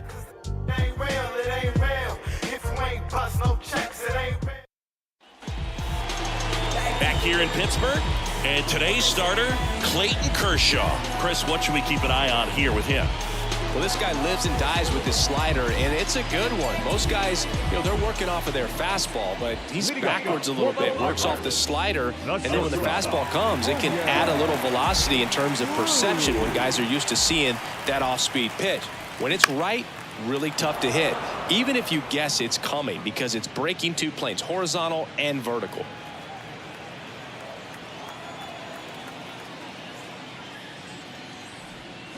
Check swing, went around, and it's 0-2. Well, after scoring runs, this is where you're looking for that shutdown inning, get that hot team back in there to swing the bats. Swing and a miss. Slider got him for strike 3. No, there's a small sigh of relief right there. I mean, just to keep that speed off the base paths. It's not just the pitcher. It's other guys that have to think about it. From your infielders, have to think about that runner potentially stealing, but also be in position to make a play. As an outfielder, you're thinking about a base hit to the outfield. I got to get to it quickly to try to keep this guy from taking an extra base. So I think everyone just a little more relaxed that he didn't reach base. Brian Reynolds, batting with 1 down, takes a strike. Kershaw, a former MVP, he features a slider, a 4-seamer, a curve, and he works in a changeup. In the air, center field, Outman drifts towards it, hauls it in, 2 away. Here's the Pirates lineup now. They're dealing with a top-level arm on the mound, so this figures to be a tough matchup for them. What's the key to the offense today, Singy? Oh, Boog, I think when you got a guy that's this talented on the mound, you got to find ways to disrupt his rhythm, make him uncomfortable a little bit. The guys that can handle the bat and perhaps, bunt for a base hit, get him moving off the mound. If you're in the box and he seems to be just in a flow, step out, mess up his timing, somehow try to get in his head a little bit. And then when he does come in the zone, you may only get 1 pitch. You better not miss it.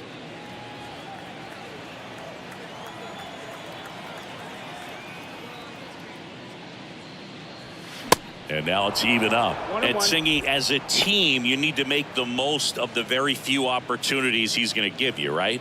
Absolutely. And if you don't get to guys like this a lot of times early, once they really settle in, it's going to be the later innings that they hand that ball over to a reliever if they do at all. The 1-1 is upstairs, and a count 2-1. Swing and a miss. 2-2 the count. Kershaw fires.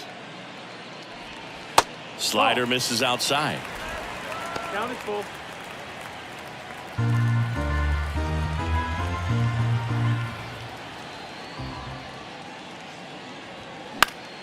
Gets a piece there. We'll do it again.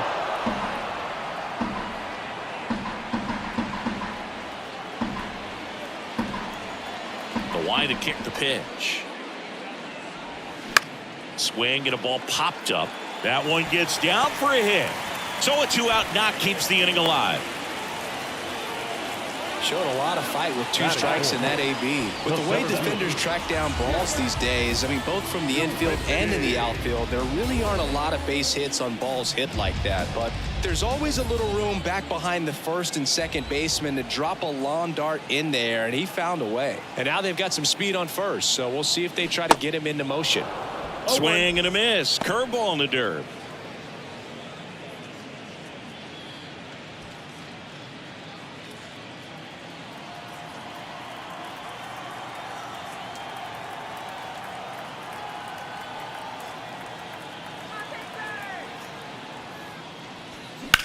This one high in the air to left center. Outman settles under this one. Pulls it down and he makes the catch. And that will end the inning.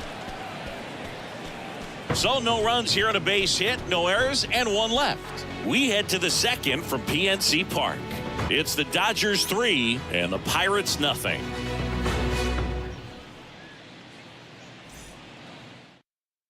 Pirates with a new arm on the mound, Angel Perdomo. Just trying to keep this one close here, and this is where a bullpen can give their guys a chance to fight back into the game.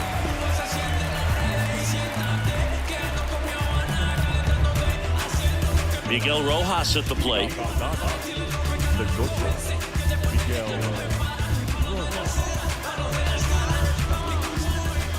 And a pitch. Ball strike right there.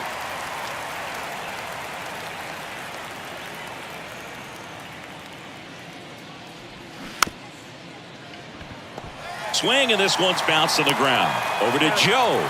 Leadoff man retired here in the second. Right fielder, Mookie Betts. Here's Mookie now. He walked and came around to score his first time up. With this kind of lead, he can swing freely, try to hit the ball out of the park, do what he loves to do. Chris Mookie Betts has turned into one of the best all-around players in the game. A former MVP, multiple Gold Gloves, multiple All-Stars, and he's also a really good bowler. Yeah, extremely competitive. This is a guy that's bowled multiple 300 games, and not an easy thing to do.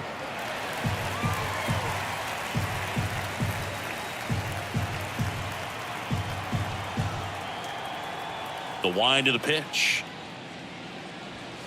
Swings and misses. It's a strikeout. Couldn't catch up to the heater. Here comes Freddie Freeman up to hit. Grounded out to short in his first trip. This guy makes great contact. One of the best in the game at putting bat on ball. He's got such quick hands, and he's gaining pitch recognition. That keeps him square to the plate. There's a good chance that his bat stays in the zone a long time, and that produces solid contact consistently. That misses the zone, and the count is 1-1. Singy, what's your high game? Yeah, about 234.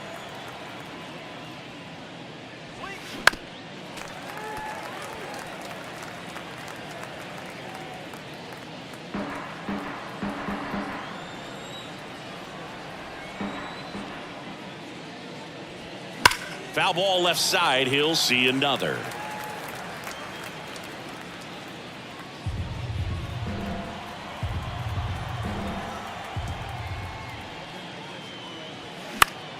Fouls it off. Still 1-2.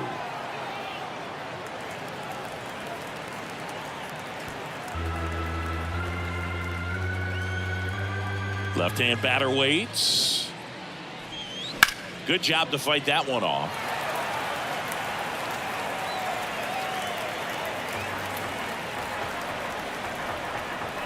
And a 1-2. Next offering misses down and away.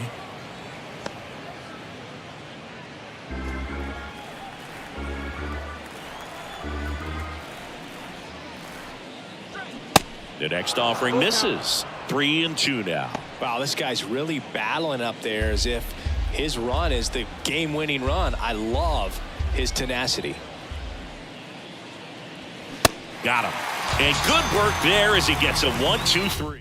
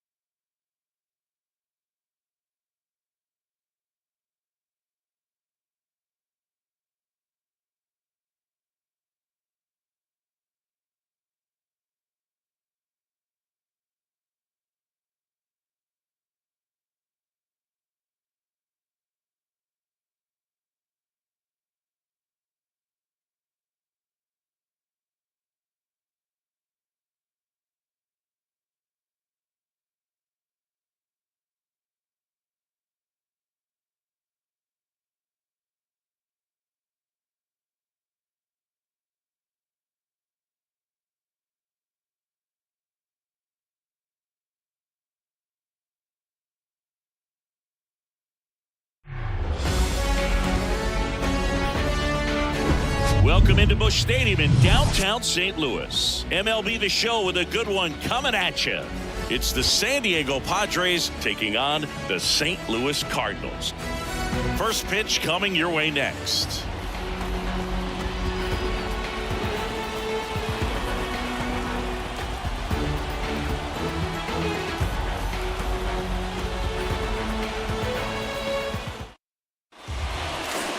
Just about set to go. And starting this one, Miles Michaelis.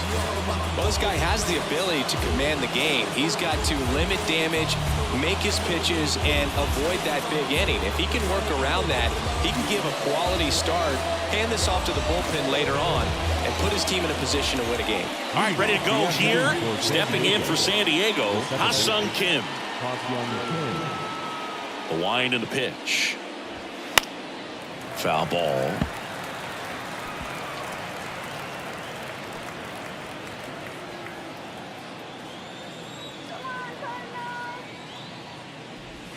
And now the count is even. Second pitch of the game, it was a good one, but doesn't get the strike call. We'll see how this umpire's zone shapes up today. That's in there. 1-2 now. Goes down swinging for the strikeout. Slider got him for strike 3. He's really good hitting the baseball the other way, so credit the pitcher for having him out in front of that pitch. Clearly he had him fooled. Fernando Tatis Jr. to hit here. Fastball in for a strike. It's 0-1. Michaelis, an all-star a season ago. He features a four-seam fastball, a slider, a sinker, a curve, and he works in a changeup. And he's down 0-2 as he swings through it.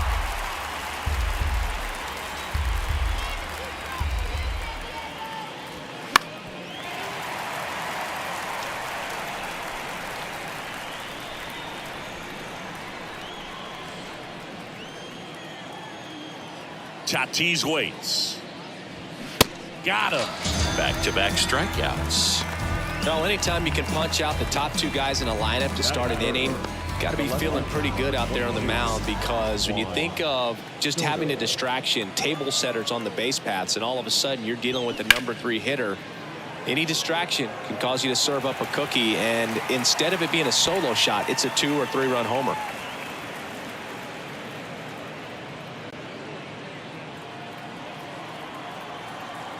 And now the 0-1. Breaking ball, and that got him. So, Boog, if you had to take one for the team, where would you want to get hit? Chris, I think I'd have to say upper hamstring. Here's Machado. In there for strike 1. Manny Machado, his brother-in-law, is former major leaguer Yonder Alonso. Both those kids grew up in Miami, and of course, Alonso, a guy who ended up having a nice major league career. 0-1. And a good eye there.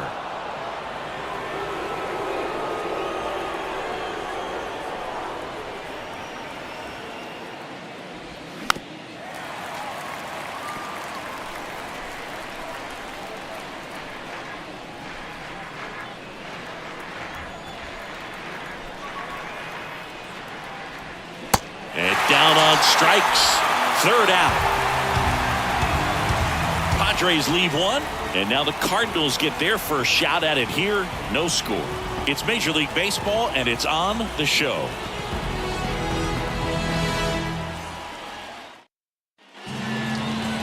Back here in St. Louis, and today on the hill, Blake Snell. What do you got on him, Chris? Yeah, electric stuff and just great fastball, able to move it around the zone, has that late life to it. It's not uncommon at all to see him get up into double-digit strikeouts in a ball game, and I think the one thing about it is getting quicker strikeouts rather than lengthy at-bats. That'll allow him to pitch deep into the ball game and maybe throw a complete game.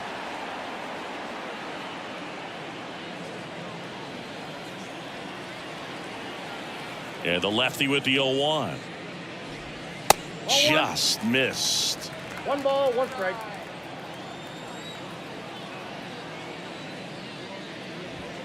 And that's a strike.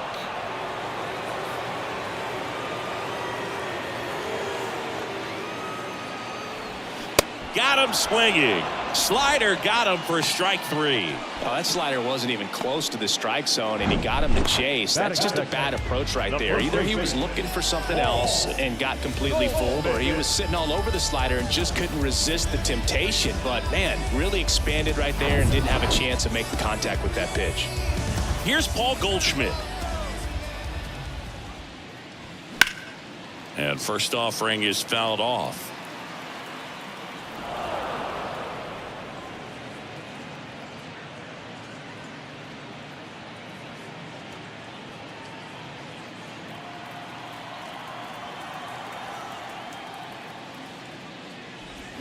A little out front there as he swings through it.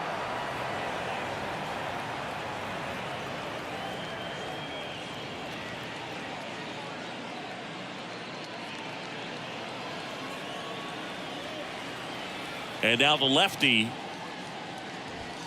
And 1-2. It's a good take.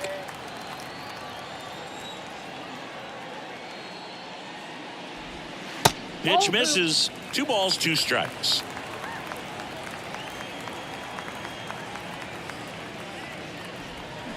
And down on strikes he goes.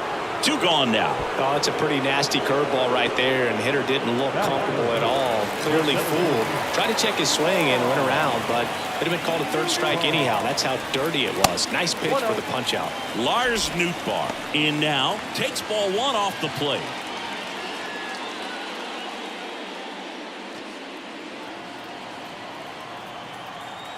And the 1-0. That one missed. Looks really sharp at the start of this one. This is how it's going to be today. It's going to be a tough one for this lineup. The 2-0 is in for a strike. Left-hand hitter waits. 2 balls, 2 strikes to count with 2 outs. Man, this guy's got a great feel for his breaking ball today. And now the count filled up 3-2. Nolan Arenado in the on-deck circle.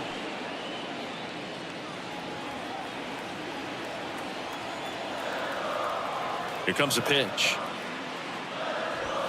Got him. Strikes out the side to begin the game. What a start. An inning in the books. No score here on the show.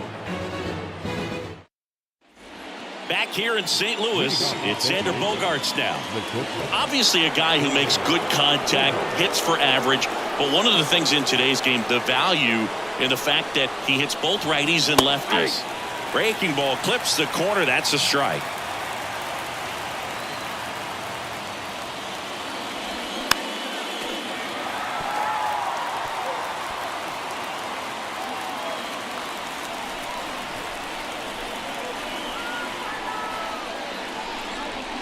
Next pitch misses, and the count is 1-2. Really good take, especially with 2 strikes.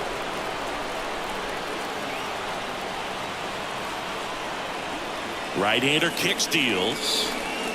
Chases that one out of the zone, and that's the first out. No, he's really dialed in, and this offense is going to have to do something to try to break that rhythm. Maybe it's square around the bunt, step out of the box, agitate him a little bit, do something that just changes what's happening right now, because with this pace, it's going to be a long game, so you got to figure it out quickly. And now the hitter, Ji-Man Choi. That one misses, and that's ball 1.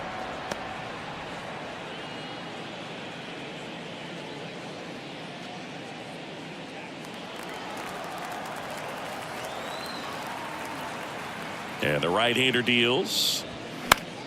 And that one wrapped foul.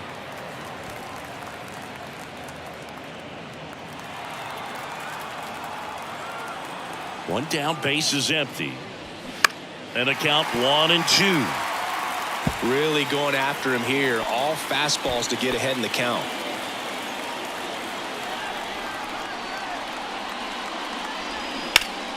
Fouls it back with 2 strikes.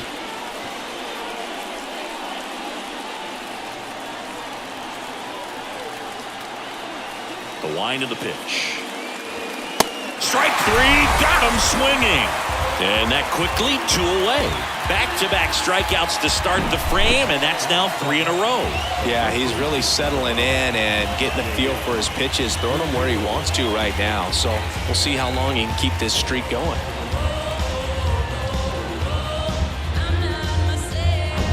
So 2 down now, and here is Jake Cronenworth. That one's in there, 0-1.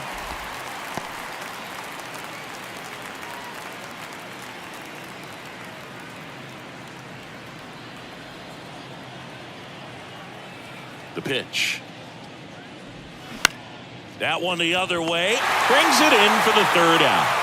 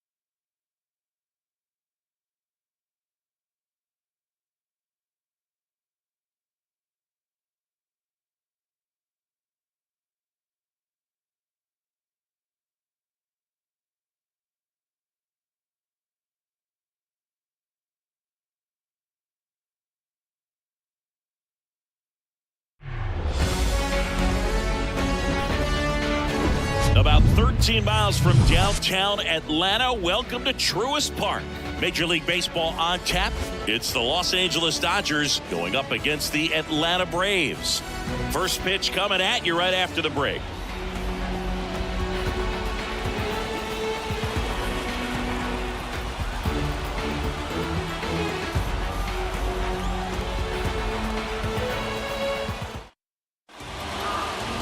All right, first pitch coming up.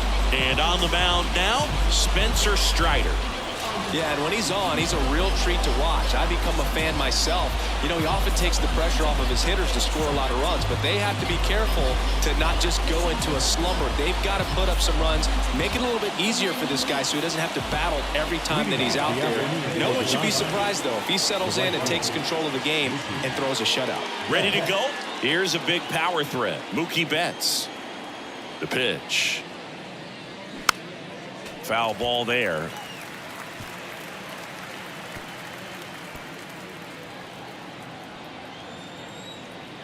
The pitch. Outside. 1-1.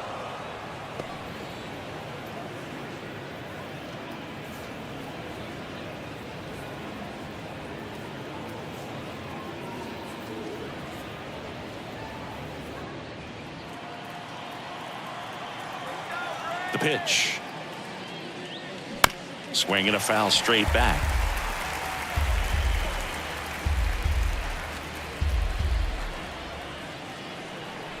Righty delivers.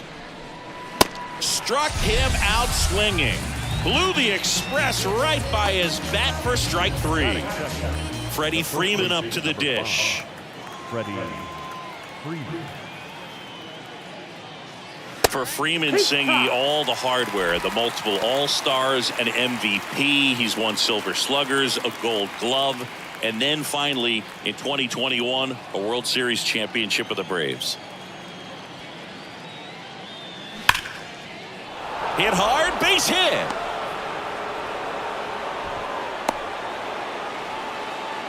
These guys today are so great at handling velocity. They're seeing high speeds day after day, and a nice job of turning that one around.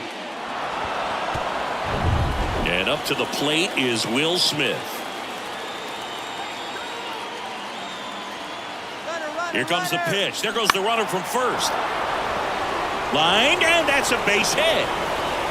Throw comes in quickly, holds that go-ahead run at third, and there's still one away.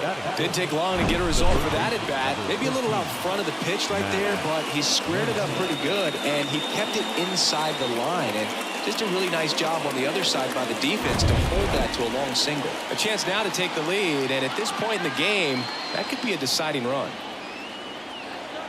And now it's Max Muncy. And the first pitch misses for ball one. One ball, no strike.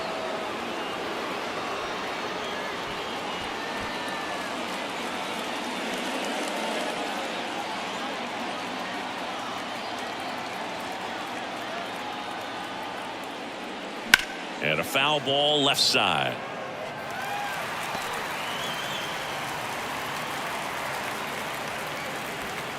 First and third, one down.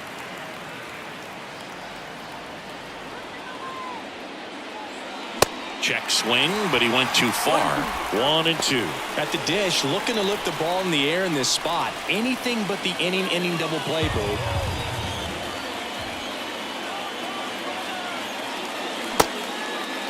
Checks his swing, now an appeal to third. No, he held up.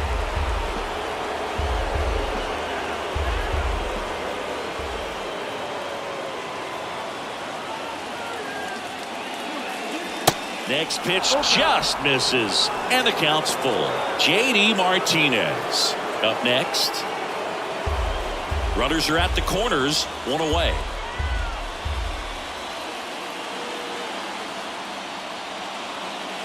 Got him looking. Huge strikeout there. Well, that was such a great opportunity to grab the lead. You had the infield back. All you've got to do is just put the ball in play on the ground, and you drive across a run. It's a frustrating outcome for the hitter. Now, still have a chance, but it's probably going to take a clutch hit with 2 outs. Now J.D. Martinez at the plate.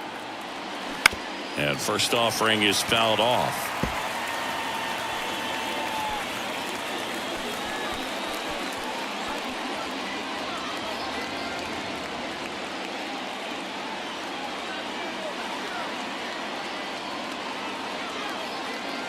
And a pitch.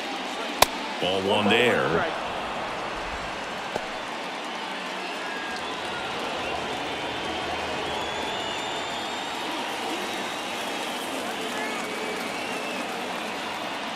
And a pitch.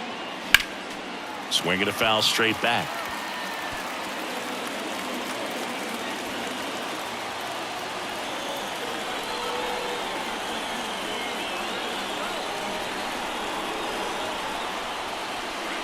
Next offering upstairs. Good purpose pitch right there. Trying to tease him, get him to raise his sights, pop something up, and make it an easy out.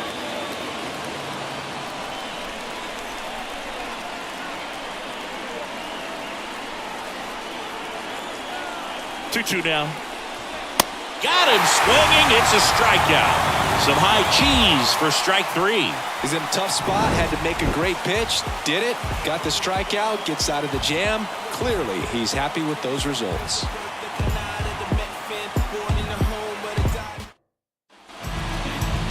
Back here in Atlanta. And on the hill for the Dodgers, Clayton Kershaw. How about a report on him, Chris? Yeah, Boog, when you're a teammate of a guy like this, you love when it's his turn to pitch. He's out there on the mound carrying himself with a ton of confidence. That gives other guys confidence that, hey, the other team's not going to score much. All we've got to do is have good at-bats, put up some runs, and we should be able to get a win. He's got some of the best stuff around the league. So if he's on, he has the ability to control the game, and guys aren't really going to get much to hit.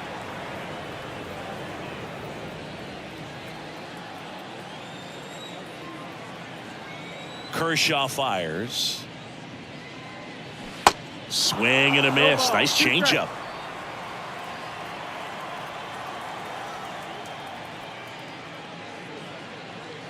Got him. And one gone. Well, big power guy right there and generating so much bat speed. It's hard to bring that to a halt once you've committed. They tried to check the swing, just couldn't do it. Here is Ozzie Albies up to hit. in there, and it's 0-1. Yeah, but kind of hard to believe, but Ozzie Albies, first second baseman in Braves history to win a Silver Slugger. And he's won multiple Silver Sluggers now. Now the 0-1. Comebacker to the mound. The throw to first, and a couple of quick outs. Here's the Atlanta Braves lineup. They're dealing with a top-level arm on the mound, so this figures to be a tough matchup for him. What's the key to the offense today, Singy? Oh, Boog, I think when you got a guy that's this talented on the mound, you got to find ways to disrupt his rhythm, make him uncomfortable a little bit. The guys that can handle the bat and perhaps, bunt for a base hit, get him moving off the mound. If you're in the box and he seems to be just in a flow, step out, mess up his timing, somehow try to get in his head a little bit. And then when he does come in the zone, you may only get one pitch. You better not miss it.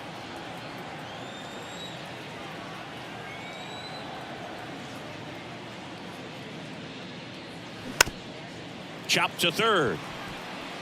Scoops it up barehanded, and he beats it. He's safe. Did a nice job getting there. Good throw, but very difficult to get anybody on that one as far as you had to go and throw, Yeah, no question.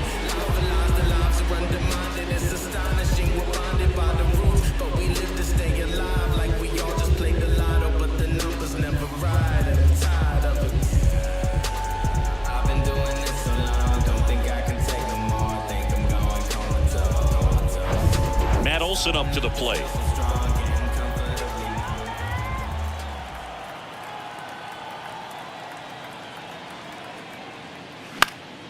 And first offering is fouled off. And Singy, as a team, you need to make the most of the very few opportunities he's going to give you, right? Absolutely. And if you don't get to guys like this a lot of times early, once they really settle in, it's going to be the later innings that they hand that ball over to a reliever if they do at all.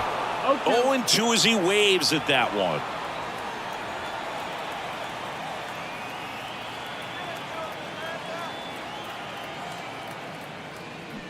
And a strikeout.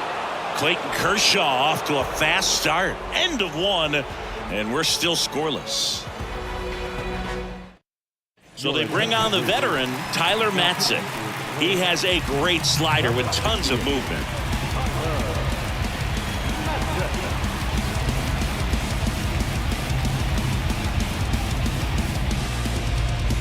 And now it's Gavin Lux. He's someone that you might not describe as having elite level speed, but he can absolutely move, and it is a factor in his game. And a pitch. And fires in a fastball at 95.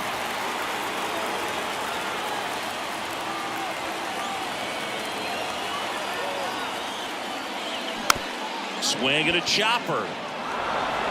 Grabs it barehanded, and he's going to make it to first, and we'll see how they score it. It doesn't really matter where you are in the lineup. Your job is to get on base and try to start a rally if you're leading off an inning. So an infield single does the job right there. Now we'll see if they can make something happen.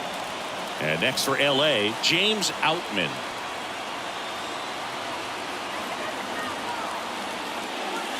First pitch doesn't find the zone.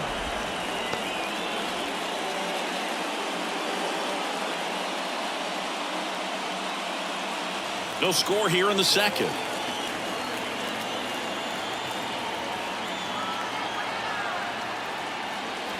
Swings through that one for strike one. This is one of those situations the infielders have to pre-plan and understand that the ball's got to be hit extremely hard right at them if they're going to have a chance to go for a double play.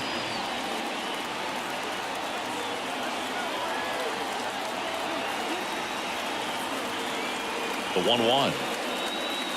Wouldn't chase that time.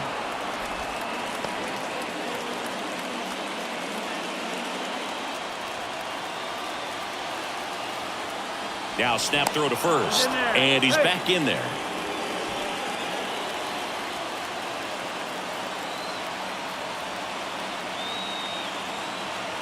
The count 2-1, just off the outside edge. Chris Taylor to bat next.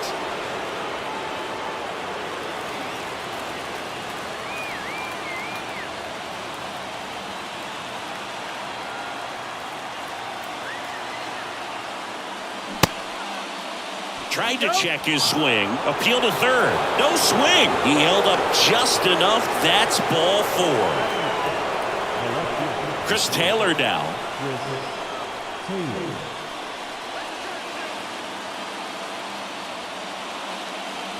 And that's in there for strike 1. No ball. 1 strike.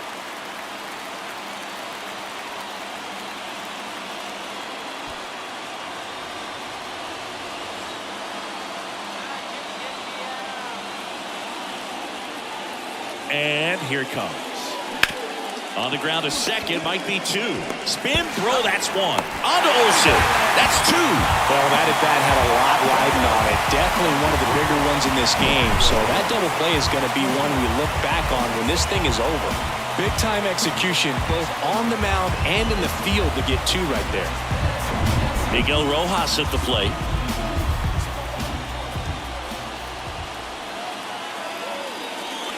In there for strike 1.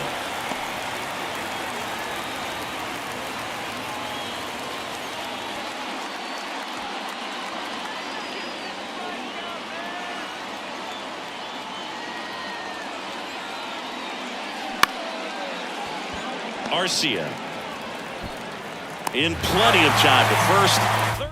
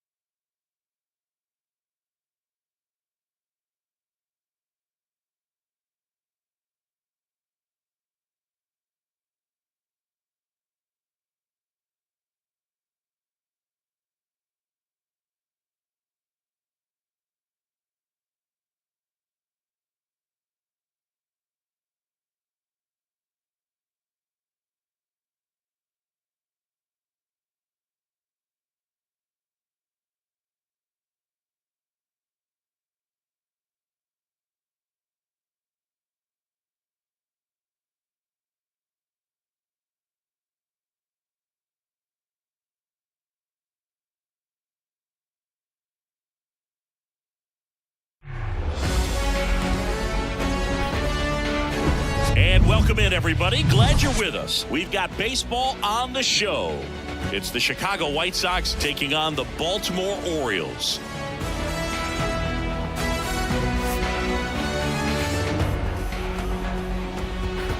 First pitch coming your way next.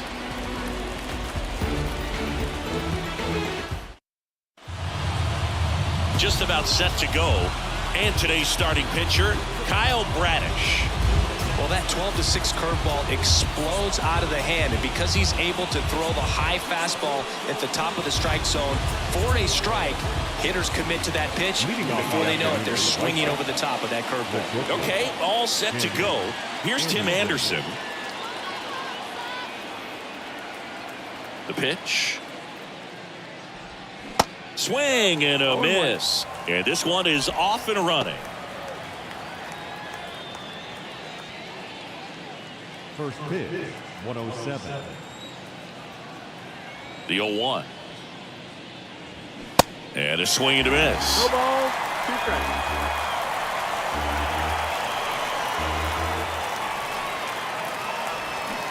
Cut on and miss. Struck him out. Anderson down on strikes. He's locked in at the plate when he's using the whole field. He was out in front there. Just needs to let the ball travel a little more, and his timing will be back on track. Good pitch for the strikeout.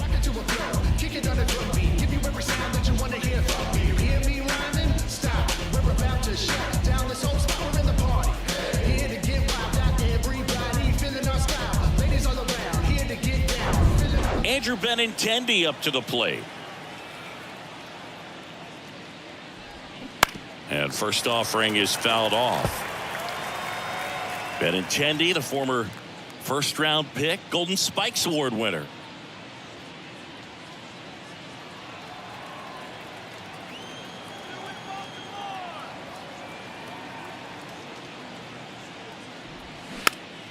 Popped up, foul territory behind the plate.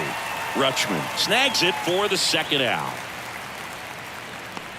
Time to check out the lineup for the White Sox. A tough challenge in this one. An excellent arm on the mound. Singy, they're going to have to capitalize on their opportunities. Yeah, and they're not going to get a whole lot if he pitches the way that he's capable of pitching. So, be ready to swing from the first pitch. You get something straight, man, you better turn on it. Luis Robert now. Chopped out towards short. Fires to first on the run, and it's a 1-2-3 inning. Nothing doing for the White Sox. Orioles due up in the first, no score. You're watching Major League Baseball exclusively on the show.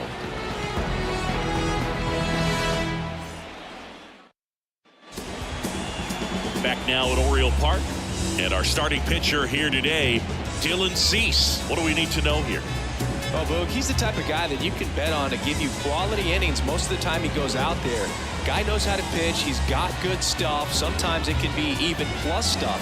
First time through the order, though, I think that's going to tell us a lot about how he's feeling today and how he's going to settle into this ball game and attacking hitters. Ready to go for the last half of the inning. Now here is Gunnar Henderson. First offering misses the mark.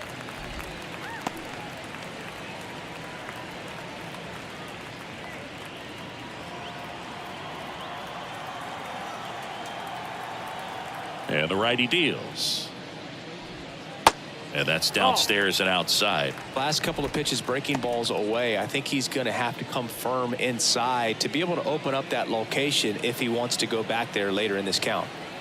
The wind to kick the 2-0. And a strike on the outside edge.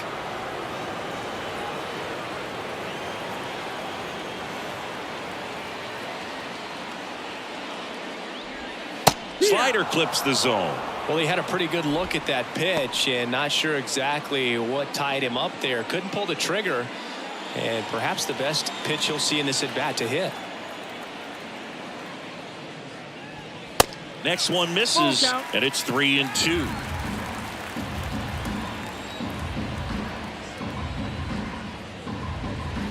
Got him looking.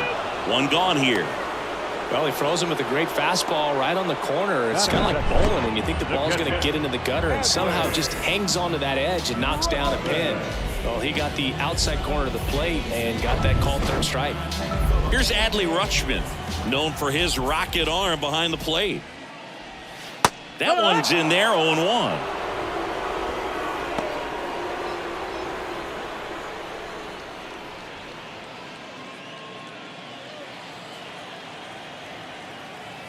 One down, base is empty. And a foul ball, third base side.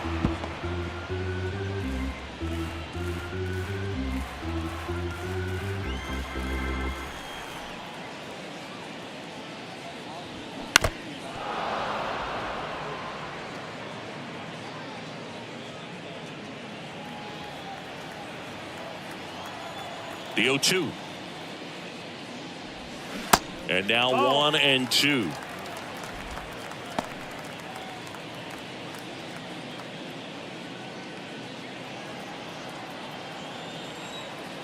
And the pitch.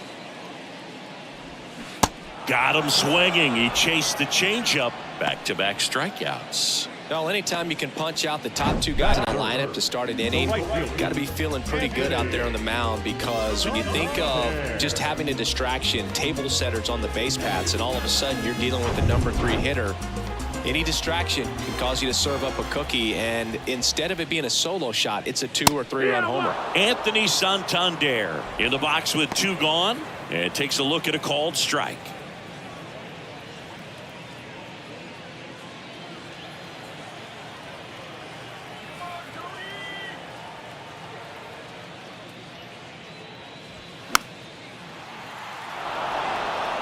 First 2 hitters get punched out on strikes.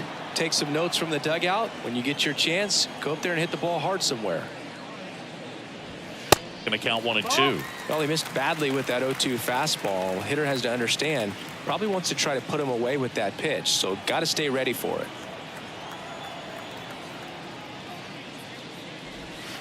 Next offering is down low, and it's 2-2. He's trying to stay down in the zone, but the hitter just will not chase. Now back in a 2-2 count, he's going to have to go to something else to get him out.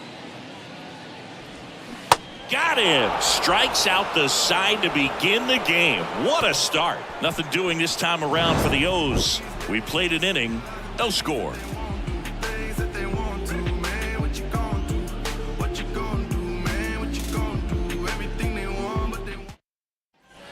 Welcome back. New inning getting started. Here's Eloy Jimenez.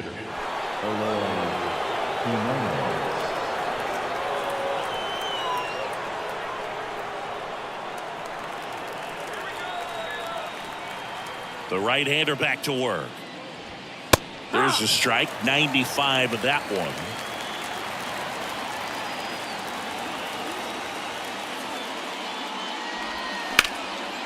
Hammered down the right field line. Base hit. That play looks routine defensively, but with all of the little nooks, they can get real tricky down in the corner. Kept it to a long single. Nice defensive play.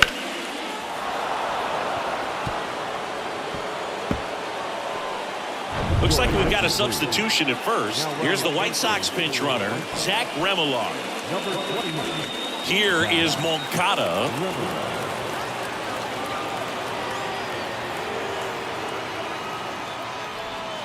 And it's fouled away.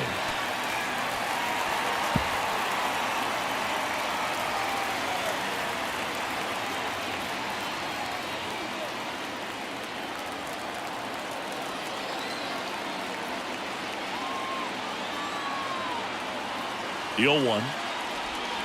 Outside corner for a strike. Our plate umpire, Earl Hendricks. Yeah, with Hendricks, Boo, kind of interesting. He's a good, consistent umpire, but you do hear that he kind of favors one side of the plate more than the other. So it's really hard to know for sure, but I think that usually it has to do something with where he sets up prior to each pitch. Keeps the at-bat going with a foul ball. Man, he'd like to have that pitch back.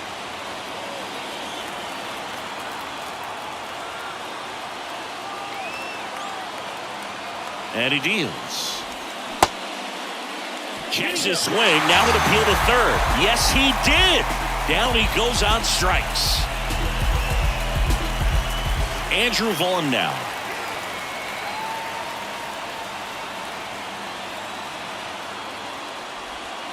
And the first pitch misses for ball one.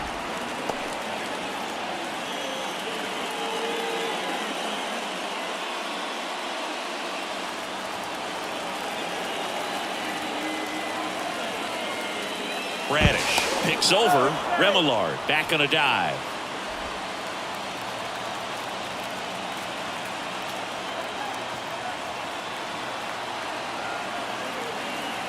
Righty to the plate.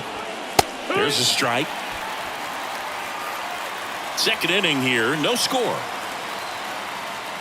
Bradish checks on first. Remillard back in on a dive.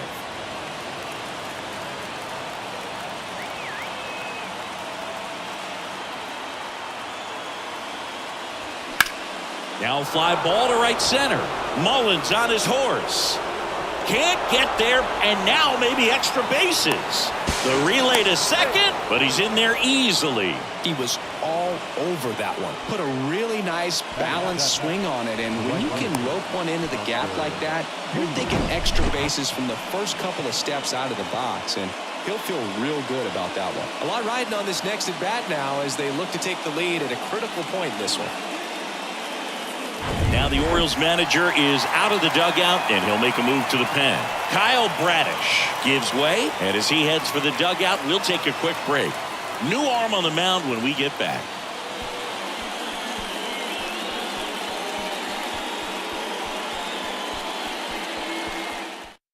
New pitcher on here, Jack Flaherty.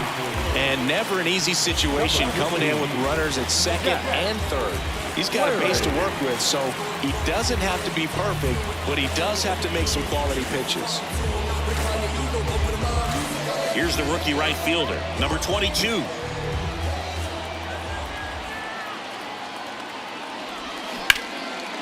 Can't field it cleanly. Still able to get it there in time. He keeps his composure and they get the out. The catcher,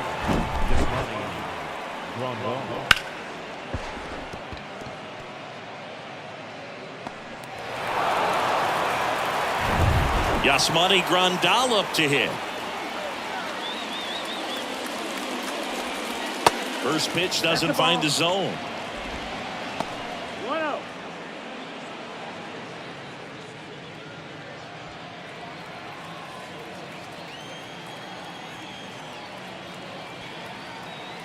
Two outs.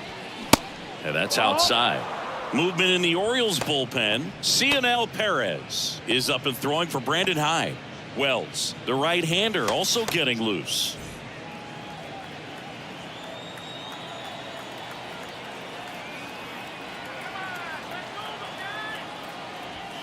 Next offering upstairs. Elvis Andrus in the on-deck circle for the White Sox.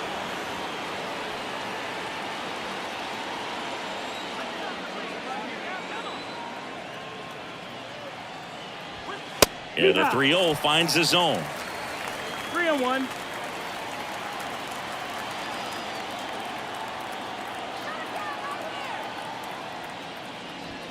There's a swing and a miss. Runner at third, 2 away.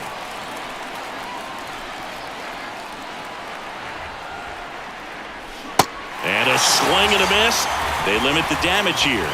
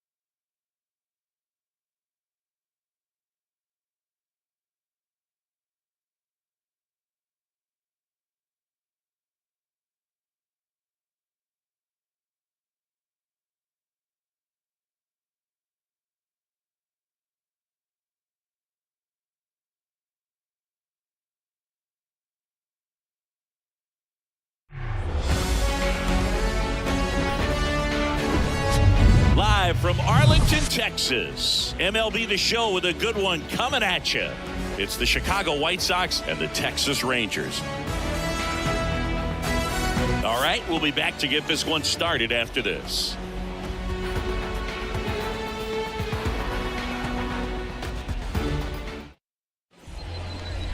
Just about set to go now. And on the mound in this one, Jordan Montgomery. What do you have on him, Singy? Very solid starters, able to repeat his mechanics on a consistent basis, which allows him to move through a lineup and get deep into a ball game. Ready to go now? Now it's the shortstop, Tim Anderson. The shortstop, Tim Anderson. Here comes a pitch. That one hammered left field, back there. Bangs off the wall. Into second with a double, and they've got something brewing now. Wastes no time there. Well-deserved double on a great swing. Got everything going on time. He stayed balanced and squared it up about as well as you could possibly ask. A chance now to take the lead, and at this point in the game, that could be a deciding run. Benintendi to the plate.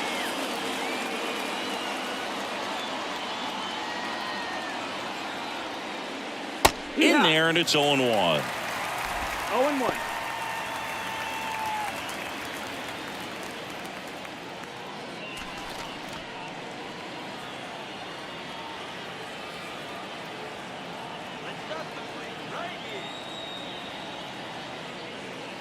That one fouled off. Well, he missed a hittable off-speed pitch right there. Not sure exactly with the timing. Sometimes you get a backup breaking ball. You're expecting it to make its move at the end. It never does, and you're tied up. Next offering misses down and away. Bullpen action for the Rangers. Martin Perez appears to be getting loose. Heaney getting loose as well.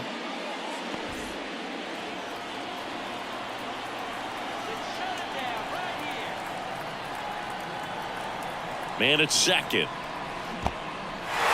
This one kicks away a little as he can't squeeze it. Tosses to first.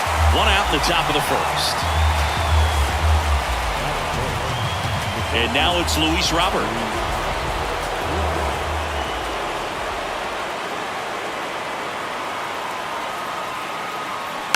And that one fouled off. As a pitcher, you know the runner on second is ready to push things with his speed. A base hit's probably going to be a big run, so you really have to execute on the mound.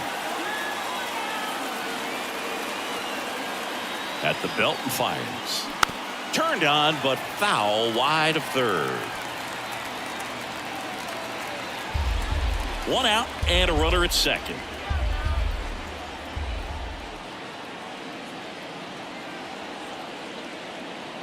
Swing and a miss. Struck him out. He swung over top of the curveball. Well, that's pretty much the dream two-strike curveball if you're the pitcher. Hard downward break at the very end that just dips below the swing path. And they say pitchers want to try to bounce that pitch right on top of the plate. So that was exactly what he was looking for on the mound. Eloy Jimenez now.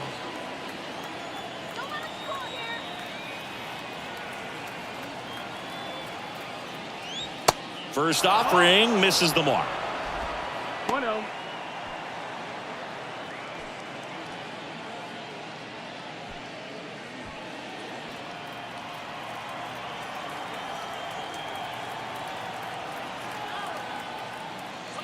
Swung on, belted, deep left field. That one on its way, gone.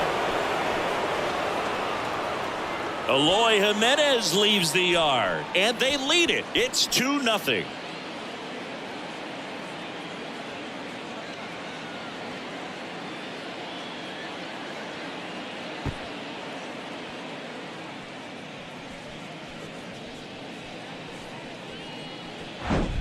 A good hitter gets pitch recognition early. He saw exactly where that was going to be. The challenge, not get over anxious and come out of your swing. He stayed on it and got all of it. So 2 down, and now Yoan Moncada. And first offering is fouled off.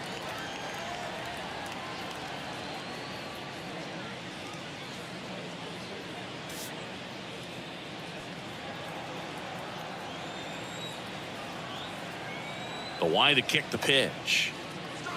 Swing and a miss as he was late.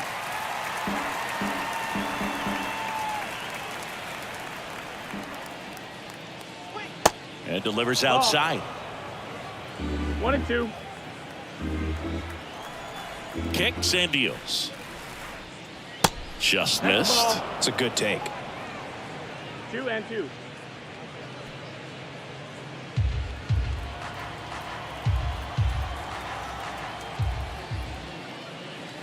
And down on strikes he goes. That's out number 3.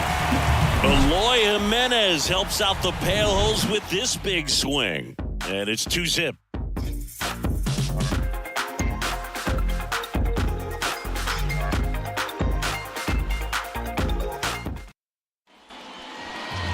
Back here at the ballpark. And getting the nod for the White Sox, Dylan Cease. Well, the big thing is that the way he holds his curveball, it's more of a knuckle curve, and because of that, it's less predictable in terms of the break for the hitter. That makes it that much harder to hit this guy. Here's Marcus Semien. We talk about guys with good speed, and definitely he has it. But pushing the offensive side for just a second, Chris, it's the defensive side that I think the speed factors in the most. Flares it into the outfield. Hauls it in for the out. And now we take a look at the Rangers lineup. Trailing by a couple of runs already, and I'm sure they'd like to erase that deficit quickly. Yeah, you don't want to let this deficit get into your head and you're trying to just make up the difference with one swing and you really don't have the base runners on. You've got to contribute, keep the line moving, and all of a sudden you have a big inning, everything shifts, and you find yourself in the driver's seat. Seager stands in now, and it finds its way through for a hit. So they get a man aboard with a one-out single. Well, that started and ended pretty quickly. No messing around right there. Not much to this one other than just a willingness to go the other way and put the ball in play. That's a team at bat right there. Nice job of staying back and letting the ball get deep. Evan Carter stepping in for the Rangers. First offering misses badly for ball one.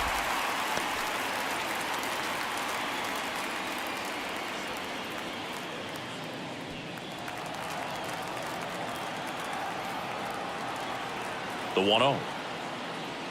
And that's outside. Back-to-back breaking pitches away, you get the feeling as a hitter that the pitcher's afraid of you, that he doesn't want to challenge you. So I think the confidence level is raised right here. Next offering is downstairs.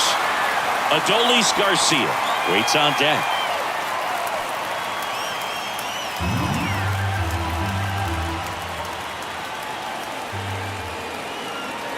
Here's a 3-0. And a 4-pitch walk. Well, this could be the start of something. They haven't found a way to score yet, but now's their chance to change that. And next will be the cleanup hitter, Adolis Garcia. This guy with light tower power. And he swings and misses at the initial offering. The last thing he wants is to hit the ball on the ground, but I wouldn't expect many pitches up in the zone. They'll be pitching for a double play in this spot.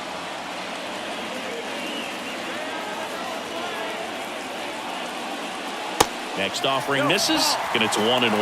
Activity in the bullpen. Garrett Crochet up and loosening in the pen. Bummer getting cranked up as well.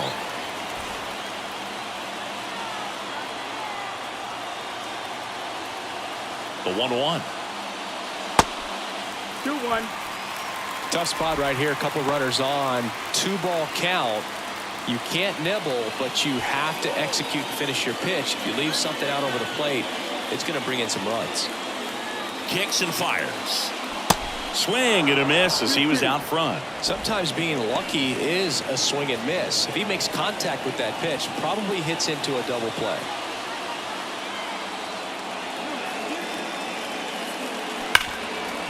Dives and he can't hang on. To first, and he beats it. Everyone's safe. Man, those are the types of hits where you don't feel any vibration in your hands whatsoever. Such a good feeling. When you see a ball come off the bat like that, you know it was pretty much a perfect swing. And for me, I start wondering, and I'm looking on the computer, what was the exit velocity? This time 106. So bases loaded with one away. Mitch Garver stepping in for the Rangers. First pitch, and that's in for a strike. 0-1.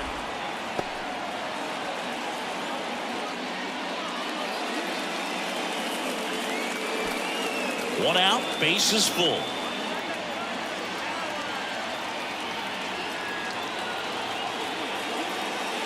The next pitch misses, and now it's even 1-1.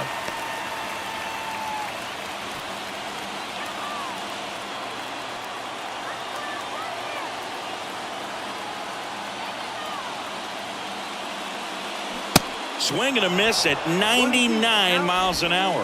I think ultimately you want to tie him up, get the ball in on the plate so that he can't get the barrel to it and hit it to the outfield.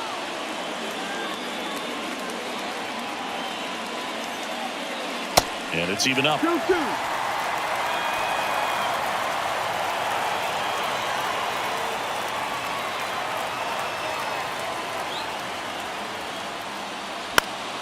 That's foul off to the right side, keeps the AB going.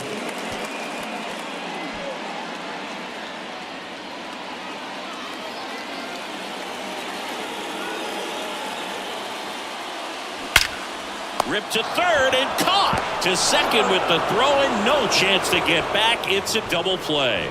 Rangers leave a pair. They trail it here 2-0.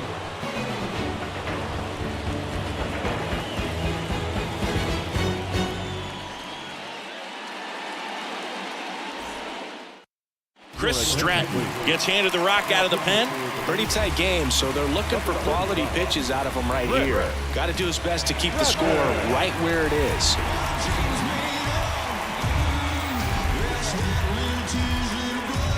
Andrew Vaughn now. Leading off the White Sox, the first baseman, number 25, Andrew Vaughn.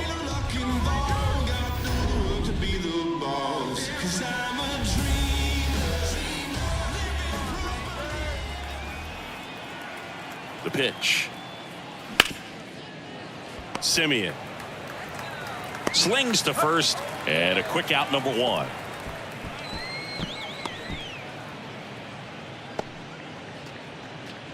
So up next for Chicago, number 22.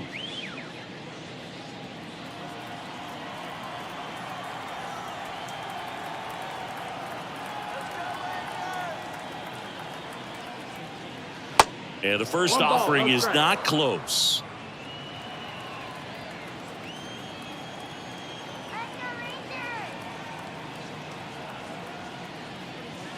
Good eye right there. Our umpire behind the plate, Jerry Hillsdale. High praise for Jerry when we talk to people around the game. Yeah, no doubt about it, Boog. He's very straightforward, very consistent back there. So most of the time, you're not even going to think about him. That's a good thing. One down, base is empty. And a foul ball makes the count 2-1.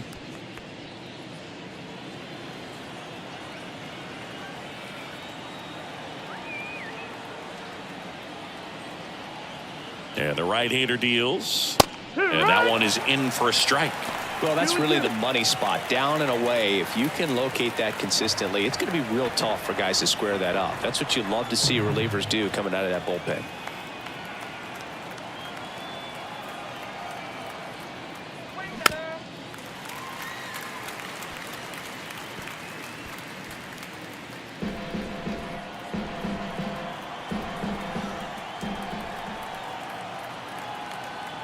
The pitch. The punch out there. 2 away now. 2 outs, base is empty. Yasmani Grandal steps to the plate for the White Sox. Center field. Taveras settles under it. He's got it, and that'll end the inning.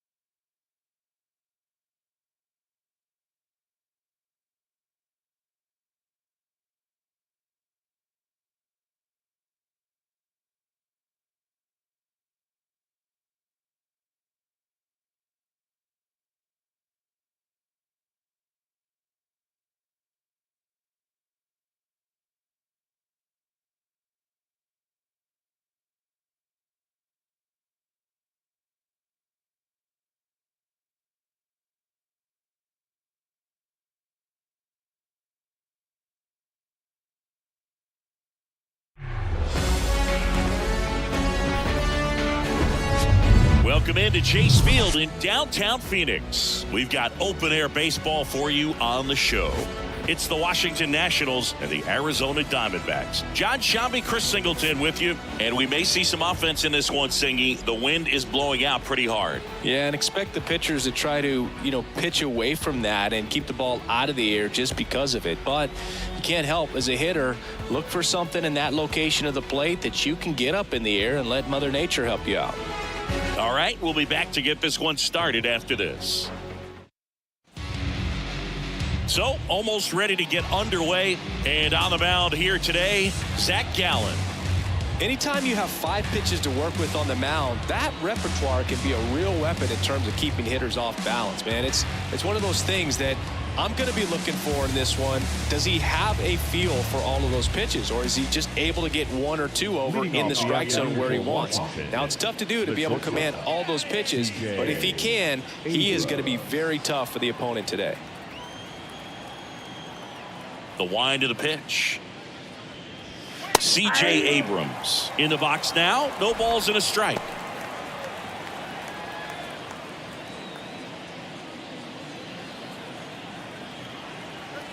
Right-hander kicks, deals.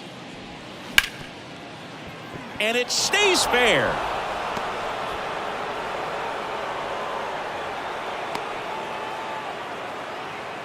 Batting second, the right fielder. Here's Lane Thomas.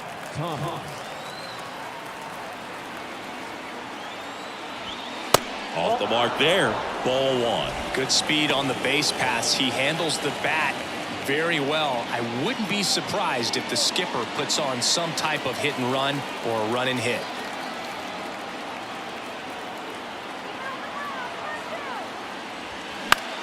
This one popped up. Marte should have it. And there's one away.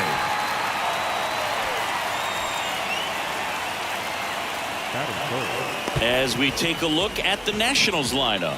Singy, we're looking at a really young lineup here, so not much experience, but it also means they're going to bring a lot of energy to the table most days. Well, we're in a golden age of young players. I mean, these players, they're getting up to the majors. They're dominating from a young age, bringing home plenty of hardware early in their careers. I mean, before they even get to free agency. So, when you consider all of that, I love seeing the kind of energy that a team like this brings to the yard every day in and day out.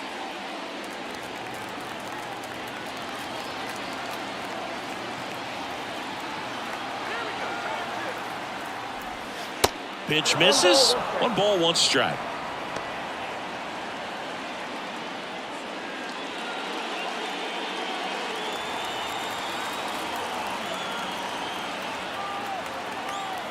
Righty delivers. Swing and a foul back. That's out of play. With 2 strikes, may see some movement over there at first base, trying to stay out of a double play here. The pitch. Foul ball, still a 1-2 count.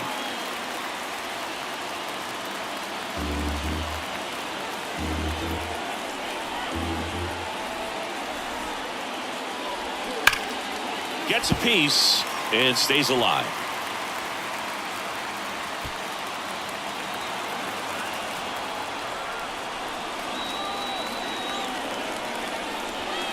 Next pitch misses. 2-2.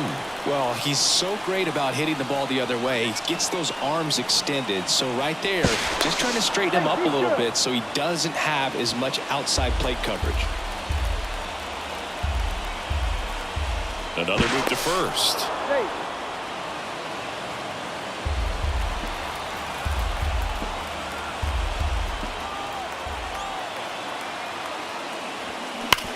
And that eats him up. Lead runner around second, and they'll have runners at the corners after a 1-out single. A perfect example right there. That plate discipline, it pays off. The deeper he gets into a count, the more comfortable he becomes, and he usually wins the battle.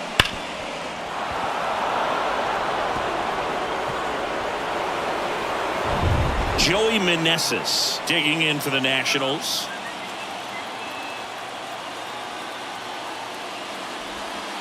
That one's in there.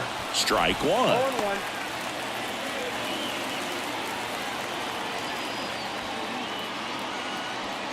First and third, 1 down.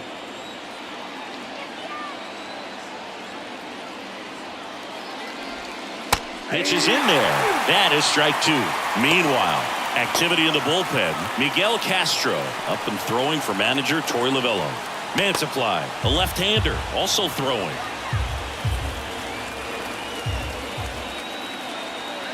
The pitch. And a pop-up, right side, foul territory. 2 down. Boy, that was a hanging breaking ball right there. I think he tried to do a little bit too much. Sometimes those eyes can get really big. I think his swing broke down as well, and that's what caused him to pop it up. Dom Smith stands in.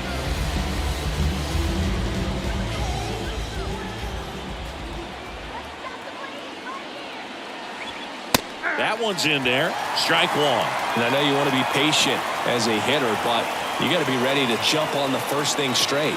And he got one right there, but left the bat on his shoulder. The other way. Diving, and he can't make the play. And they'll score first. It's 1-0.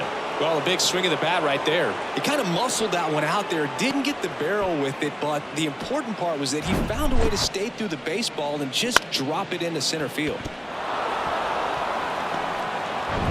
Next to hit for the Nats, Stone Garrett.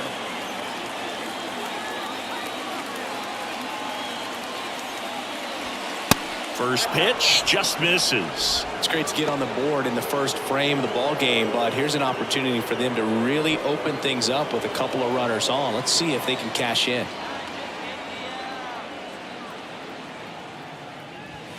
And there's the strike. Well, they just threw that fastball by him, elevated, and if you're not looking up in that location, very difficult to catch up to, especially with that velocity. Swings through the fastball up in the zone. Really going after him here. All fastballs to get ahead in the count.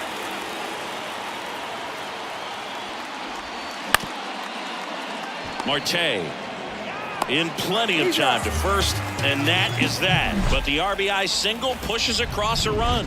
It's now 1-0. You're dialed into the show.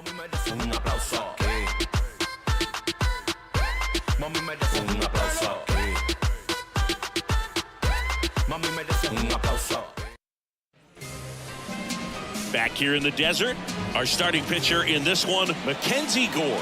Chris, how about a scouting report?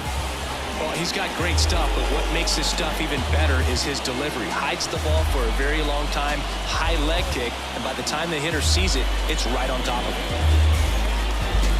Bottom of the first, and stepping in is the speedy Corbin Carroll. And a pitch. You know, this guy's great speed is in the back of that pitcher's mind. If he can get on, it's going to give him one more thing he's got to think about.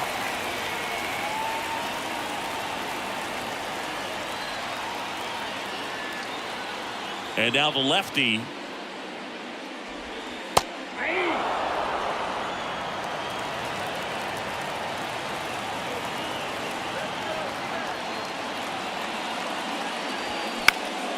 High fly ball out to center field. Robles moving under this one. And out number 1 on the grab. Now the Diamondbacks lineup as put together by Torey Lovullo. They're already down a run, so I'm sure they'd like to punch back and even things up early. Yeah, it's never a good feeling, especially at your home ballpark, to go down in the first inning. So the best way is just to come out aggressive, try to tie the ball game up, but not just tie it up, take the lead. I tell you what, momentum can really swing, and you can put your pitcher back in a position where he feels his most confident. Zips it across, and that quickly 2 away. Well, there's a lot riding on that at bat right there. Nice job of the pitcher to bear down, make the pitch, get the ground ball. Excellent piece of work. Gabriel Moreno stands in now for the Diamondbacks.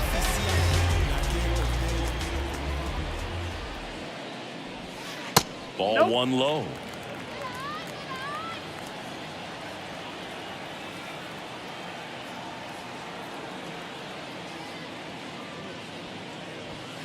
And another ball. 2-0.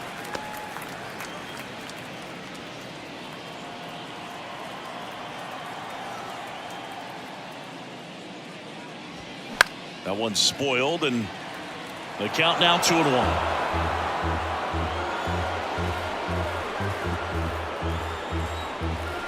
The wind and the pitch.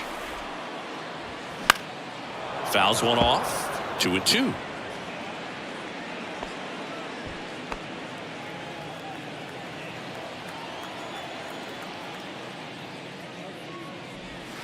Off the outside edge with that one, and now it's filled up. Christian Walker in the on-deck circle. 3-2. Payoff pitch. Fights it off. He'll see another.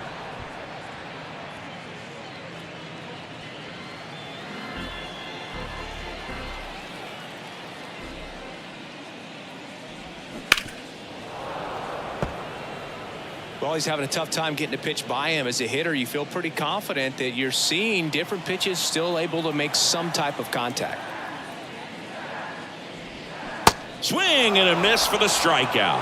Had him out front for strike 3. So they go quietly there. On to the second inning here in the desert. On the mound now, Miguel Castro. And this guy can bring it velocity-wise.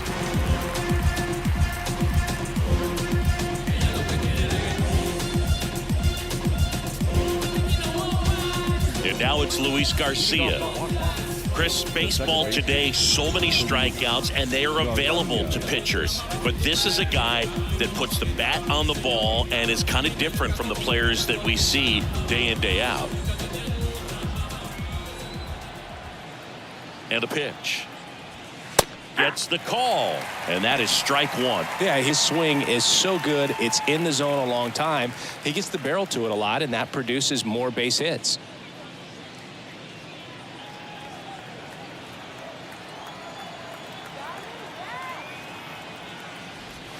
Next pitch downstairs. Ball 1. Singy, one of the things that's interesting is that guys really don't worry about swing and miss from an offensive standpoint anymore. So when you see somebody who contacts the ball like this, do you think of that as plus value? Absolutely. If he's doing damage now, if he's rolling over and grounding out, then it's a different story. But yeah, if he can put the ball in the gaps or over the fence, 100%. Here's Carter Kieboom.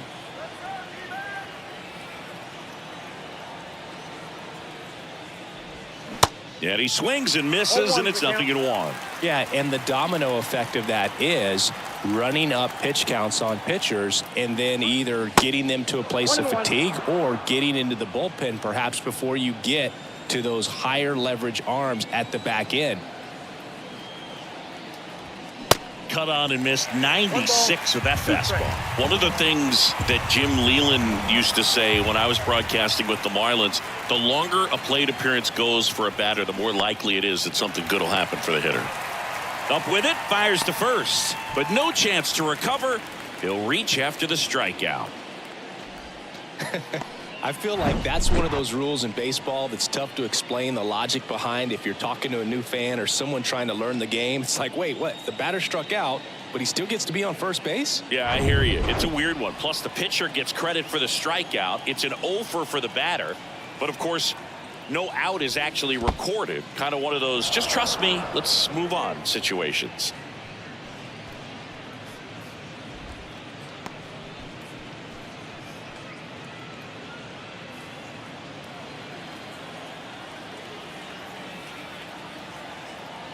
Right-handed reliever.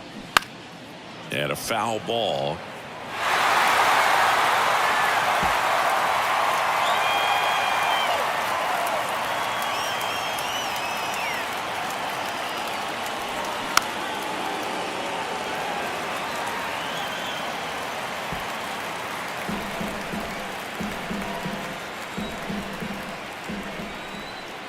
And here it comes. Fights that one away, still 1-2.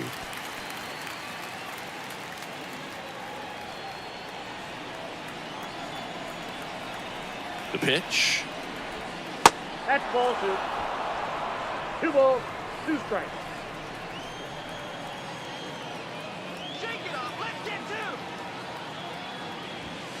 Got him swinging. 2 down. Back to the top of the lineup, and now here's the Nationals leadoff man, C.J. Abrams. 1 for 1 with a single and a run scored so far.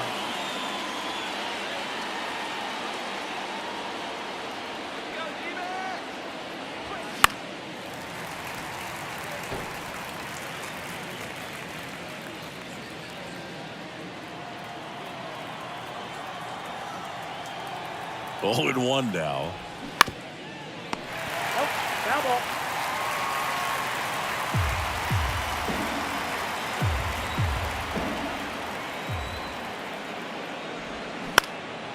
In the air out towards right center. Drops in for a hit. Couldn't run it down. Throw cut off to second. Not going to get him. He's in there. Really nice job of two-strike hitting in that at bat. As a hitter, there's not a whole lot better of a feeling than a double into the gap. Right off the bat, you know you put a great swing on the baseball.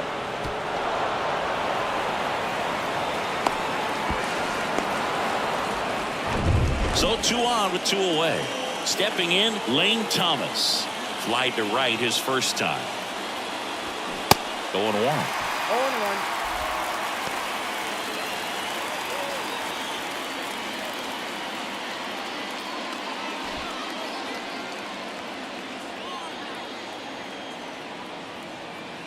And the pitch. Swing and a high fly ball down the left field line, but hooking foul. Second and third, 2 down.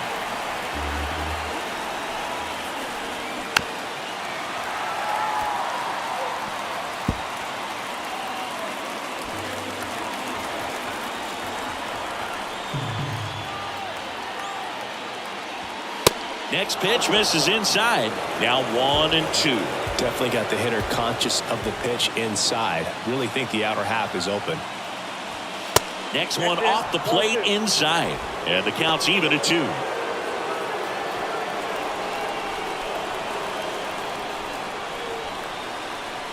Two on, 2 outs.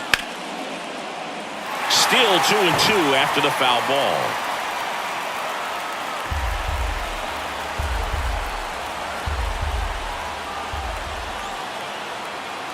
Righty to the plate.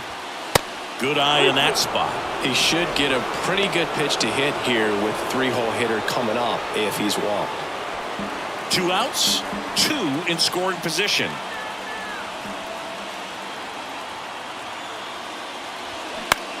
Line drive, makes the grab, and that's the inning.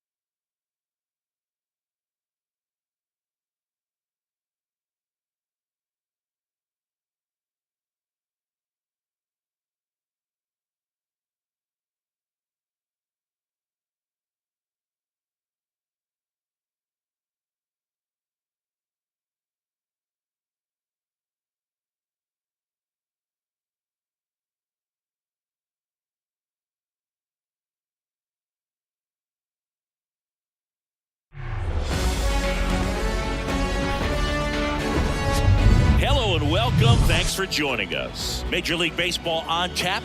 It's the Pittsburgh Pirates and the Arizona Diamondbacks. Along with Chris Singleton, I'm John Shambi. And it's going to be a hot one out there, Singy. Temperatures in the 90s right now around first pitch. Yeah, Boog, some guys love this heat. They feel like there's no fear attacking the baseball, don't have to worry about cold days and getting jammed. But I tell you what, for me, it was always about hydration because I could cramp up, and you have to make sure that you stay up on your fluids.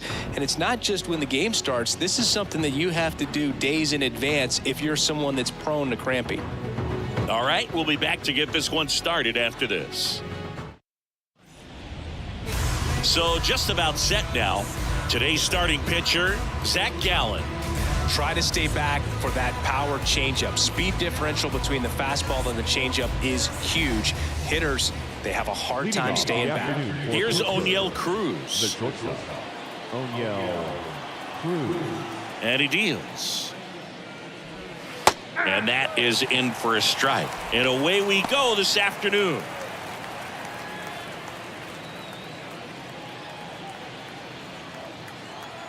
The wind of the pitch. Swing and a broken bat flare towards left. And he barehands it. Not in time. Great effort, but it's an infield hit. It was a healthy cut, but the same can't be said for the contact. He got just enough of the ball to put it in play, and that's all he needed. Tough play for the defense on what was kind of a swinging bunt.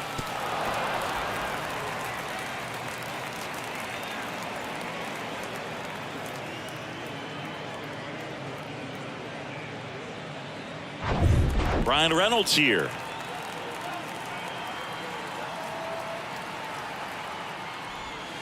And ball one.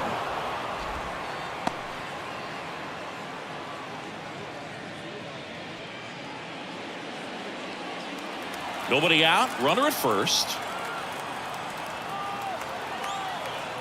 Gallen checks on the runner. Cruz back in standing.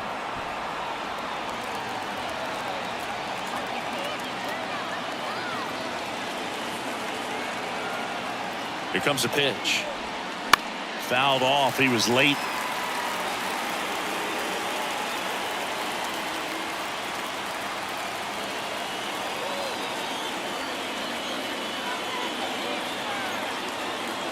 Kicks and deals. And a count 1-2. With 2 strikes, may see some movement over there at first base, trying to stay out of a double play here. And a ball and 2 strikes. In the dirt, but kept close. No advance. Good job behind the dish.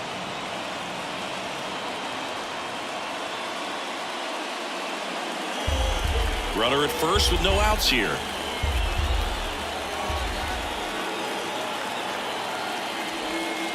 Next offering is down low. And that's ball 3. Andrew McCutchen next to bat for the Bucks.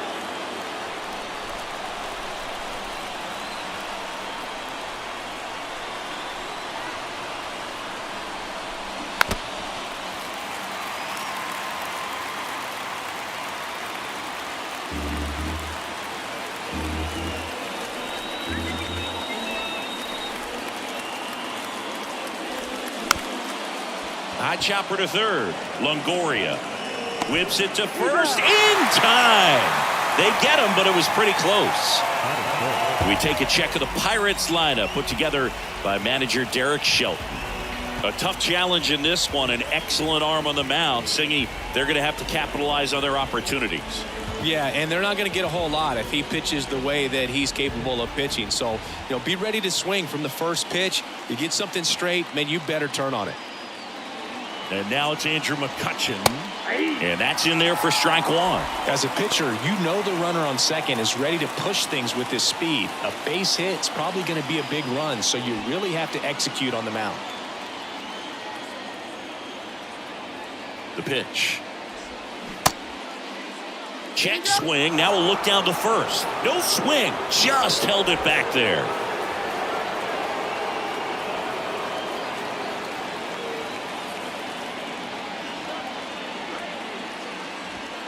That one not close. And it's 2-1. Activity in the Arizona bullpen. Miguel Castro up and throwing for manager Torey Lovello.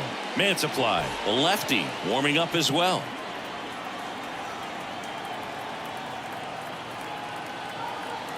The 2-1. And there's a foul ball.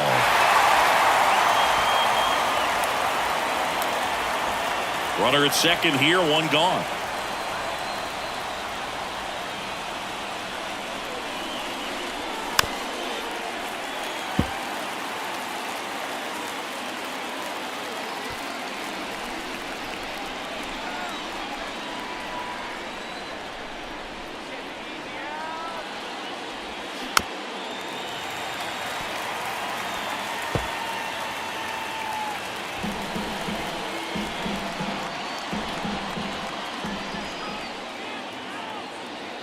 The belt and fires.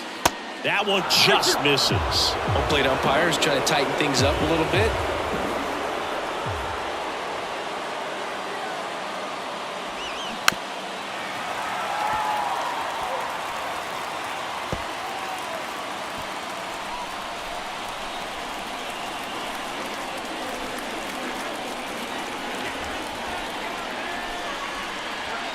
Swing and a miss. That's a strikeout. Couldn't catch up to the heater. Came inside with that two-strike fastball nicely and just punched him up on the inside part of the plate. Couldn't get around on it and catch it out front. Many times if you do, it's a foul ball. And you know, a lot of pitchers, they really don't like working inside with two strikes because they do not want to hit that batter. And when they've got him up against the ropes, got to figure out a way to put him away. Did a nice job right there. Jack Sawinski stands in with 2 away as he takes a ball.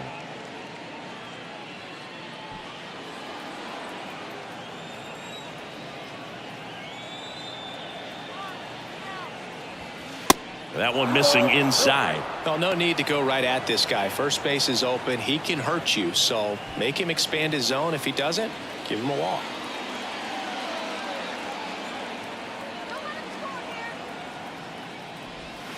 And that one missing low. Brian Hayes waits on deck for Pittsburgh.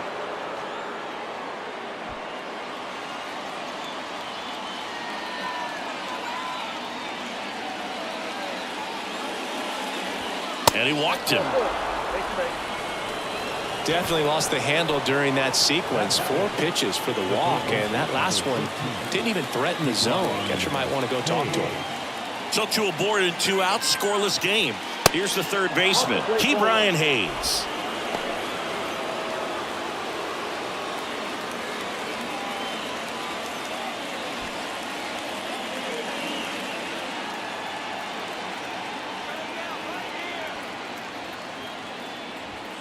Next offering is in for a strike. First and second, 2 down.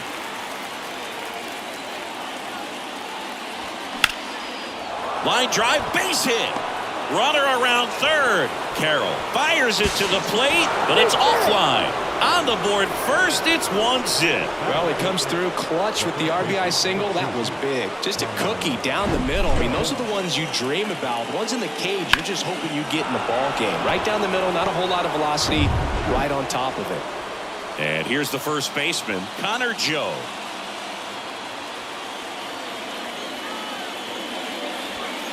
Upstairs. This might be the most pressure you put on this guy today. You got 1 run in. You got to try to get another one or maybe 2.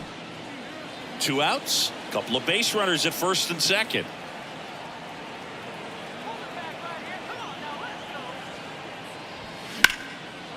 Hard hit, base hit. Around third. 1 runs in. There comes the runner. Row cut off, now to the plate. And he's out. That ends the inning, but they do pick up a run on the play. 2 runs, 3 hits, no errors, and 1 left. Bottom half of inning number 1 coming up. It's the Pirates 2 and the D-backs coming up.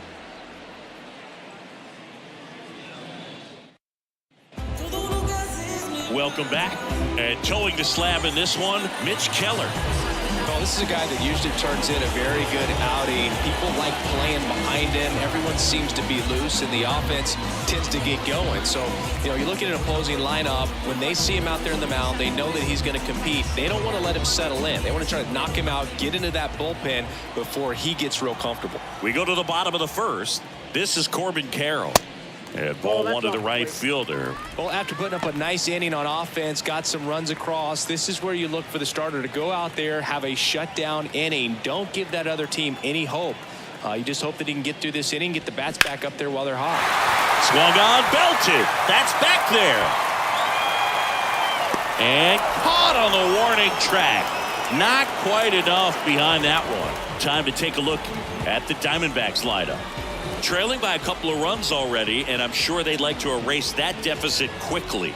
Yeah, you don't want to let this deficit get into your head and you're trying to just make up the difference with 1 swing and you really don't have the base runners on. You've got to contribute, keep the line moving, and all of a sudden you have a big inning, everything shifts, and you find yourself in the driver's seat. Ketel Marte stands in now and watches strike 1.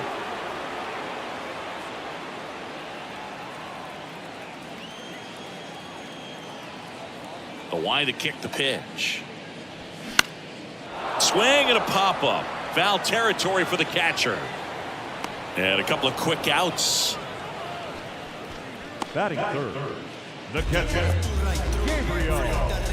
And now the catcher comes up to hit. Gabriel Moreno.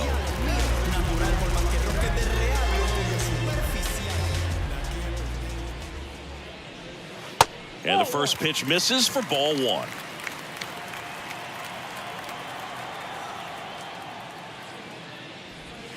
Good eye right there. 2-0. 2-0 the count. Here it comes.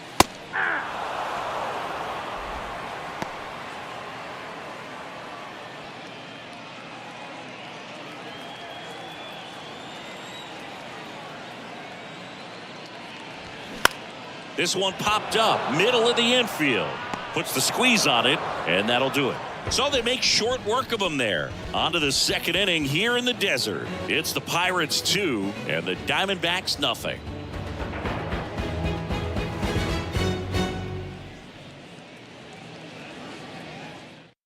So out of the pen for the Diamondbacks, Joe Mantiply.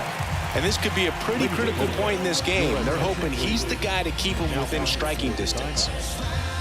Number 35. And now the right fielder, Henry Davis. Kind of a throwback. No batting gloves.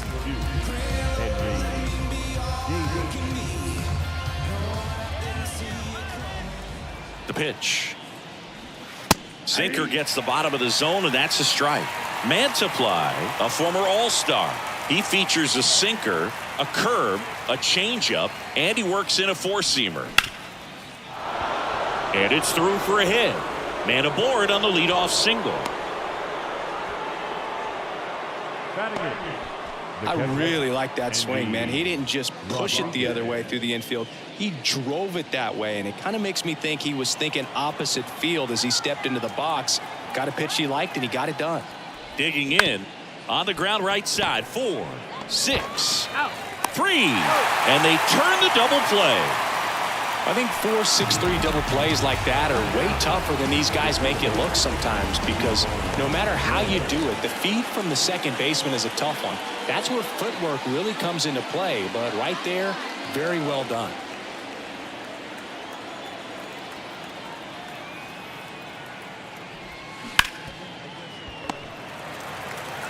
And that's the third out.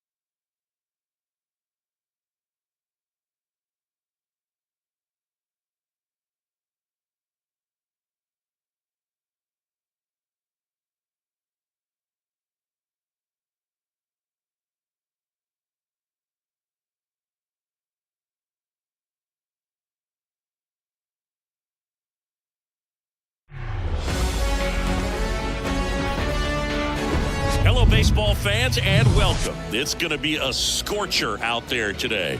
It's the Los Angeles Dodgers and the Arizona Diamondbacks.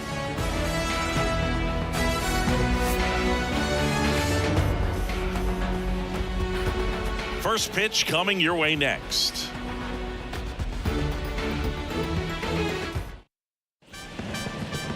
about to get started here. And on the mound here today, Zach Gallen. It's always interesting to see how he utilizes all of his pitches and how many of those he has a good feel for on that given day. When he's right, he's really able to keep hitters guessing, and all of his stuff seems to be coming out of the same arm slot, the same tunnel, and that can make life very difficult on his opponents. All right, ready to go here. Mookie Betts will get us started. That one at 95 missed up top. And we're underway here this afternoon.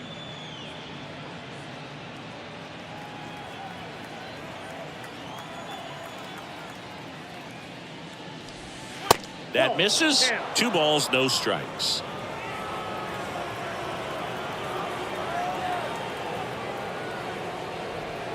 And there's the strike. Pitchers and catchers have a unique bond in general, but Gallen and Carson Kelly actually lived together for a while when they played at AAA. Technically, it was Kelly's apartment, and Gallen slept on an air mattress. Got to do what you got to do coming through the minor leagues, but that can definitely help to strengthen that bond, be on the same page when you get into the ball game. And a swing and a miss. 1 out. Here comes Freddie Freeman up to hit. Freddie Freeman. Chris, how about Freddie Freeman and the career that he has delivered? He's turned into one of the better all-around hitters and a really good defender at first base.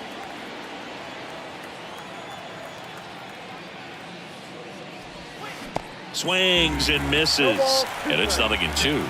Yeah, really impressive that he changed uniforms and did not miss a beat. It was an emotional departure for him to leave Atlanta, but he embraced the Dodger blue rather quickly. Well, anytime you can punch out the top 2 guys in a lineup to start an inning, got to be feeling pretty good out there on the mound, because when you think of just having a distraction, table setters on the base paths, and all of a sudden you're dealing with the number 3 hitter, any distraction can cause you to serve up a cookie, and instead of it being a solo shot, it's a 2 or 3 run homer. Will Smith in the box now as he leaves that one up high.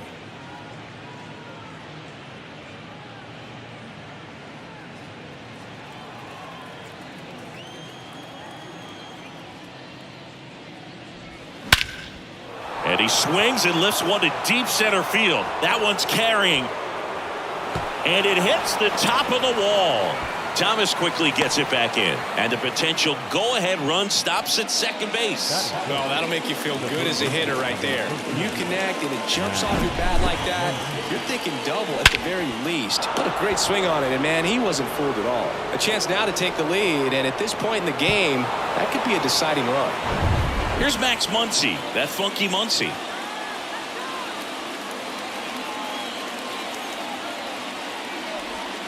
And first offering is fouled off. The strategy of winning a ball game, when you can make that pitcher work a little more, expose himself by throwing pitches, that could be the key to winning perhaps later on. So good job of extending this inning, getting a knock with 2 outs to bring the number 4 hole hitter up. The next offering misses, and that's ball 1. The Diamondbacks with some movement in the pen. Joe Mantiply up and throwing. Nelson warming up as well.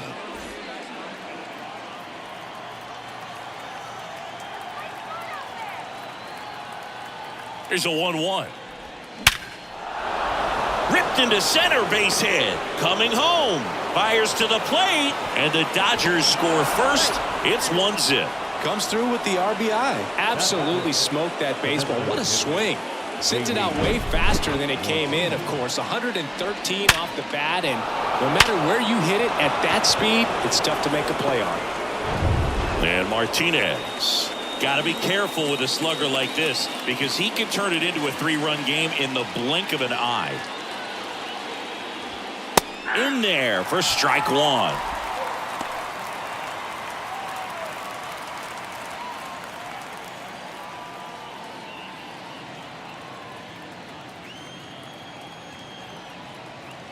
Two outs. Just missed. They've got him working a little harder in this first frame than he anticipated.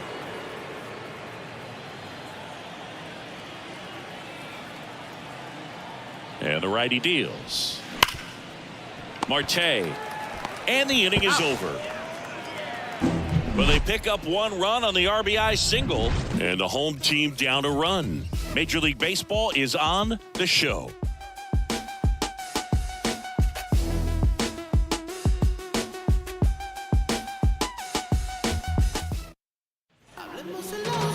Back here at Chase Field, Clayton Kershaw getting the start. And Singy, he's one of the most dominant arms in all of baseball. Well, Boog, along with great stuff that he has consistency. I mean, this guy's got a proven track record. You know when he takes the ball and goes out there to compete, he's going to give you everything he's got. Unload the tank, try to pitch deep into the ball game, and he almost always finds a way to make it very tough on opposing lineups, even when he doesn't have his best stuff, and that is the mark of a true competitor.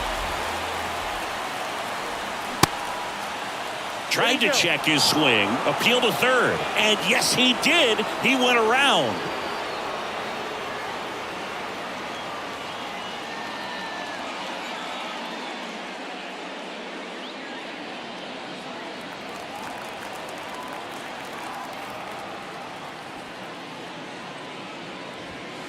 And now it's even up.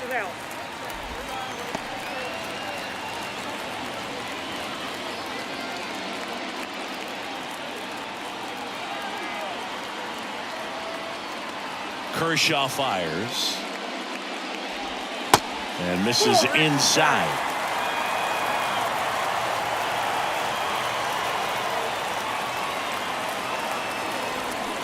Swing and a miss, and the count is even 2-2. Well, he left that changeup up, got away with one there, and he'll take it, but doesn't want to make that mistake again. Next pitch misses outside. Full count 3-2. Ketel Marte on deck for Arizona.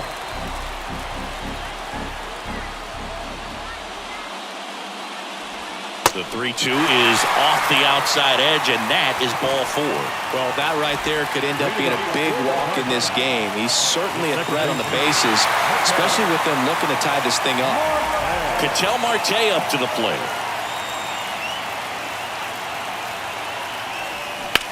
High fly ball out towards left field. Way back there.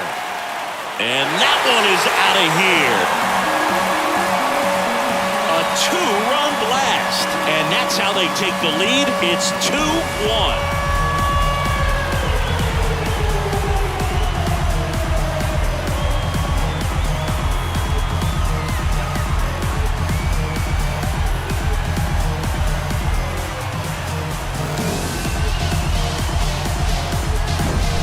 When you have a team that hits home runs at such a high rate, they can get back in the ball game so quickly.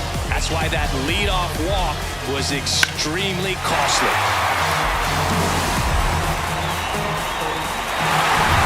And here's the catcher, Gabriel Moreno. And the first pitch misses for ball 1. It can be tough to bounce back after a big home run, but nobody on, nobody out. You just have to treat it as a fresh inning.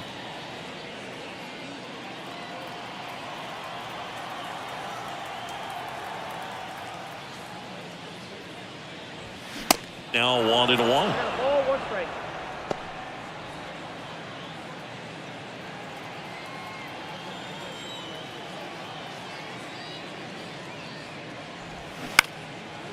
Muncy slings it across, and that's the first out. Nice recovery after giving up the homer. Now the Diamondbacks lineup as put together by Torey Lovullo. They're dealing with a top-level arm on the mound, so this figures to be a tough matchup for them.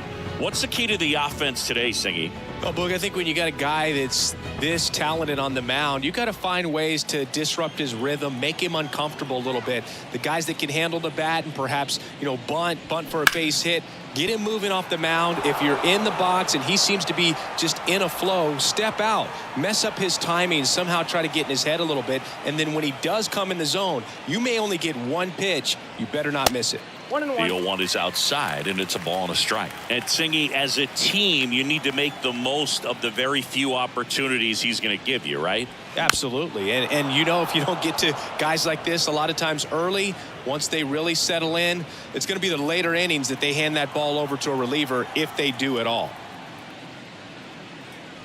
Oh, he hit him. And that got him pretty flush. He had him 1-2, and he ends up hitting him with a pitch. Fastball high and tight right there. A scary combo. I'll tell you what, everyone in the stadium Looked like they felt like they needed to jump out of the way. I know I moved.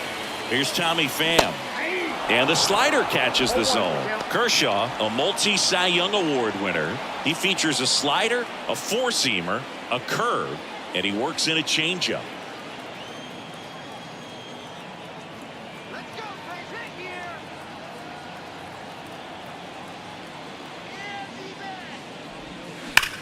Line drive, caught.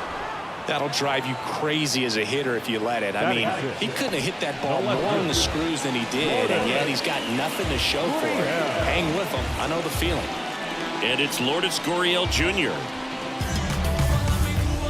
He's given up a couple of runs, but the pitch count really not as high as you would think. Might be able to get through this one under 25 pitches. Swings through that. 0-1.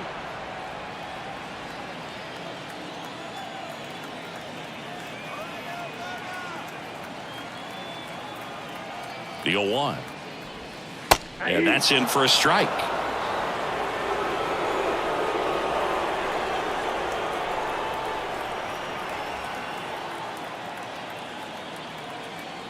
And the 0-2. Fly ball center field. And it drops in. Lead runner touches second, headed for third. And that'll put runners at the corners with 2 away. Hitting is really easy for some guys. One thing that I can see already, his bat stays in the zone on plane for an extended period of time. And guys like that, they have a high contact rate and they have more barrels because of that bat being on plane. And even when you don't get it great, it's still hit hard enough to dunk something in like that in front of the center fielder. In the air to left down the line. And that is the inning. Ketel Marte with the blast for Arizona. And it's now a 2-1 ball game. You're watching Major League Baseball on The Show. Welcome back, and we've got a new arm on the mound to start the second. Kevin Ginkel. Well, the best relievers love the opportunity to come in and protect the tight lead late in the ball game. Some of them are just wired different, so we'll see what he's got here.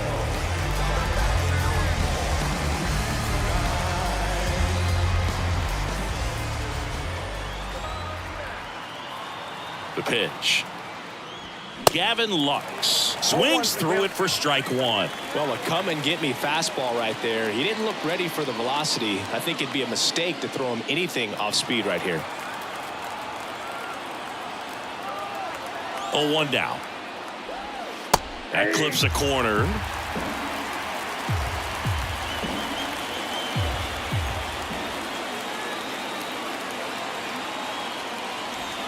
That misses the zone, and a count 1-2. That's a really good take.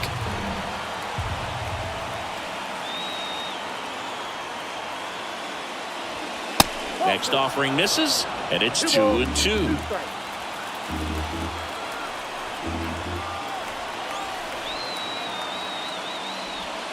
Swing and a miss, and he's down on strikes. And that's the first out. I'll tell you what, those are the types of guys pitchers really like to punch out when they're on the mound, because if they get on, just the distraction that they create with all that speed over on the base paths, it can take away your focus from the next hitter, and that's the last thing you want to do is serve up a pitch that a guy hits over the fence, and it's a multi-run home run. James Outman now at the plate.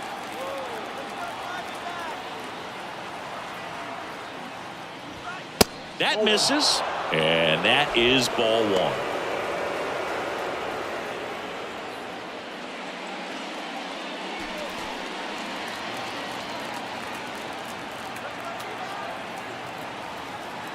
Kicks and fires. In there at the knees. Back-to-back fastballs in. That last one called for a strike. Probably go away, but look for him to come back in there to try to finish you off. One down, base is empty. Fought off foul.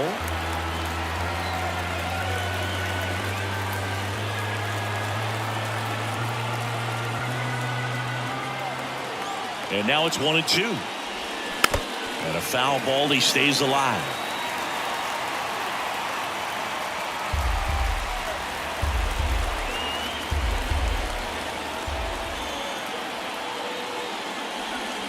strikeout. And it hit him.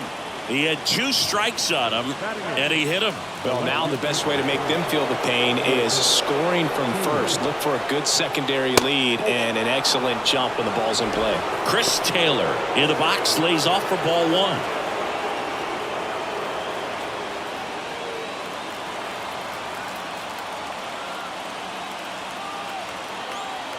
The 1-0.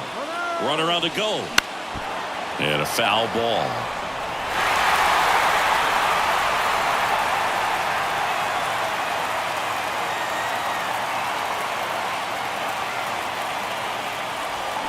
Swing and a miss. Now 1-2. With 2 strikes, may see some movement over there at first base, trying to stay out of a double play here.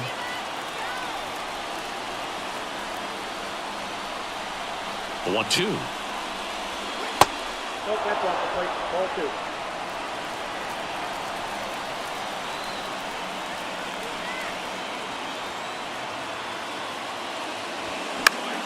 Knocks that one away, and we'll do it again.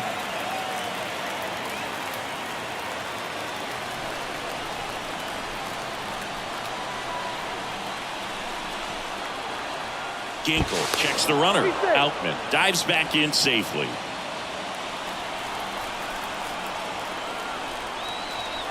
Another throw over, and he's back again.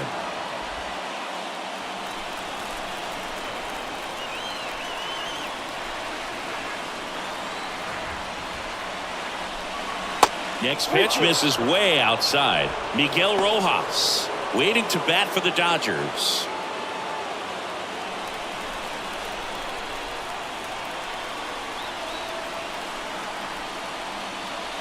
The 3-2 is off the outside edge, and that is ball 4.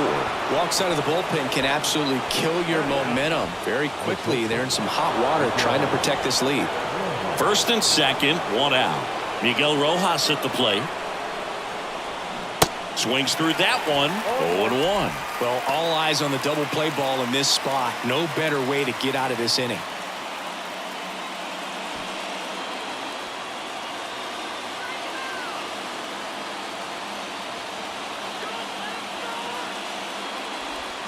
That one misses, and it's a ball and a strike. Patrick Johnson behind the plate.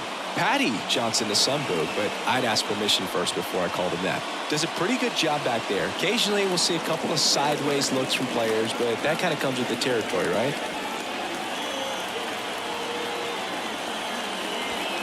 Slow roller up the middle. Tags the runner. To Walker, and that's 2.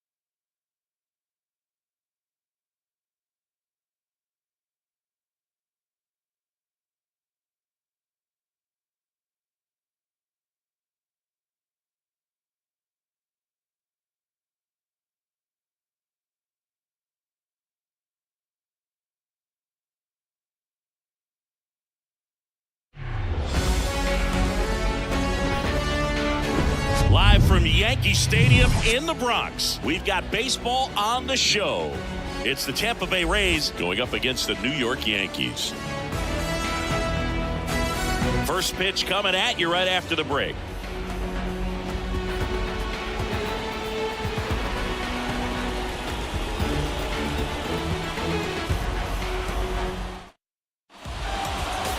just about ready to roll here. Our starter in this one, Garrett Cole. What should we keep an eye on here? Well, he's got such great discipline in between starts, taking care of himself, making sure he's lifting, his stamina stays high. He's a guy that wants to finish every start that he makes. Now, we know that's not quite possible, but he's well-conditioned to throw over 100 pitches effectively. I think if you're on the other side, you've got to try to have lengthy at-bats, run that pitch count up, and perhaps get him out of the ball game early. He's kind of a rare pitcher in today's game. We'll see what he's got in this one. And the 1-0. Right through there for a strike.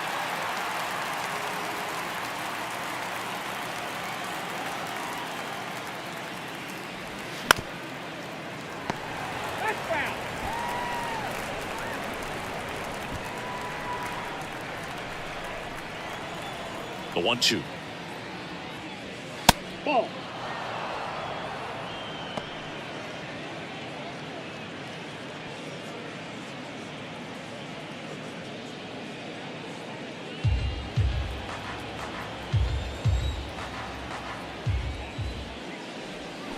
Swing and a miss, struck him out. Slider got him for strike 3. He had him out in front, which isn't easy to do against a hitter like this, known for using the entire field. Just couldn't sit back long enough on that one.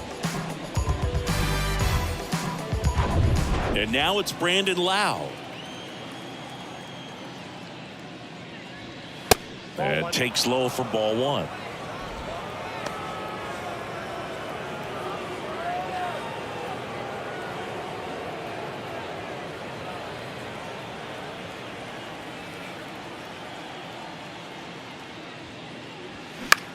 That's out to center field.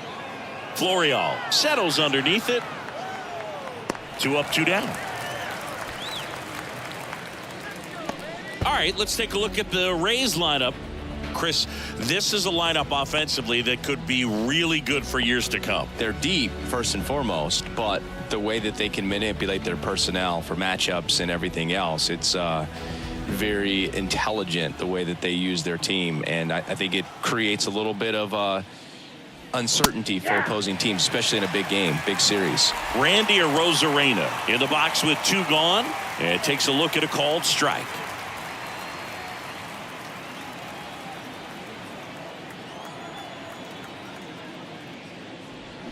Strike 2. 2 pretty nasty sliders to get this hitter in an 0-2 count.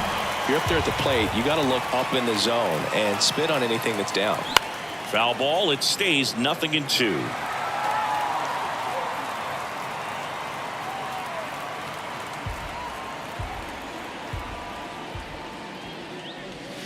Swing and a miss, and he got him. And good work there as he gets a 1-2-3. Rays held in check here, and now the Bombers will get their shot. No score. It's Major League Baseball, and it's on the show.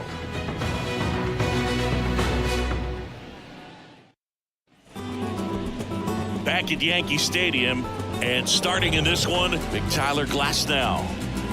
4-pitch guy. He's got some options to work with in terms of keeping hitters off balance. So we'll see how he decides to utilize those weapons through this start here, and whether or not he's able to mix them all in early, or if he wants to hold something back a little bit later, maybe second, third time through the order, and give them something they haven't seen.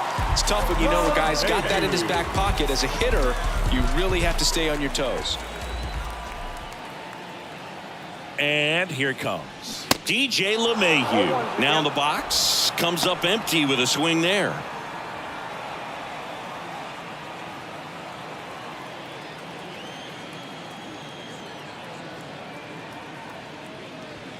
Next offering is in for a strike.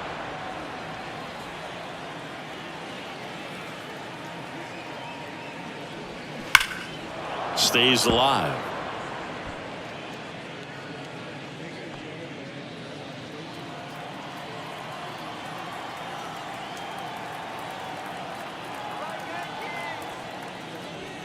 And 1-2.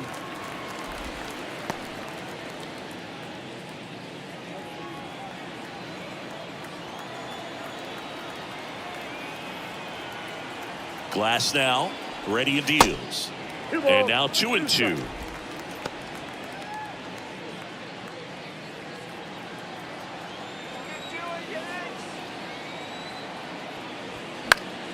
Foul ball, another 2-2 upcoming.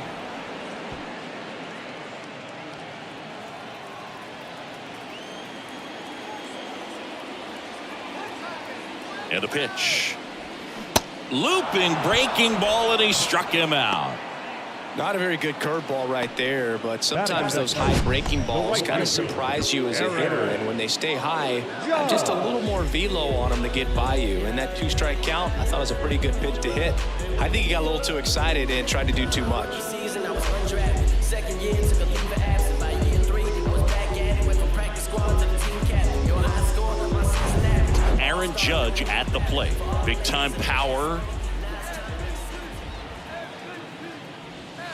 That one's in there, 0-1. Chris, how about the pressure for Judge chasing Maris's mark when you get to a place in the year that you're either homering or your at-bat was a failure? Glass now back to work, the 0-1. Just difficult. I mean, and this is such a team player type of person in Aaron Judge. It's interesting just the dynamic of him having the opportunity to tie and break that record, but also being so focused on getting the W for his club, because nothing matters more in New York than a World Series championship. Anthony Rizzo steps to the plate. He swings and misses at the first pitch. 0-1.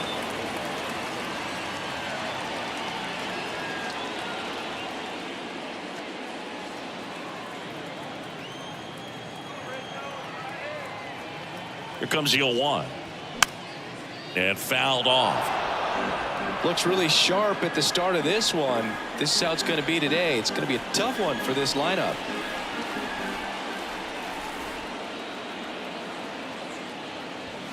Got him. Strikes out the side to begin the game. What a start. So the Yanks go in order. Scoreless after 1.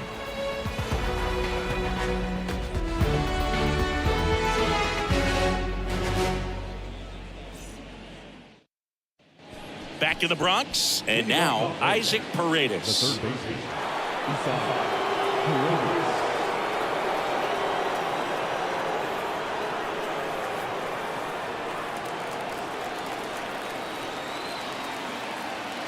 And the right-hander back to work.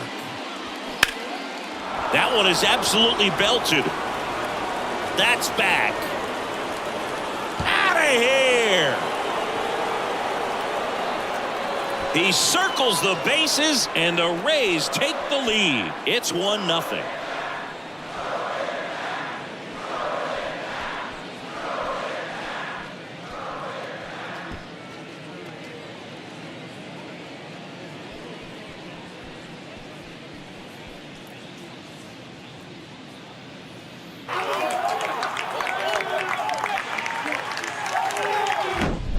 Looks like this guy was looking out over the plate, but he was ready to turn on the inside fastball. So direct to the pitch, absolutely blasted out of this ballpark. So next to the plate for Tampa Bay, Josh Lowe, known for his late inning heroics. And that one ripped into right, and foul ball.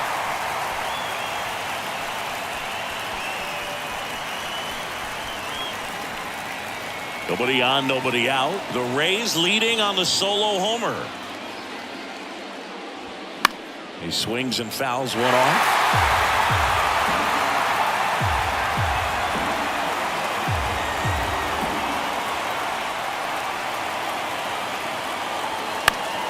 Fouled off the plate. They'll do it again.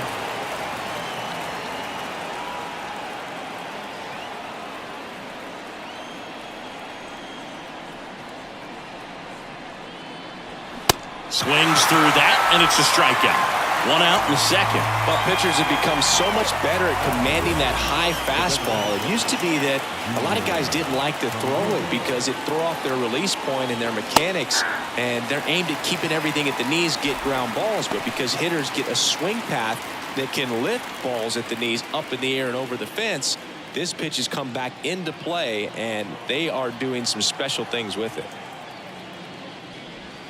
Ball one there. Garrett Cole, Chris, a guy who was the first overall pick out of UCLA, in 2011, and he's turned into one of the best starters in baseball. Yeah, it's pretty cool how things came full circle for him. Drafted by the Yankees out of high school, didn't sign, as you said, went to UCLA, and now pitching the #1 guy in the rotation for New York. The 1-2. And a ball evens the count. And he married another UCLA player's sister, Brandon Crawford. He's married to Brandon's sister, Amy. Next pitch is outside. 3-2 now. Swing and a miss, and he struck him out.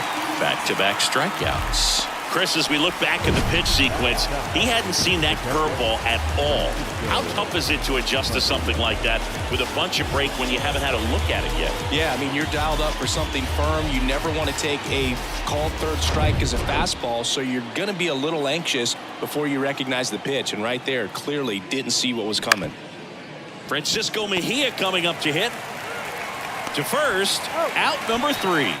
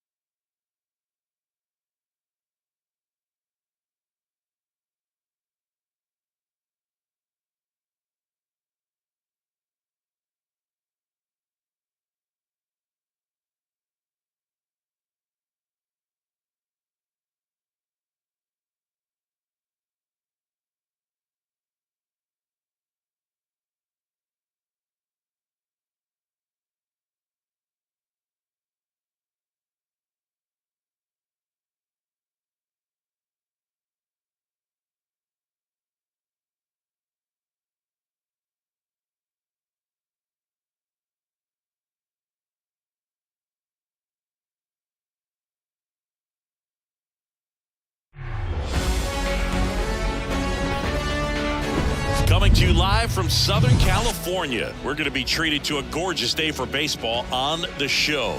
It's the Oakland Athletics and the Los Angeles Angels. First pitch coming your way next.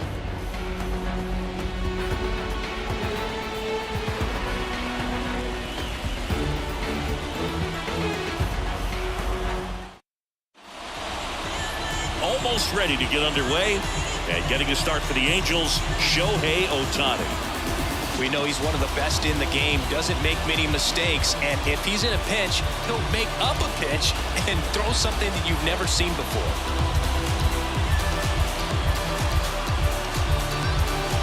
Striding to the plate now for Oakland, number 49. For Oakland, the first baseman, Ryan Noda.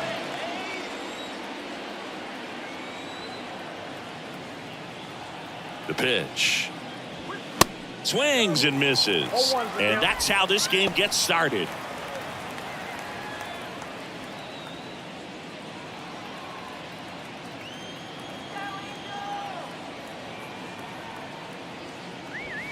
Next offering upstairs. 1-1.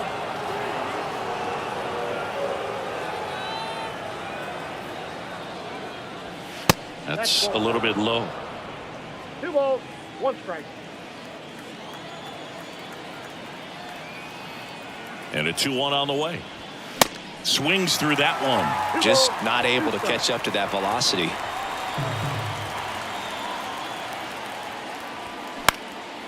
Next pitch is popped up.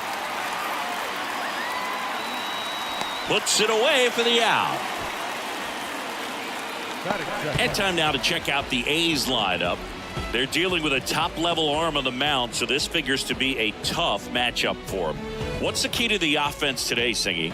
Oh, Boog, I think when you got a guy that's this talented on the mound, you got to find ways to disrupt his rhythm, make him uncomfortable a little bit. The guys that can handle the bat and perhaps, bunt for a base hit, get him moving off the mound. If you're in the box and he seems to be just in a flow, step out, mess up his timing, somehow try to get in his head a little bit. And then when he does come in the zone, you may only get one pitch. You better not miss it. Number 15. So here's Brown at the plate. And Singy, as a team, you need to make the most of the very few opportunities he's going to give you, right? Absolutely. And if you don't get to guys like this a lot of times early, once they really settle in, it's going to be the later innings that they hand that ball over to a reliever, if they do at all. Next pitch misses, and the count is 1-1.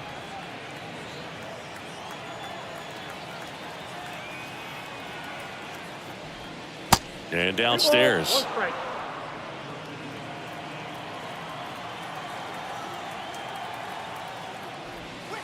Way outside, and that's ball 3.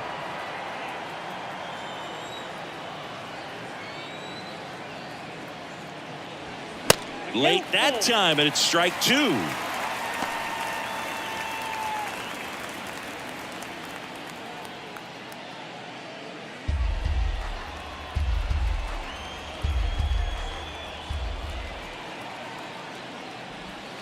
And down on strikes.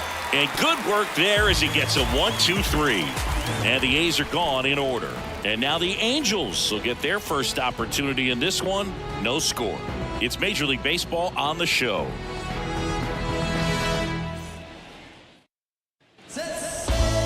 Back here at Angel Stadium, pitching in our game today, Paul Blackburn. Well, that 12-6 curveball explodes out of the hand, and because he's able to throw the high fastball at the top of the strike zone for a strike, hitters commit to that pitch, and before they know it, they're swinging over the top of that curveball. Bottom of the first, so in now for the Angels, Luis Rengifo. The pitch. And a curve finds the outside corner for strike 2. Blackburn, an all-star a season ago. He features a sinker, a cutter, a curve, a changeup, and he works in a four-seamer. And the 0-1. On the inside corner for a strike.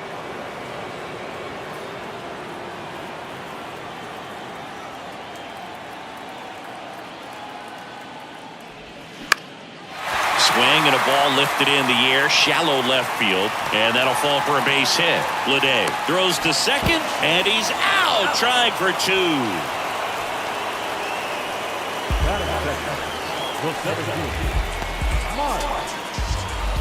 Here's Mike Trout.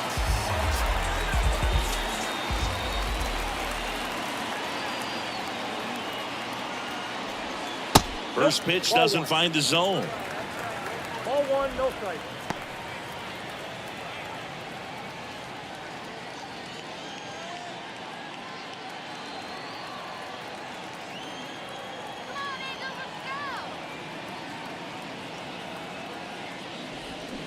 Swing and a miss, strike 1.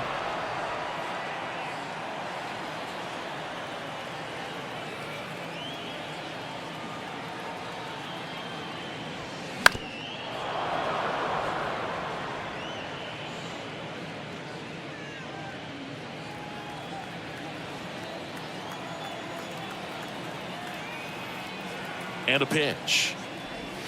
That one way outside. It's 2-2.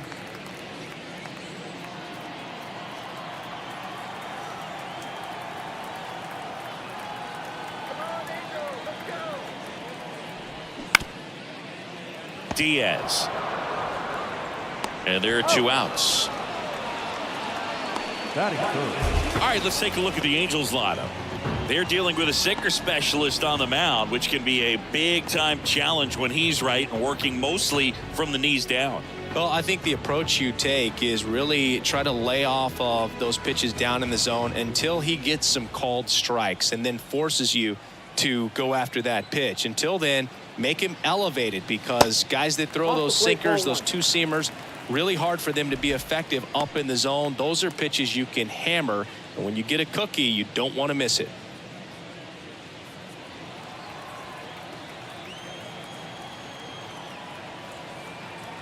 The 1-0.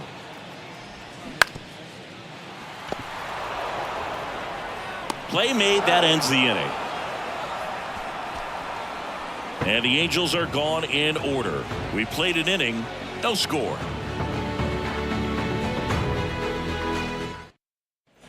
Back in Anaheim, second inning set to go. Now the A's designated hitter, Brent Rooker. He's a big, strong guy, can untie this game with one swing.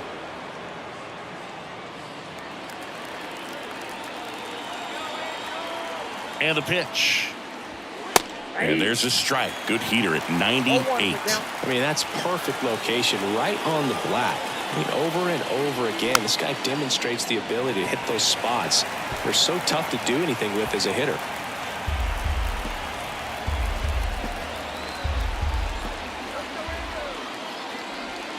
Gonna count 1-2. 2 strikes.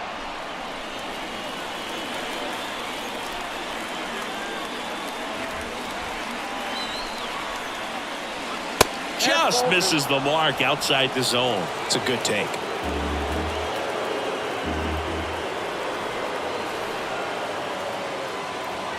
That one missed.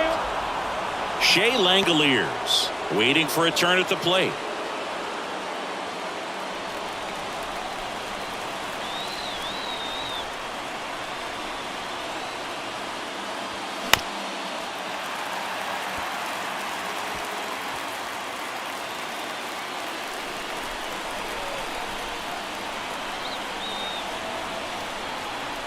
And the right-hander deals.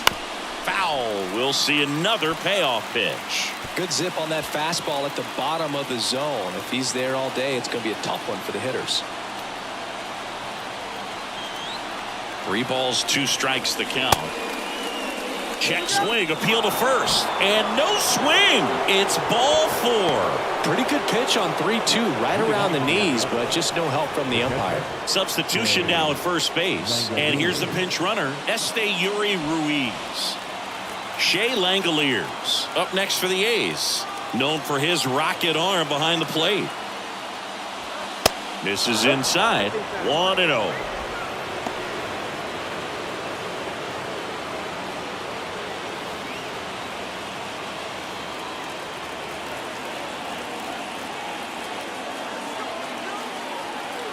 And a pitch. Ball 2. Chris, with that distraction and a speedy guy at first, he's in a favorable hitter's count. Well, if nothing else, I mean, this is a great spot for a hitter to be in. Pickoff throw. Ruiz back on a dive.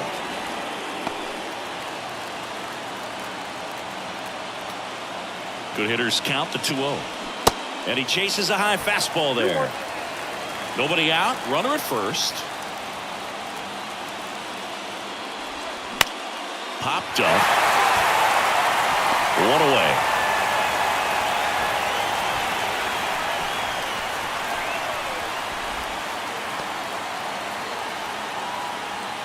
This is J.J. Bleday. Definitely wants to stay out of the double play here. Ball on the ground in the infield.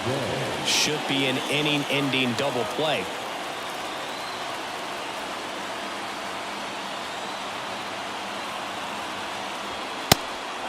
Pitch out, but no action.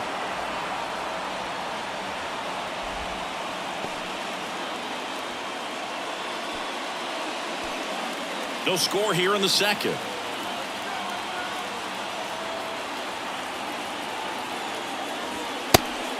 And a pitch out, but nothing going on.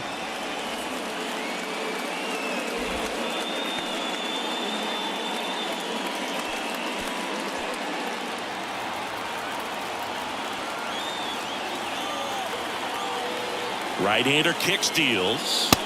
Misses with the 2-0, and he's fired 3 straight outside the strike zone.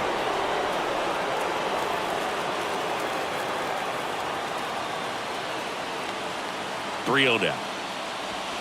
And that's in for a strike.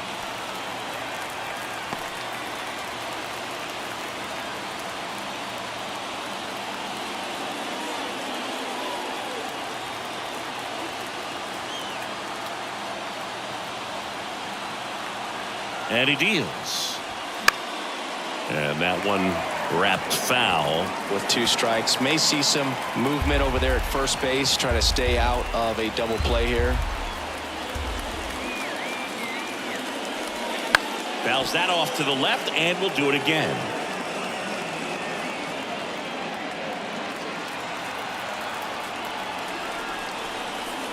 Ohtani with a move to first, and he's back in easily.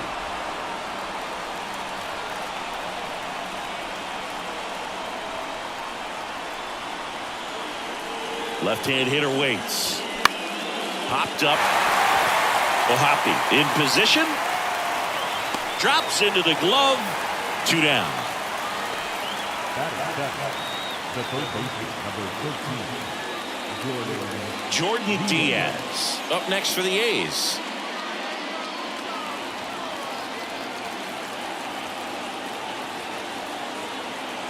First offering. Runner goes. Pitch inside. Throw. Save. Chris, his wheels were the difference maker on that play. Just got in there. Yeah, with StatCast's help, we see his top speed on this stolen base, and that's a big number. I mean, man, he really made his athleticism work for him on that one. Here's a swing and a drive. This one headed down the left field line. If it's fair, it's gone out of here. A 2-run shot. The Athletics score first. It's 2-0.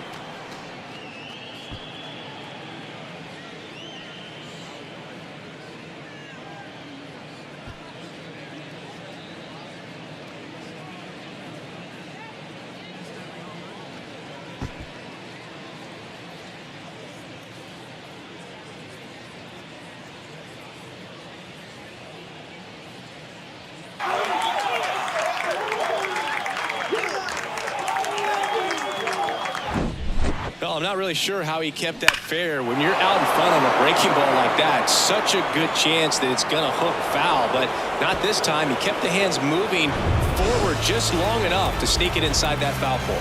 New pitcher in the game for the Angels, Aaron Luke. He's into the game with the bases empty. number 28, Aaron Luke. So 2 down, digging in for Oakland, Lawrence Butler.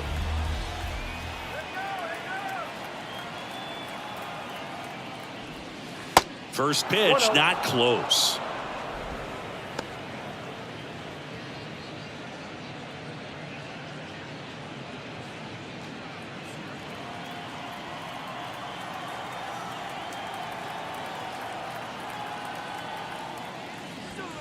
And there's a ball.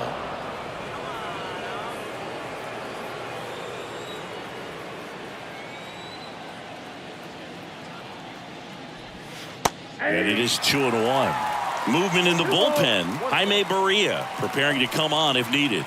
Wants getting loose as well.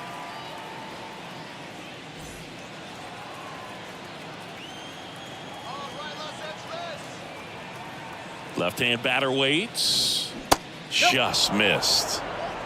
3 balls, 1 strike.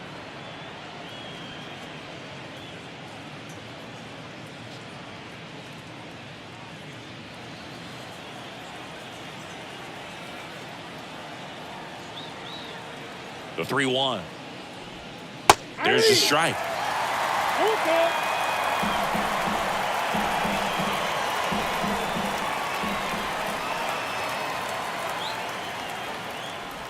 The 3-2 is off the outside edge, and that is ball 4. Well, a breaking ball in that 3-2 count kind of tells you that that's the pitch he has the most confidence in right now. Just couldn't find the strike zone. Man at first, Nick Allen. The next to hit. Pitch in the dirt. Ball 1.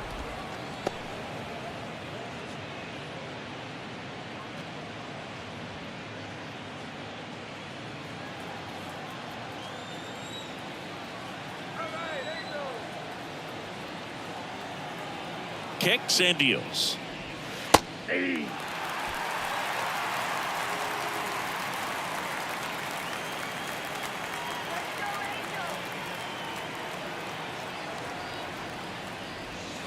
And that one cutting but missing down low. Step off, throw to first. Butler back easily.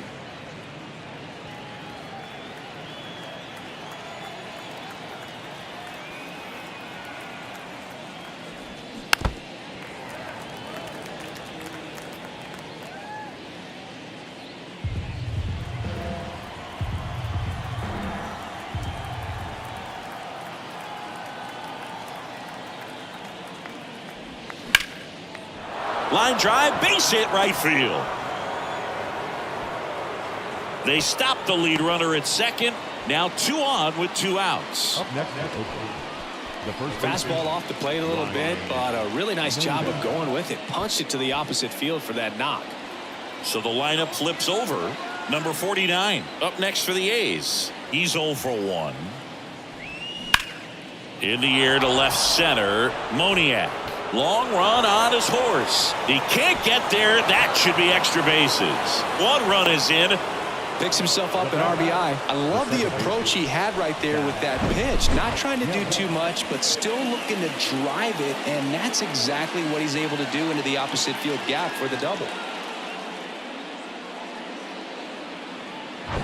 Now the number 2 hitter, Zach Geloff.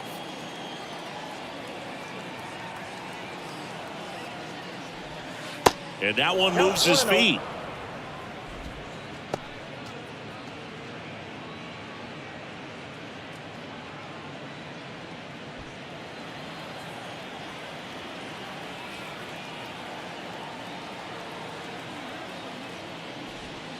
Check swing went around. And 1-1.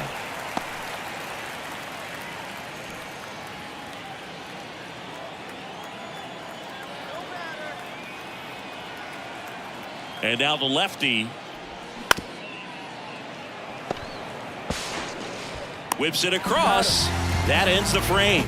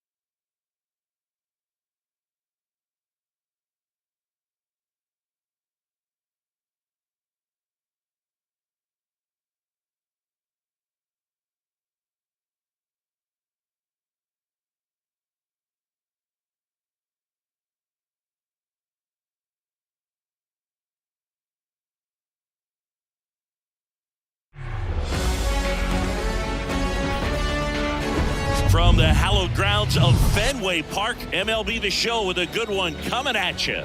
It's the Houston Astros and the Boston Red Sox.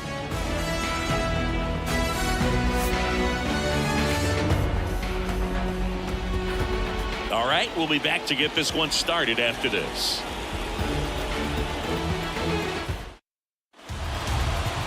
All right, just about set to go. Getting the nod in this one, Chris Sale. Well, Sale's a strikeout pitcher, and the thing about it is he'll throw strikes early, but then start teasing the zones, and that's what the great ones do. You got to make sure you elevate him, get him out over the plate. That's the only way you're going to have a chance. Here's the veteran second baseman, Jose Altuve. The big lefty turns, kicks, deals. Pitch misses outside, and we're underway.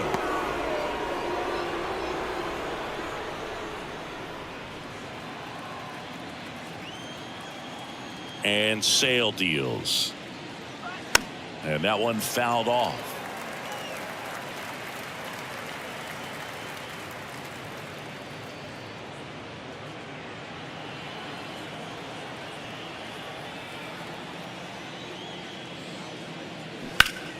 The 1-1 is fouled off.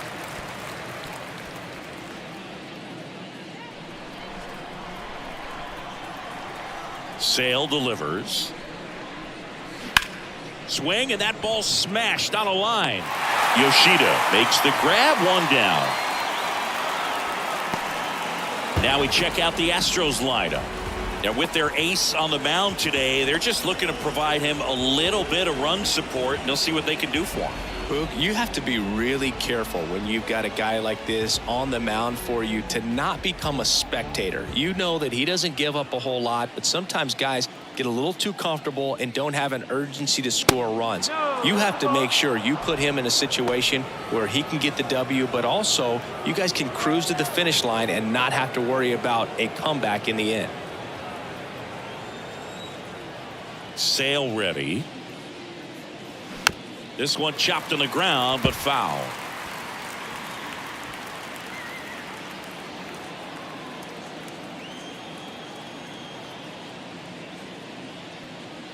Next pitch is in the dirt. Ball 2. Singy strikeouts are king these days, and entering the 2023 season, Chris Sale holds the big league record. He is the leader, most strikeouts per 9 innings.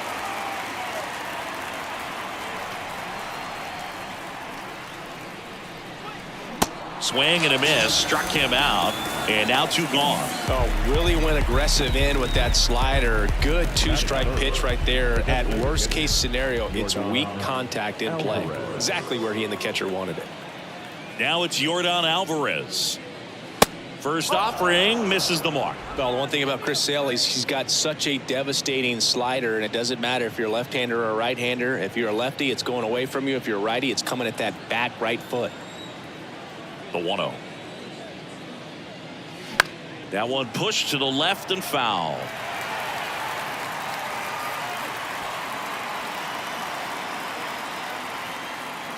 One now. Line drive, brings it in for the 3rd out. End of a half inning of play. Now the Red Sox will get their shot. No score.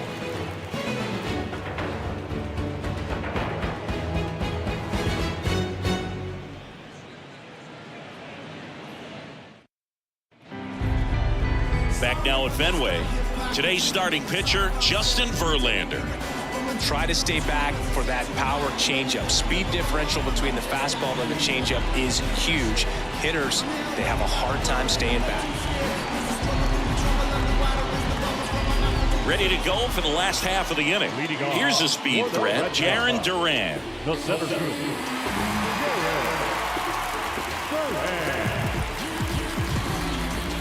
The wind of the pitch. And first offering is fouled off.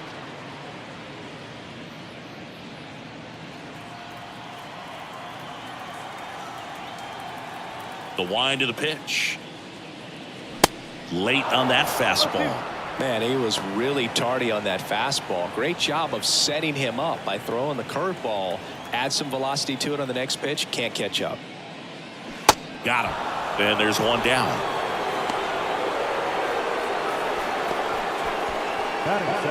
Rafael Devers up to hit.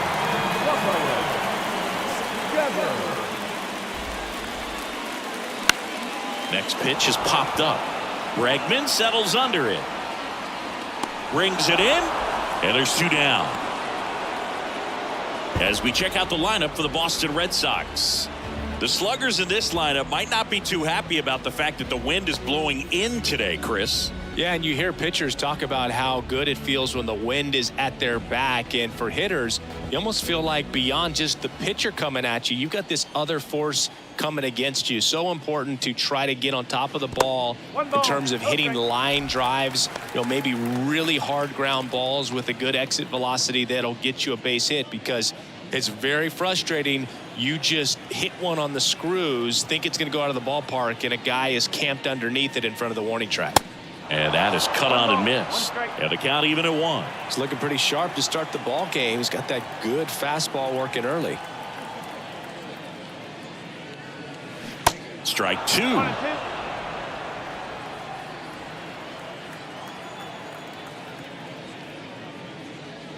And that's outside. Righty to the plate. Spoils that one, and it remains 2-2.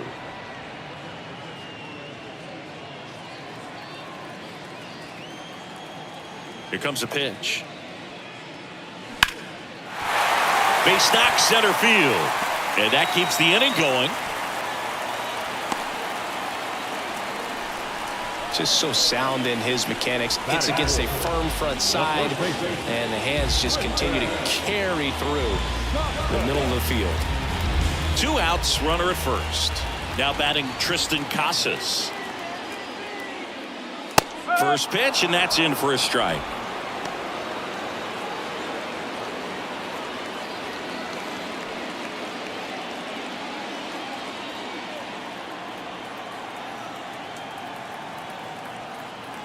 At the belt and fires. And strike 2. He's in a great spot right here. Ahead in the count 0-2. All 4 pitches in play right here, partner.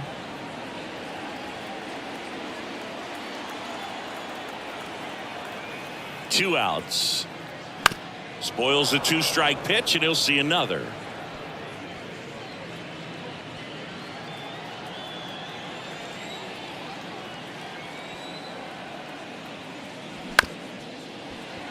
Pena. They take the force out, and that's the inning. Through an inning, no score here on the show.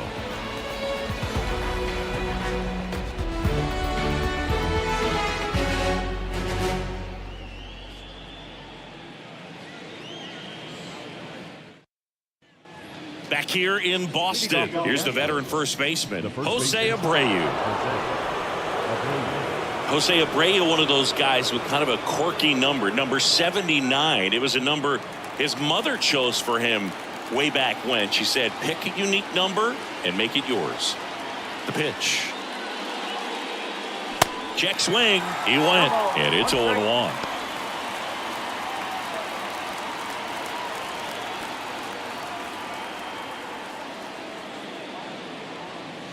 And ball 1.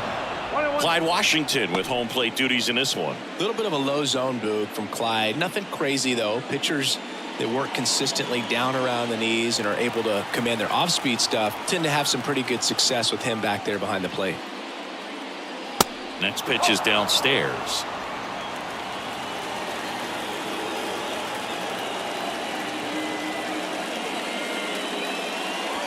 The 2-1 is high. Michael Brantley up next.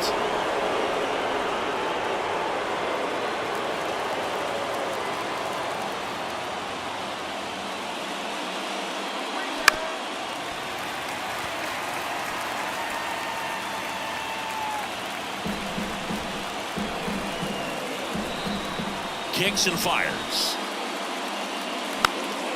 Fouled off again, and it remains 3-2.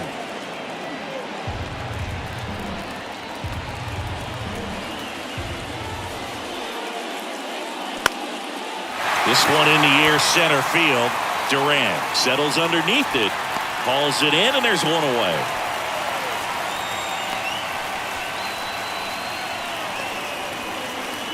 Here's Michael Brantley.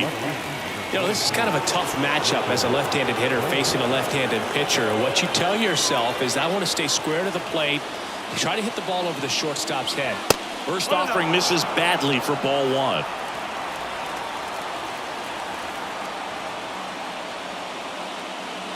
Ouch.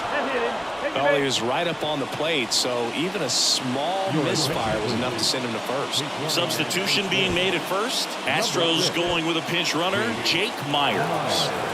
One down, runner at first. Now it's the right fielder, Kyle Tucker. Sale keeping an eye on him.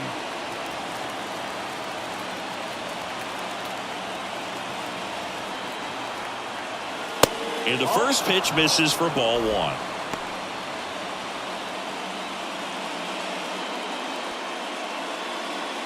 Second inning here, no score.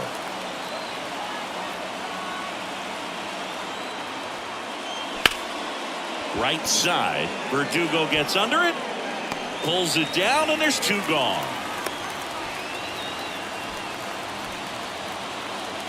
That the center field, McCormick. And next to hit for Houston, Chas McCormick.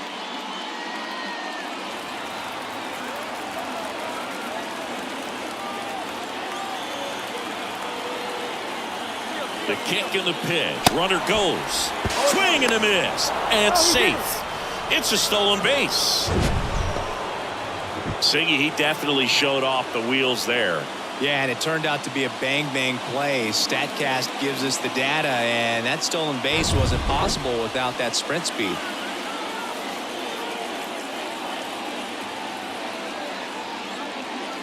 Comes up empty on the swing. 0-2 now. Good late sink on that fastball. Out of the hand looks so good, and then by the time it gets in the hitting zone, hard to get the barrel to it.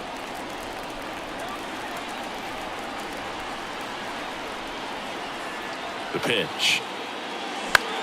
Swing and a pop-up. And it stays fair.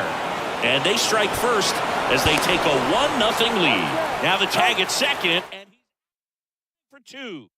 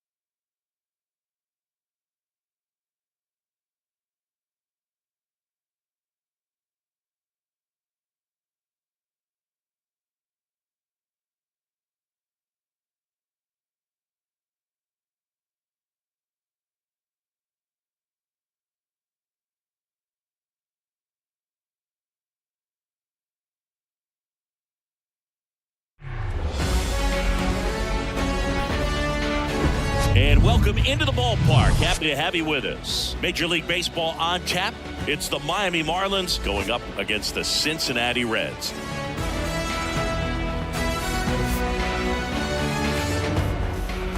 First pitch coming your way next.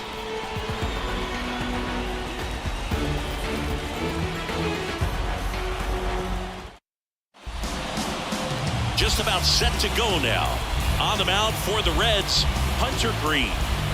Well, just a three-pitch mix in his arsenal, which, you know, it's not a lot for a starter. So always very important for him to have a good feel and command all three. Sometimes you can make that three look like four if you add or subtract a little bit of velocity on one. But, you know, one thing about it, it can be easy to get too predictable out there on the mound. So hitters are aware of that.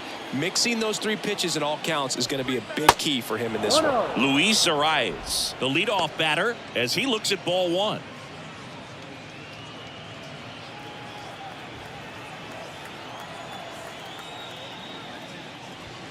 Misses outside. 2 balls, no strikes to count.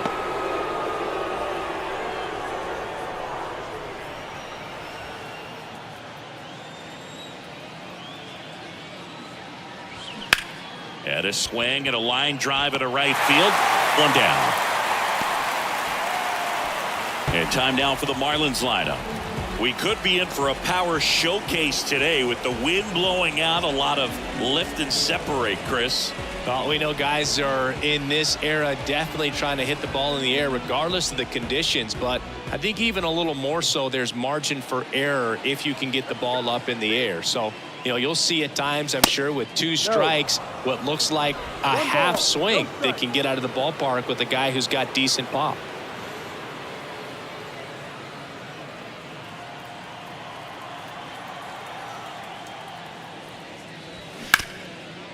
McLean.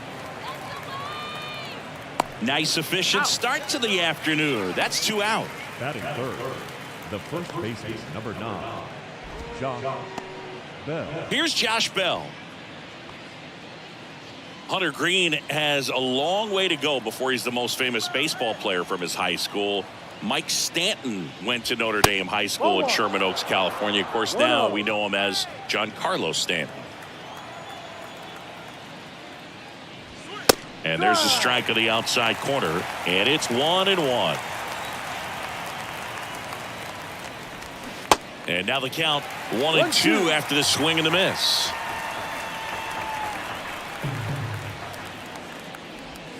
The next pitch misses. Now 2-2.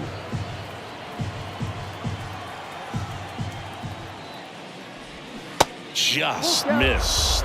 Really good take, especially with 2 strikes. The pitch. Good plate appearance there. Able to take the walk. Man, that's a tough one to take on the full count, but I guess he saw it really well. It's a really nice plate appearance. Runner at first with 2 away. Jazz Chisholm Jr. now. That's off the mark, and that's ball 1.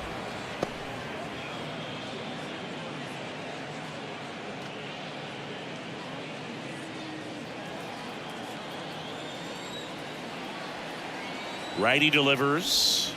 In there at the knees. And the count 1-1.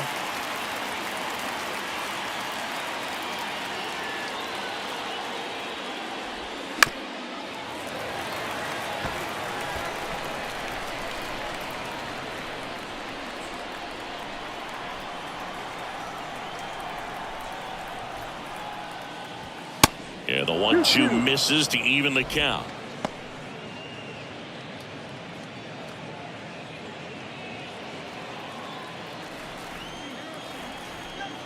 And the righty deals. And that one almost got him. Great RBI spot here. Just got to stay focused on the pitch. The runner will be in motion, so something in the gap should definitely score it. The right-hander gives up the 2-out walk.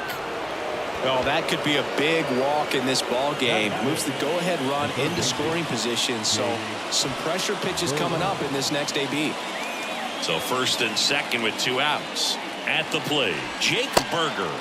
That misses the zone, and that's ball 1.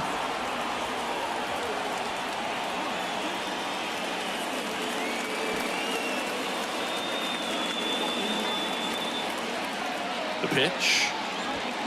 And the 1-0 misses low. Could be some action here on this next pitch. Couple runners on. Probably a challenge pitch coming. First and second, 2 down. Hard ground ball for a base knock. Runner around third on his way to the plate. The throw is offline, and he's in to score. And it's 1-0. Well, they strike first as he gets the job done to bring home the run. Didn't make quality contact on the ground ball to the pull side, but sometimes it's just a matter of finding the hole in the defense. First and second, 2 outs. Brian De La Cruz getting ready to hit. And that's in there for strike 1. At this point, the clean inning is over. Got to settle in, focus on the hitter, and get out of it with minimal damage. 2 outs. Couple of base runners at first and second. And he's down 0-2 as he swings through it. All you got to do is concentrate and execute this next pitch. Get yourself out of the jam, back into the dugout.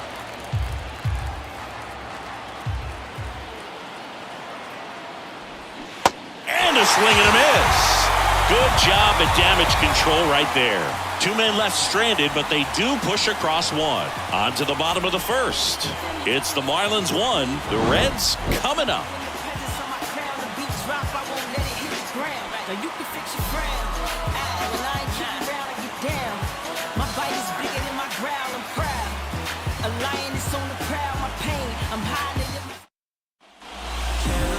Back here at Great American Ballpark, And today's starting pitcher, Jesus Luzardo.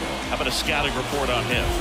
Well, I'm interested to see how he utilizes his sinker to this lineup, Lou. You know, it's not necessarily his go-to primary pitch, but he does mix it in when he needs it. He's just got to make sure that it's not flat. Otherwise, it's going to get hit hard. So look for him to throw it up there when he needs a big double play, a ground ball, something like that to get out of an inning, change it up for a hitter. Also, get those hitters looking down so that it opens up the top of the strike zone, especially late in an at-bat. De La Cruz makes the play, and there's one away. Here's the lineup for the Reds. Already trailing by a run in this one. They'll be looking to get on the scoreboard early on as well.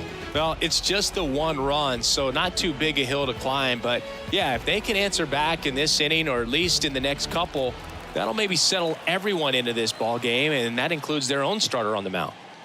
Jonathan Indy at the plate. That's off the mark, and that is ball one.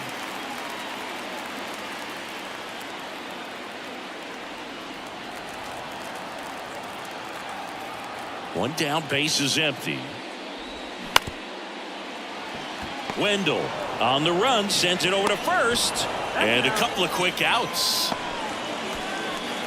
That is good. The left fielder, Spencer.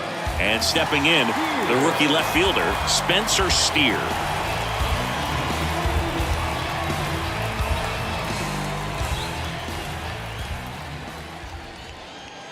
First offering, and it just misses. 1 ball, no strike.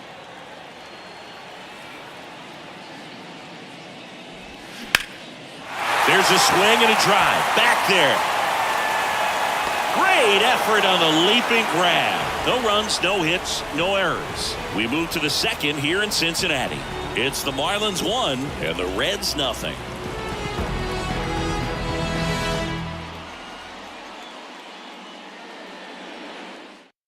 So a new arm out of the bullpen for the Reds, Ian Gibaut. Just trying to keep this one close here, and this is where a bullpen can give their guys a chance to fight back into the game. Avisail Garcia up to the plate. The right fielder,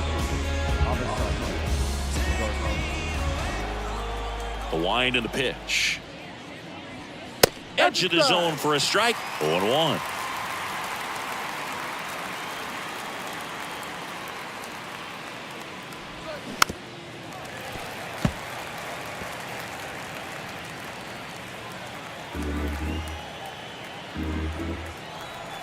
The pitch. And that's outside. Rarely will you see a pitcher just waste a pitch like that. The batter wasn't even tempted to swing. Every pitch needs to have a purpose so that it can set up a following pitch to help you get that out. Fouls it off. Still 1-2.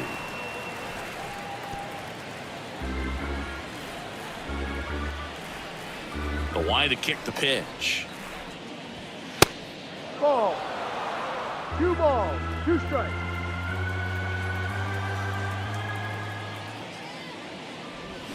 Foul ball left side. He'll see another.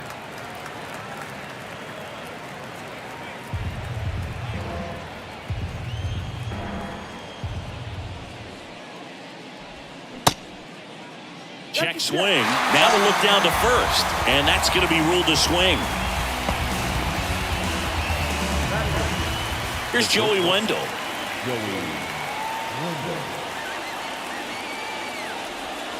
Ball one, no strikes.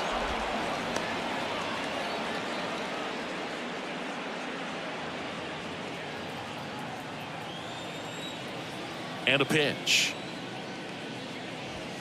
And another ball. The Cincinnati bullpen has some movement. Fernando Cruz loosening up for manager David Bell.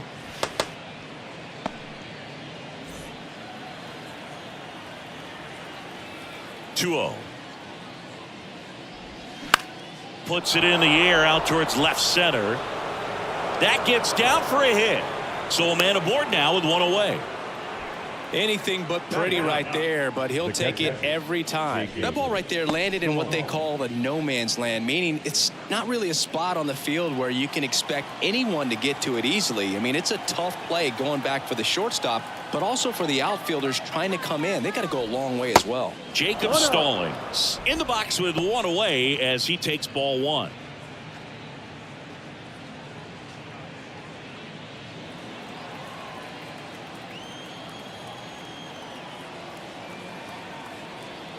And the 1-0.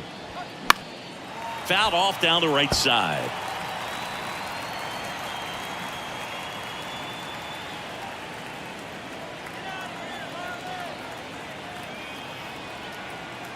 And he deals.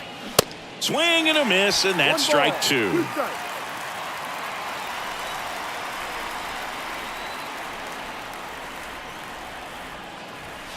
Swings through that one. It's a strikeout. Now 2 out. Luis Ariz stands in. 0 for 1 so far. This guy makes great contact. One of the best in the game at putting bat on ball. He's got such quick hands, and he's gaining pitch recognition. That keeps him square to the plate. There's a good chance that his bat stays in the zone a long time, and that produces solid contact consistently. Jabot picks to first. Wendell dives back in.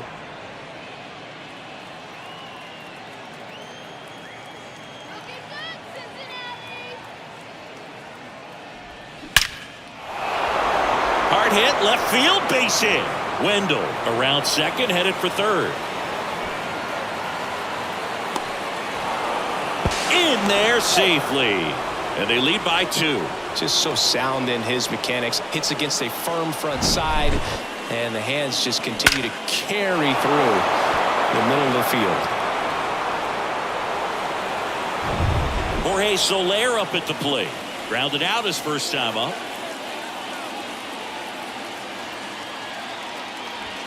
That catches the zone for a strike. It's 0-1.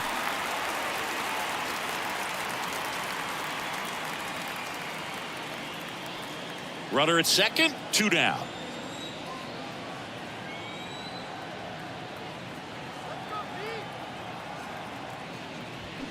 Oh, and 2 as he waves at that one. He finds himself in a tough situation early. Just got to try to simplify it. Take a knock the other way if you can. Man on second, 2 down. And down on strikes he goes. Inning over, and it could have been.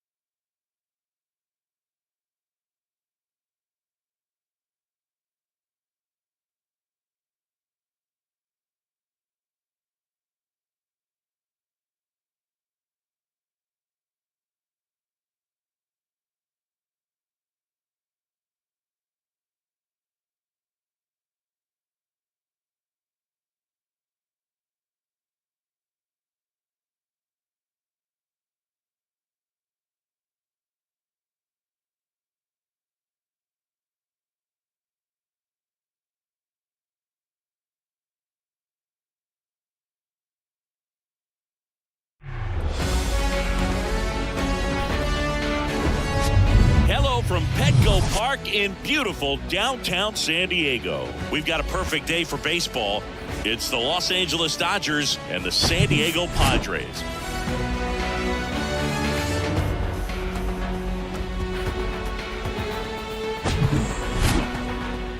First pitch coming at you right after the break.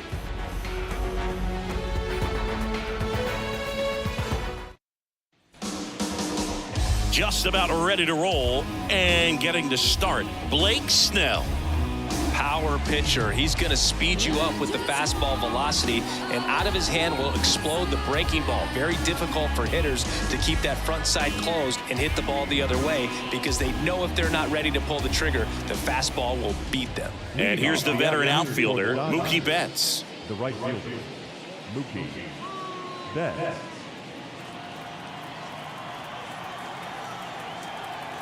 And the pitch. That just misses. And we're underway from San Diego.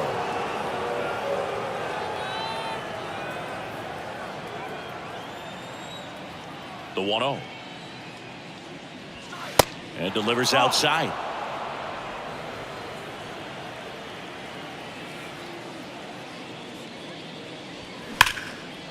Base knock center field. Could be extra bases. Takes the turn. He's digging for second. Grisham gets it back in quickly, and now a runner moves into scoring position as we look for the first run of the ball game. Everything came together perfectly for him right there. Off the bat, that one registered at 105 miles per hour, man. That is smoking, and these days you hear it all the time, but the numbers just don't lie. If you can drive a ball like that, more often than not, you're picking up a knock. A chance now to take the lead, and at this point in the game, that could be a deciding run. Freddie Freeman up to the dish. First pitch doesn't find the zone. 1-0.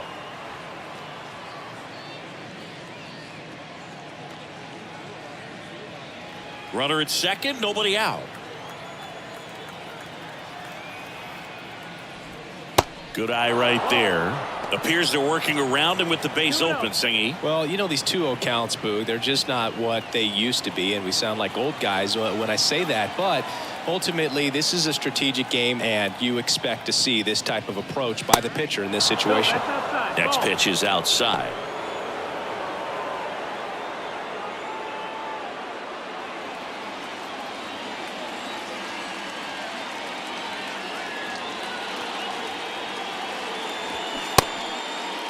Checks his swing. Now an appeal to third. No swing. He held up just enough. That's ball 4. How big a deal is that walk? I don't think it's a big deal, because if you pitch to the previous hitter with the power he has, he can hit a home run. I think it was a calculated walk. We'll see how it pays off here. The batter now will be Will Smith. Grounded to third, could be 2. Machado throws to first in time, and they get the out on Smith. Max Muncy at the dish. Well, look out here. He's going to come up ready to swing in this situation. And a foul ball.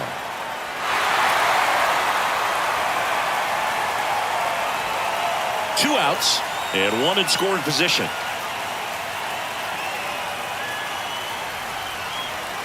They say you win. 0-2.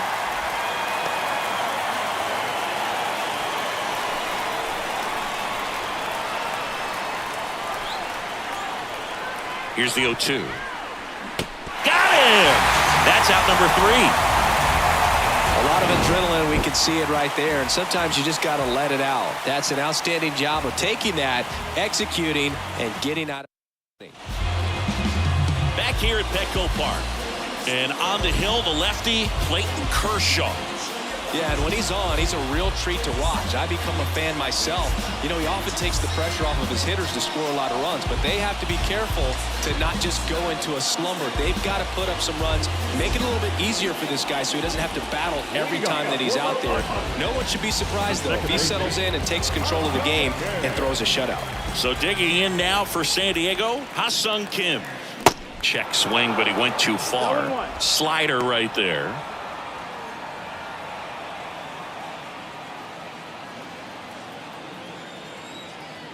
Kershaw fires. Comes up empty. That's strike 2.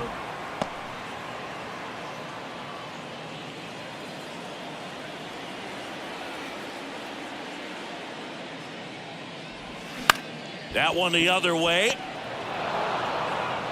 Tosses to first. One gone, bottom half of the first. Let's take a look at the Padres lineup. This is a veteran-led lineup right here. A lot of players with plenty of experience, Singy. Yeah, no doubt about that, Boog. These guys have been around the game for a long time, and they may not have the flash that they once did, but they've got the wisdom to be able to understand different situations, be able to think with the opponent and sometimes in front of the opponent. And you always seem to see a team like this. They come to the ballpark, they know how to get down to business, and they understand what the job is at hand.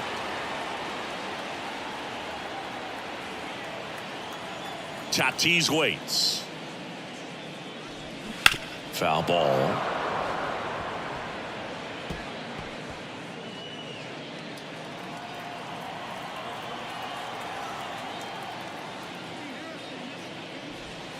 Next one just misses.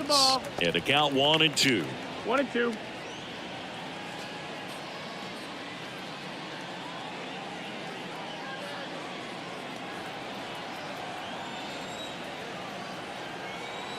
One down, base is empty. Got him. And the home first moving along quickly today. 2 gone. Batting third. Here's Juan Soto.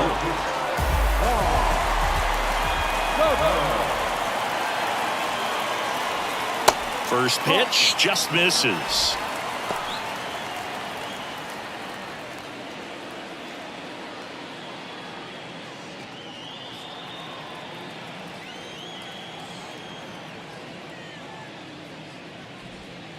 Way inside, gets out of the way. 2 up.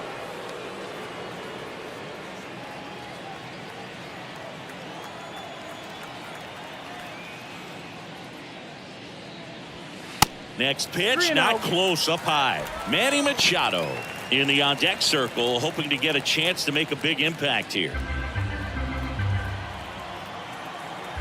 And here it comes. Gets the slider in there for a strike. 3-1.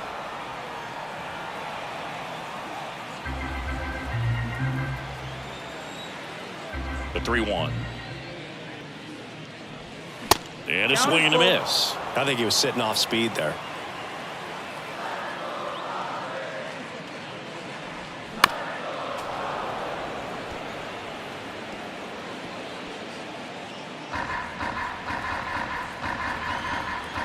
Two down, nobody on. And a strikeout.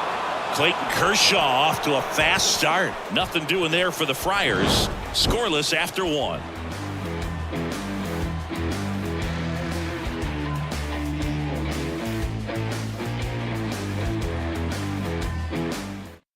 So the Padres with a new arm on the mound, Drew Pomeranz. And he's got a big-time breaking ball to contend with. Hitters are going to have to pick it up early if they're going to have any chance.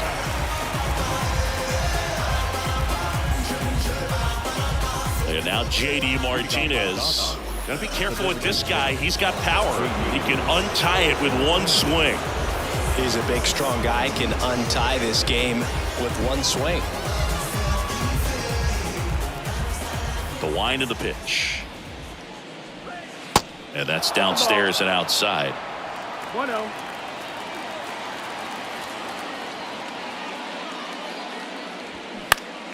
That one fouled off.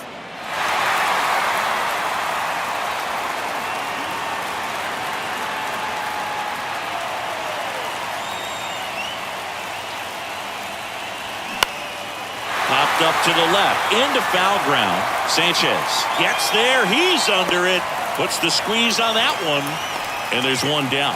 Well, such a confidence boost for a reliever to come into the ball game and get the first hitter he faces. Just makes everything slow down a little bit, and then from there can really settle in.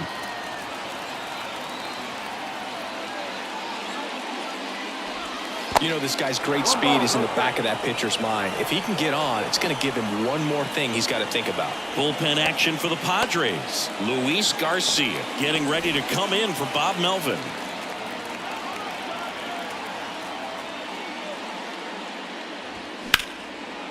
Line drive to short and caught. Nice swing and good solid contact. That ball was smoked, but needed a little more lift to get into the outfield gap. Maybe a little more backspin. And at the plate for the Dodgers, James Outman.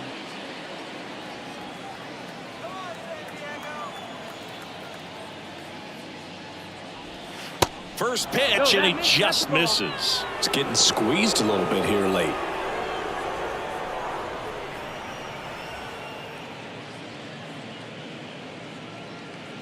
No score here in the second.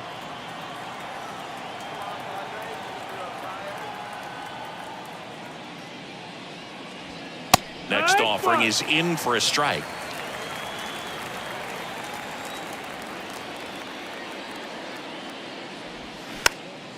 Gets under it and pops it up. Kim has a beat on it, and the inning is over.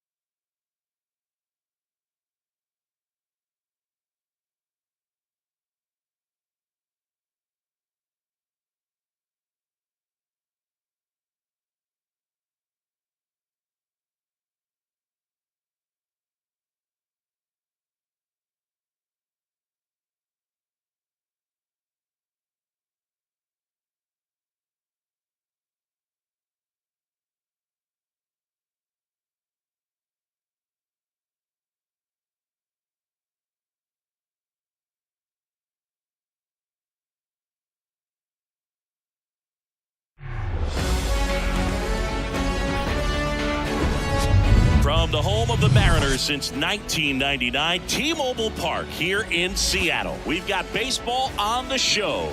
It's the Houston Astros taking on the Seattle Mariners.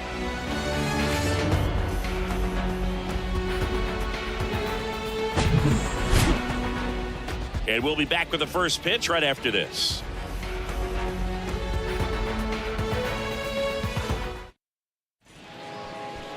So just about set now. Now the starting pitcher in this one, Luis Castillo. 4-pitch guy. He's got some options to work with in terms of keeping hitters off balance. So we'll see how he decides to utilize those weapons through this start here, and whether or not he's able to mix them all in early, or if he wants to hold something back a little bit later, maybe second, third time through the order, and give them something they haven't seen. It's tough when you know a guy's got that in his back pocket. As a hitter, you really have to stay on your toes. Laced to right center, base hit. Off to a good start with a leadoff nod. Batting second, the third baseman, number 2. Here's Alex Bregman. He's someone that really beats up on right-handed pitching. The lefties, however, give him a little bit more trouble. And that one just misses. A ball and no strikes.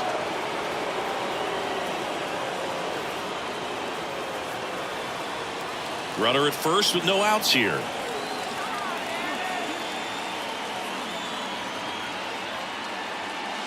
And that's a little bit high. 2 balls, no strikes.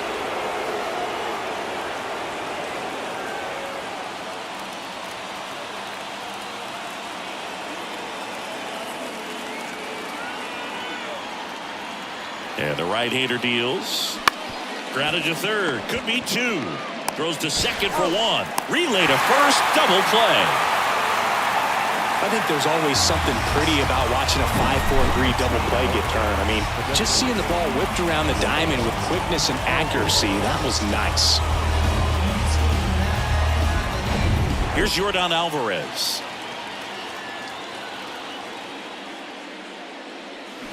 And he swings and misses at the initial offering. Luis Castillo, a guy who debuted in 2017 with the Reds at 24 years old, multiple All-Star appearances, traded to the Mariners at the deadline in 2022. You think about Oh, now this one's high and deep. Way back there. On its way. Gone. He powers one out to right field. The Astros strike first. It's 1-0.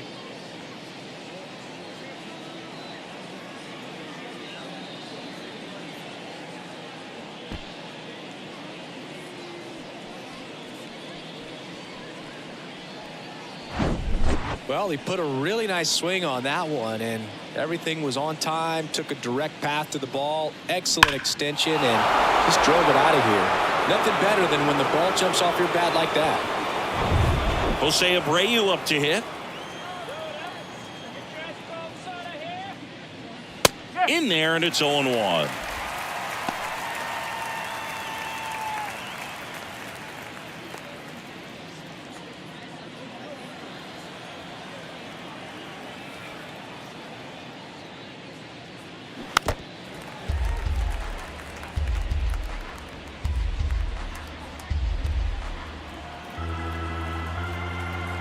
Kicks and deals. Softly hit to third. Sends it to first. They don't come much closer than that. Bang, bang play to end the inning. Yordan Alvarez goes yard for Houston. It's now a 1-0 ball game. You're watching Major League Baseball exclusively on the show. I could never get enough of this kind of stuff, 'cause I think they call it rock and roll. But I say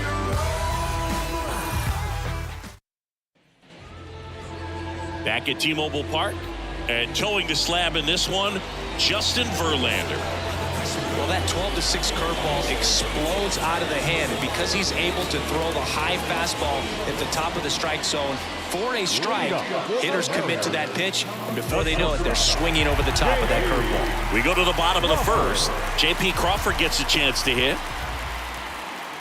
That's in for a strike.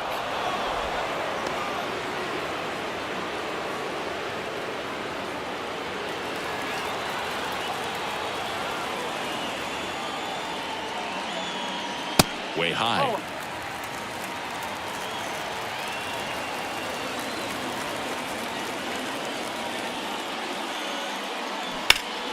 The 1-1 is fouled off.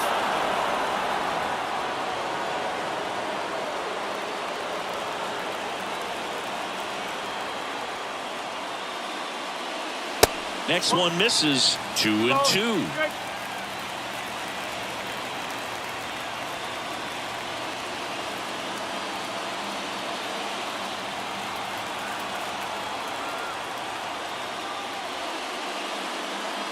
Good eye right there. Julio Rodriguez waits on deck.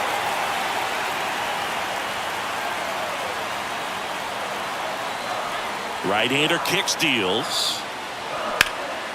And that one is lifted in the air. Tucker should have it. And there's one away. Now Scott Service lined up for the Seattle Mariners. A tough challenge in this one. An excellent arm on the mound. Singy, they're going to have to capitalize on their opportunities. Yeah, and they're not going to get a whole lot if he pitches the way that he's capable of pitching. So, be ready to swing from the first pitch. You get something straight, man, you better turn on it. And now it's Julio Rodriguez. That one well upstairs. 1-0.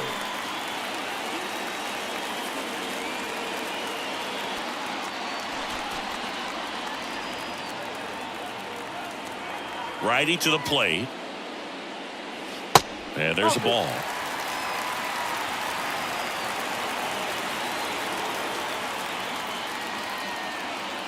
Swing and a miss. That's strike one. Instead of letting the hitter get his arms extended, tied him up a little bit, slightly up, slightly in.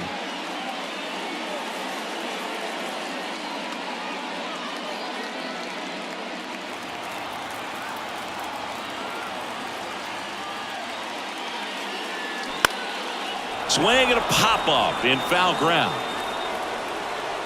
He makes the catch, and there's two down. Batting third, the catcher. Here's the catcher to hit, Cal Raleigh. This guy, one of the best defensive catchers going. You talk about framing, the ability to block. catch and throw, he is at the top of the game. Ground ball, Abreu. Tosses to the pitcher covering the bag. That's the inning. Nobody left for Seattle, and it remains 1-0.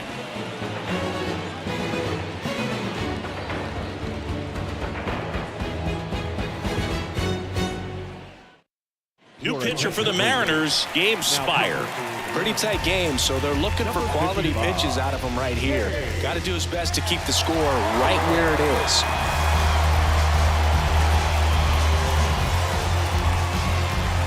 Now Michael Brantley steps in. Really good athlete, and many times we talk about the feet of infielders. This catcher as well, really quick feet. He's able to recognize the pitch, see the trajectory, and get into a spot where he can block those balls and keep them from going to the backstop. Next offering is in for a strike. Really impressive with the way he frames, the way that he sets it up, because sometimes those pitches are off the plate, but because he sets up and presents it so well, he steals strikes for his pitcher. And they get Brantley for the out. And there's one down. And Chris, beyond the fact that he's so incredible defensively, he also can swing the stick. Here's Kyle Tucker.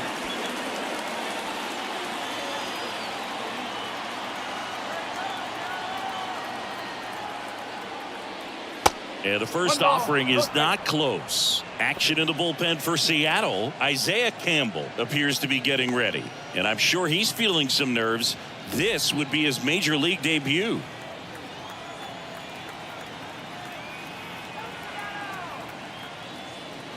Next offering is down low. And it's 2-0. Boog, Rusty Valentine umpiring behind the plate in this one. He has what you might call a tall strike zone, both at the letters and down below the knees. Yeah, and I'm sure that helps a lot of pitchers we see today who like to work up, down, trying to change eye levels and swing paths. Yep, exactly.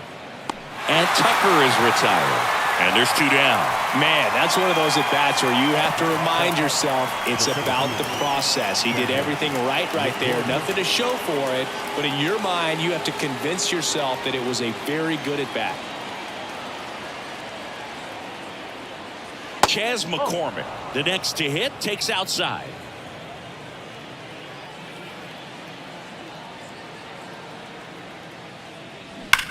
This one smacked out to left center.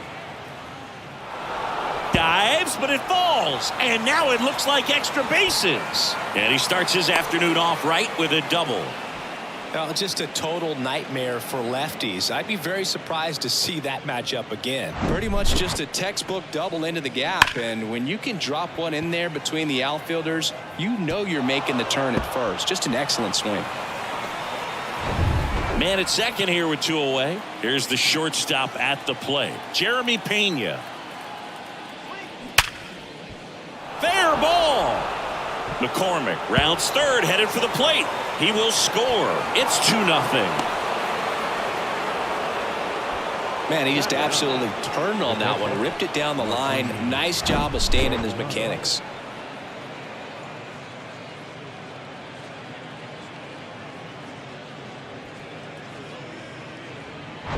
Martin Maldonado up to hit. Kind of a throwback. No batting gloves. First offering misses the mark.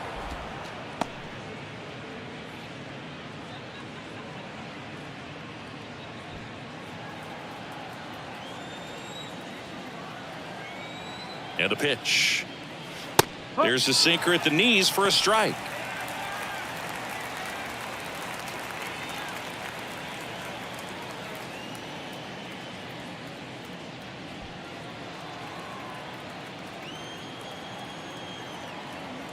And now the lefty swinging a foul straight back.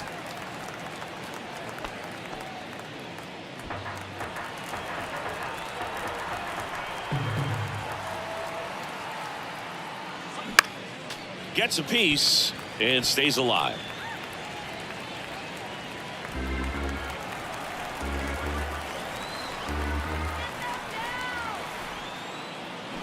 Gets a piece there. We'll do it again.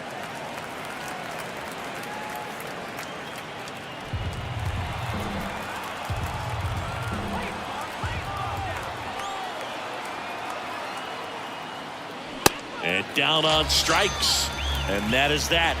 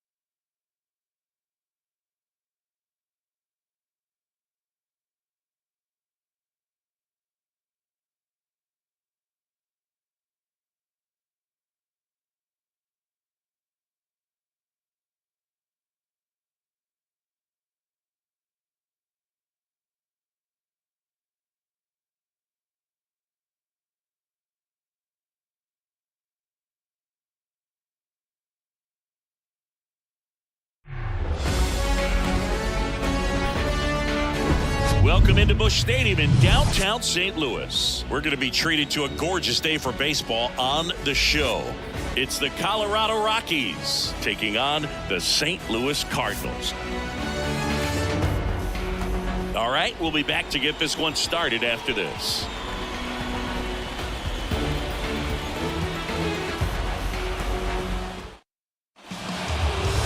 So just about set. And for the Cardinals here this afternoon, it's Miles Mikolas. What's the word on him? Well, there are going to be a lot of balls in play because of the ground ball rate. Important that the defense stays engaged in the game. I think it's critical. Tempo is there. If you work quickly, it helps the fielders behind you to stay engaged, to make those plays, and help you get through the innings. Leading off, Charlie Blackmon.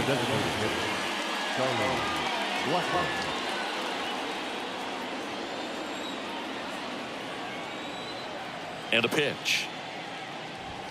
In for a strike. And this one is off and running. First pitch, 105. The 0-1. Slapped foul.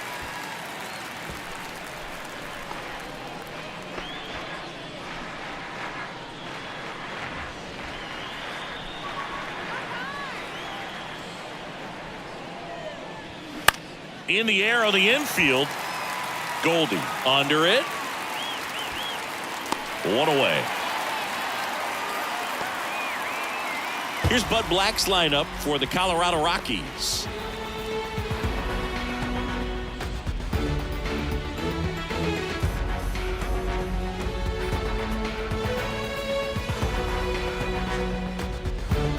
Ezequiel Tovar digging in for the Rockies.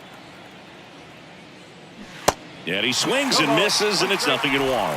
Mikolas, multi-time All-Star. He features a four-seam fastball, a slider, a sinker, a curve, and he works in a changeup. Now 1-1.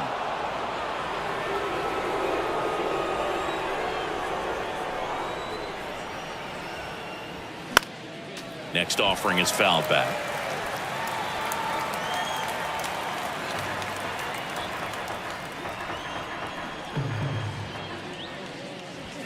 Next one is off the plate, and that's ball two.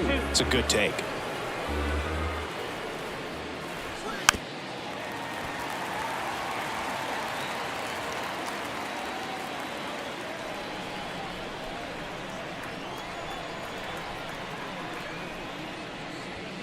Swing and a miss. Struck him out. That's the second out. Typically that high fastball, if it's close to the top of the strike zone, a hitter if he's prepared for it, can get to it. But that one just had that little jump at the end, which indicates there's a good spin rate on it, and it didn't decrease in velocity as that hitter's internal clock would expect it to, and that's why you see the swing and miss. Nolan Jones, the next to hit, takes ball one.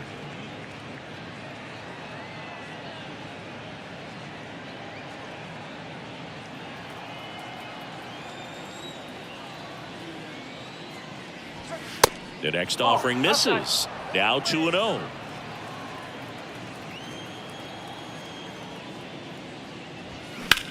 Now a high fly ball out to left center. That's down. One hops off the wall and into second easily with a 2-out double. Everything came together for him. Put a really nice balanced swing on it, and when you can rope one into the gap like that, you're thinking extra bases from the first couple of steps out of the box, and he'll feel real good about that one. A chance now to take the lead, and at this point in the game, that could be a deciding run. Man in scoring position with 2 away. Here's Chris Bryant now.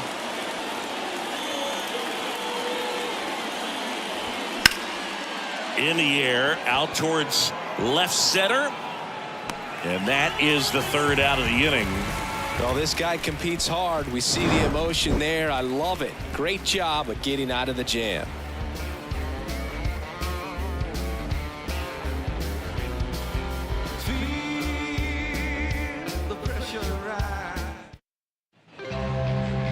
Back here in St. Louis, today's starter for Colorado, Kyle Freeland. What should we keep an eye on here? He may not dominate, but he always keeps the club in the game. If you can score runs, you have a really good chance to win with him on the mound today. Bottom of the 1st. Now here is Brendan Donovan. The big lefty turns, kicks, deals.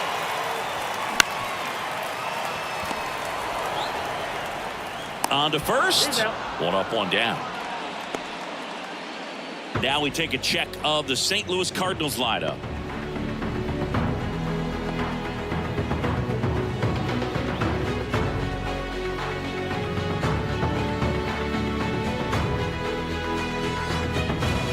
And here's Paul Goldschmidt.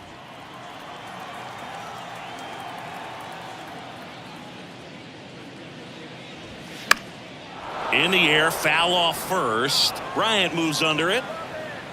He makes the grab, and there are 2 outs.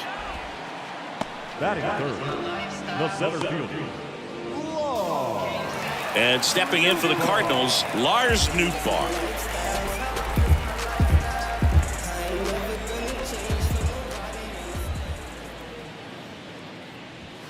In there for strike 1.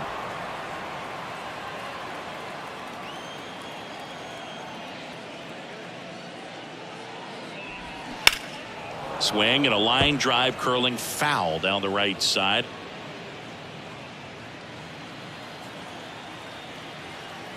Oh, 2 now. Got him swinging for the strikeout. Chase the fastball up the ladder for strike 3. An inning in the books. No score here on the show. Back here at Busch Stadium. Now it's Brendan The Rodgers. second baseman.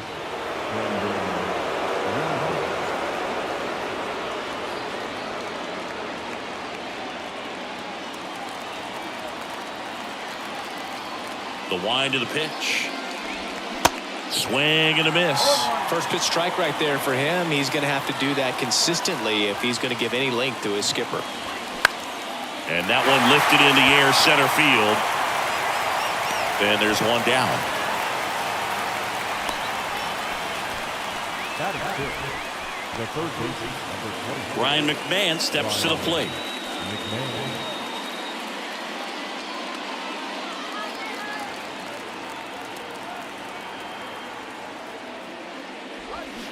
And first offering is fouled off. Great swing and solid contact. Just a little too quick. He's got to stay back a little longer. Here comes a pitch. Over to Goldie. 2 up, 2 down in the top of the 2nd. Good sinker low in the zone right there and produced exactly what he was looking for. Ball on the ground. Nice ground out. And now it's Elias Diaz.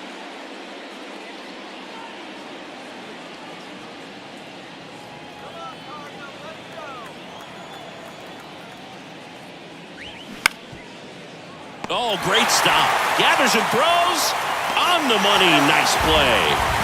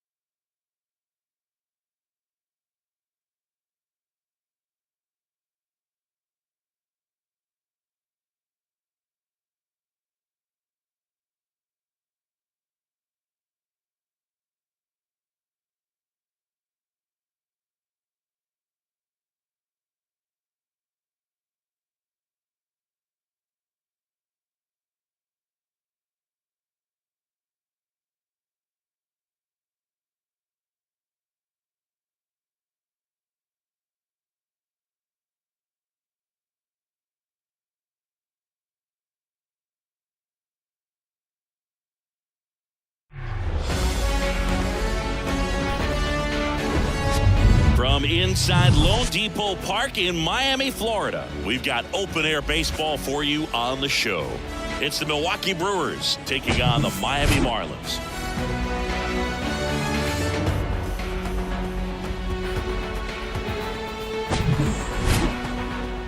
First pitch coming your way next.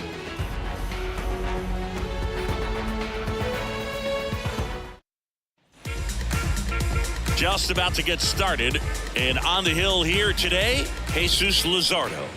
Try to stay back for that power changeup. Speed differential between the fastball and the changeup is huge. Hitters, they have a hard time staying back.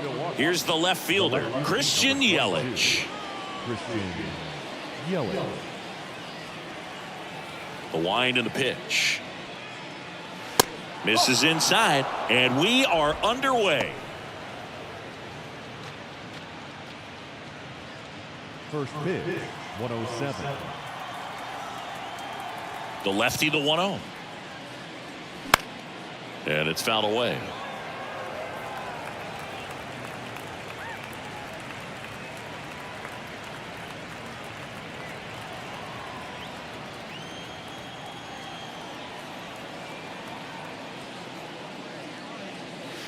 Falling behind 2-1.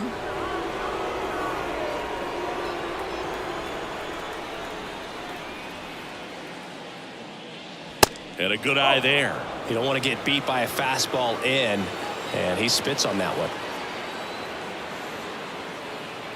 That one misses, so a leadoff walk. Maybe a little loss of focus on the mound right there. Pretty much gifted him first base with a quick free pass. And now it's William Contreras. Step off throw to first, and he's back standing.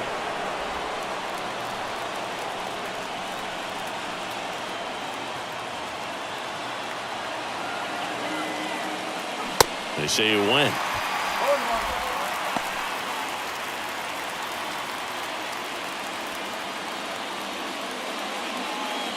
Nobody out, runner at first.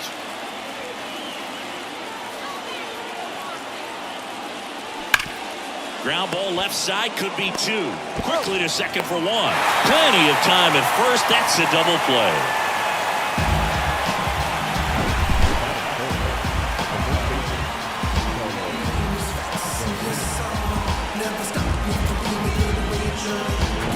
And now it's the switch hitter, Carlos Santana.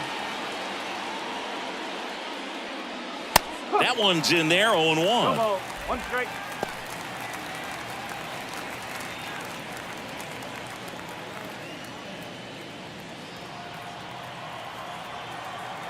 Kicks and fires. And that one just missed off the outside edge.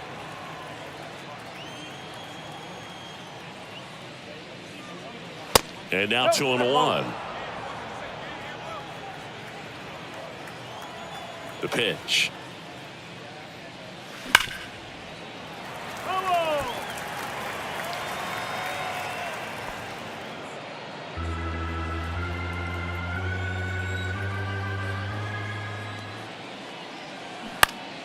Still 2-2 after the foul ball.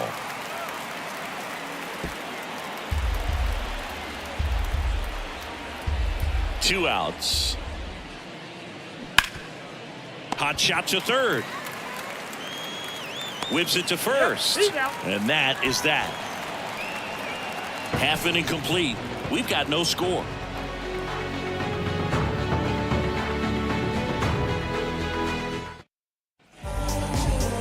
Back here in Miami, and our pitcher in this game, Corbin Burns. What do we have on him? He's a dominant pitcher, but he can get a little too relaxed second and third time through the order and miss his spots. That's where we see him get touched up. If he maintains the same intensity that he has in the first inning and the second inning, I think we'll see him hand the ball over to his closer. Luis Arraez stands in.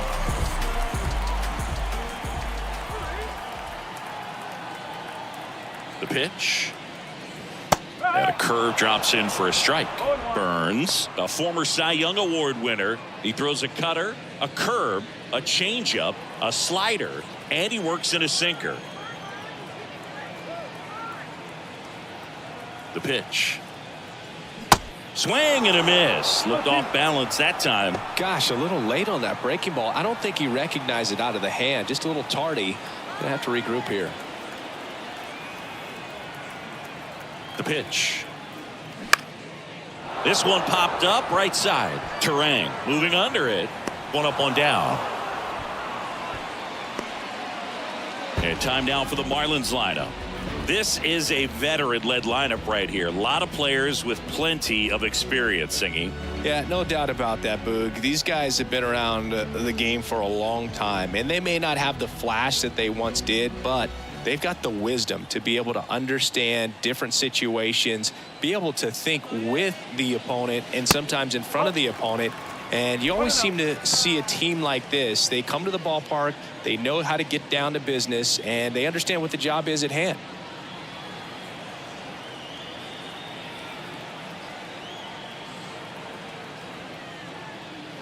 Swing and a miss, and the count 1-1. Instead of letting the hitter get his arms extended, tied him up a little bit, slightly up, slightly in.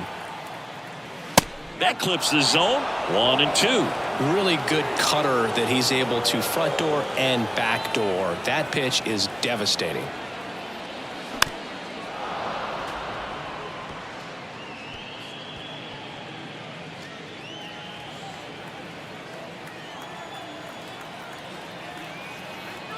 Here's a 1-2. And that's down and away. 2-2.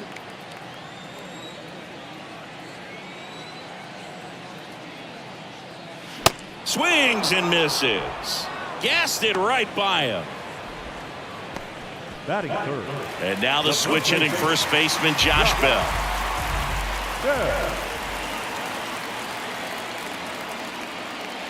That's a little bit low.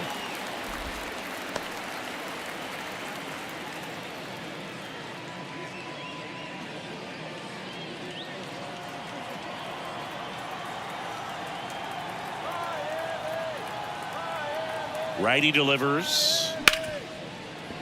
And that's a fair ball.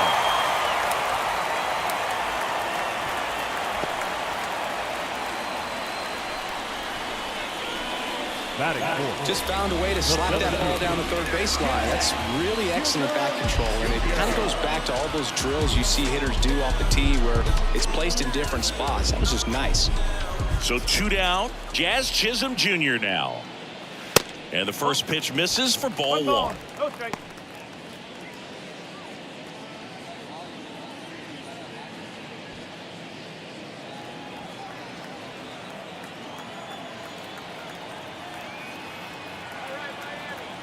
Left-hand batter waits. Fouled off. He was late. Well, he missed a hittable off-speed pitch right there. Not sure exactly with the timing. Sometimes you get a backup breaking ball. You're expecting it to make its move at the end. It never does, and you're tied up.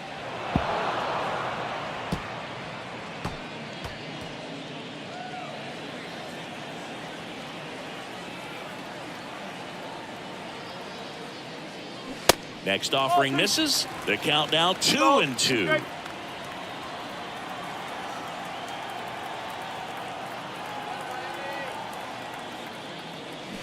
Swing and a miss. Struck him out. Inning over.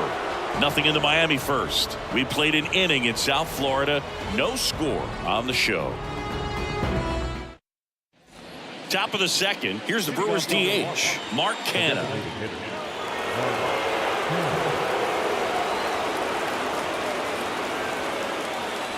The line to kick the pitch. And that one clips the corner.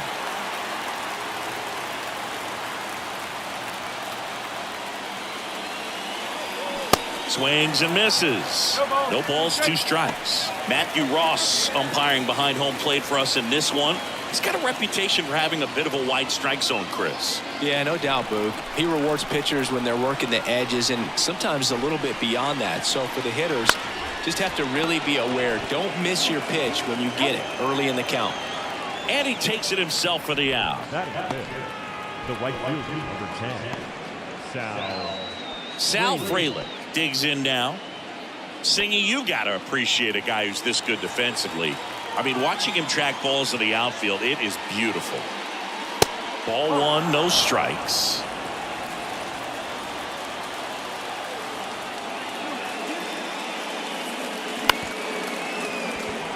Sneaks through, base hit. Well, that was an important at bat in this game, so great job there stepping up to the challenge. Just a simple ground ball the other way. They had eyes on it, man. Sometimes that's all you need to do. Just let the ball travel, put the ball in play, and just hope it finds a hole. And now a chance to maybe get creative on offense with good speed on first. Manager out of the dugout now, and it looks like we'll see a change on the mound. Jesus Luzardo out of the game, and we'll be back with their first arm out of the pen after a quick break. New pitcher for the Marlins, David Robertson.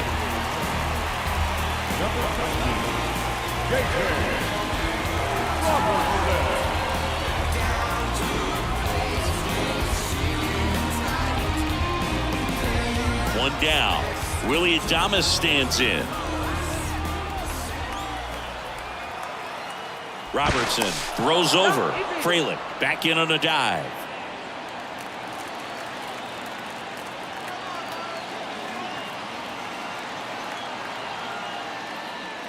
Swing and a miss. 0-1.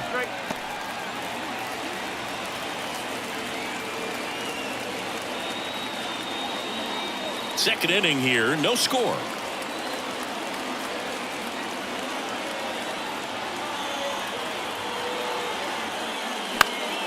Next offering is fouled back. With 2 strikes, may see some movement over there at first base, try to stay out of a double play here.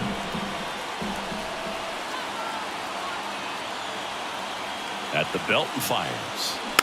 Foul ball, still 0-2.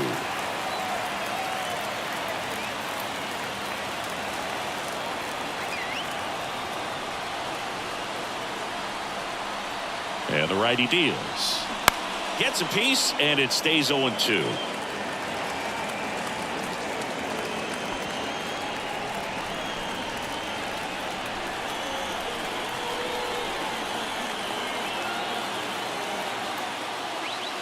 Just misses with that one. Man, oh man, I don't know how you take that pitch. That's as close as it gets. Runner on the go. Got him swinging. Safe at second, and he easily steals the bag. Here's Josh Donaldson.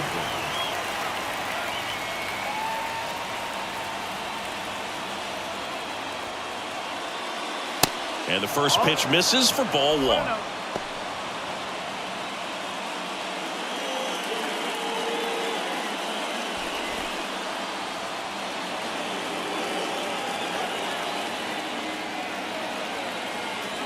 Man on second, 2 down. And that one fouled off.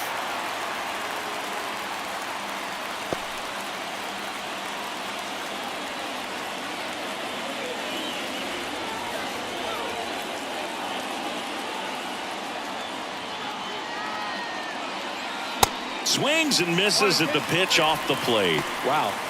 Good luck catching up to that one.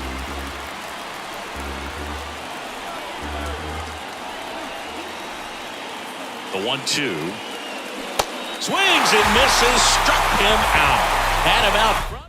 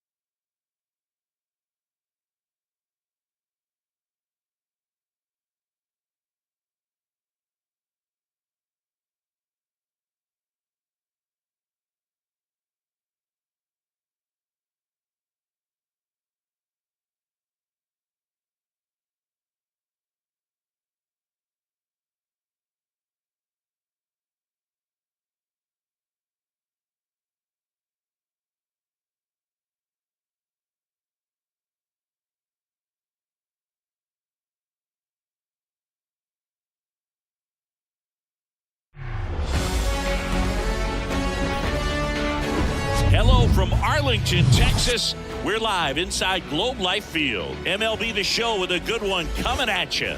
It's the Toronto Blue Jays and the Texas Rangers. First pitch coming your way next.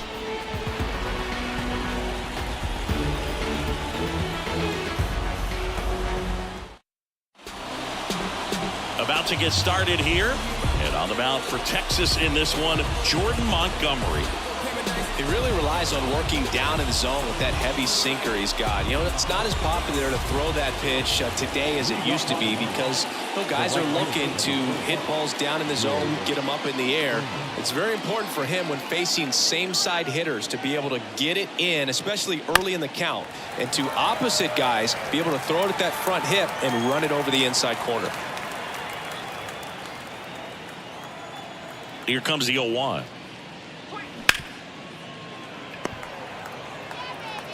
Simeon toss over to first. One out in the top of the first. Let's take a look at the lineup for the Blue Jays. The challenge for him today, Singy, elevating the baseball against this sinker baller that's on the mound. Yeah, that's the challenge, but it also might affect the way they approach base running in this one, Boog. You get a runner on first, you anticipate trajectory down, and when the ball's in the dirt with a good secondary lead, you break for second. So whether it's a stolen base or not, you stay out of the double play, get that runner in a scoring position, and that can help you put more runs on the board. BID, ball in dirt. The 1-0.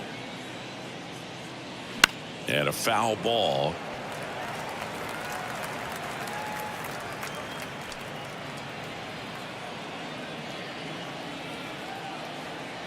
The pitch. Just missed. 2 balls, 1 strike.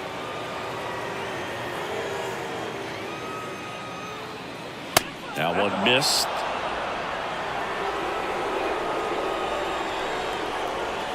And he deals. Simeon gets it to first. Quick start to this afternoon's action. 2 gone. That's what a good sinker's designed to do. Get a guy to roll over a little bit, hit the ball on the ground, kill some worms while you're at it. Here's Vladimir Guerrero Jr.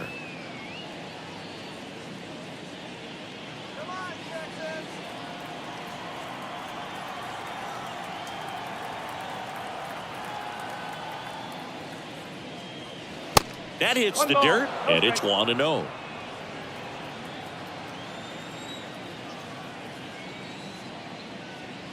Outside.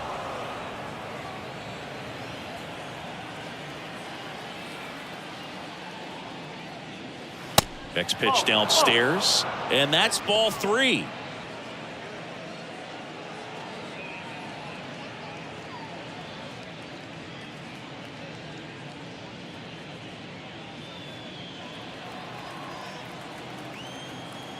And here it comes. And now 3-1.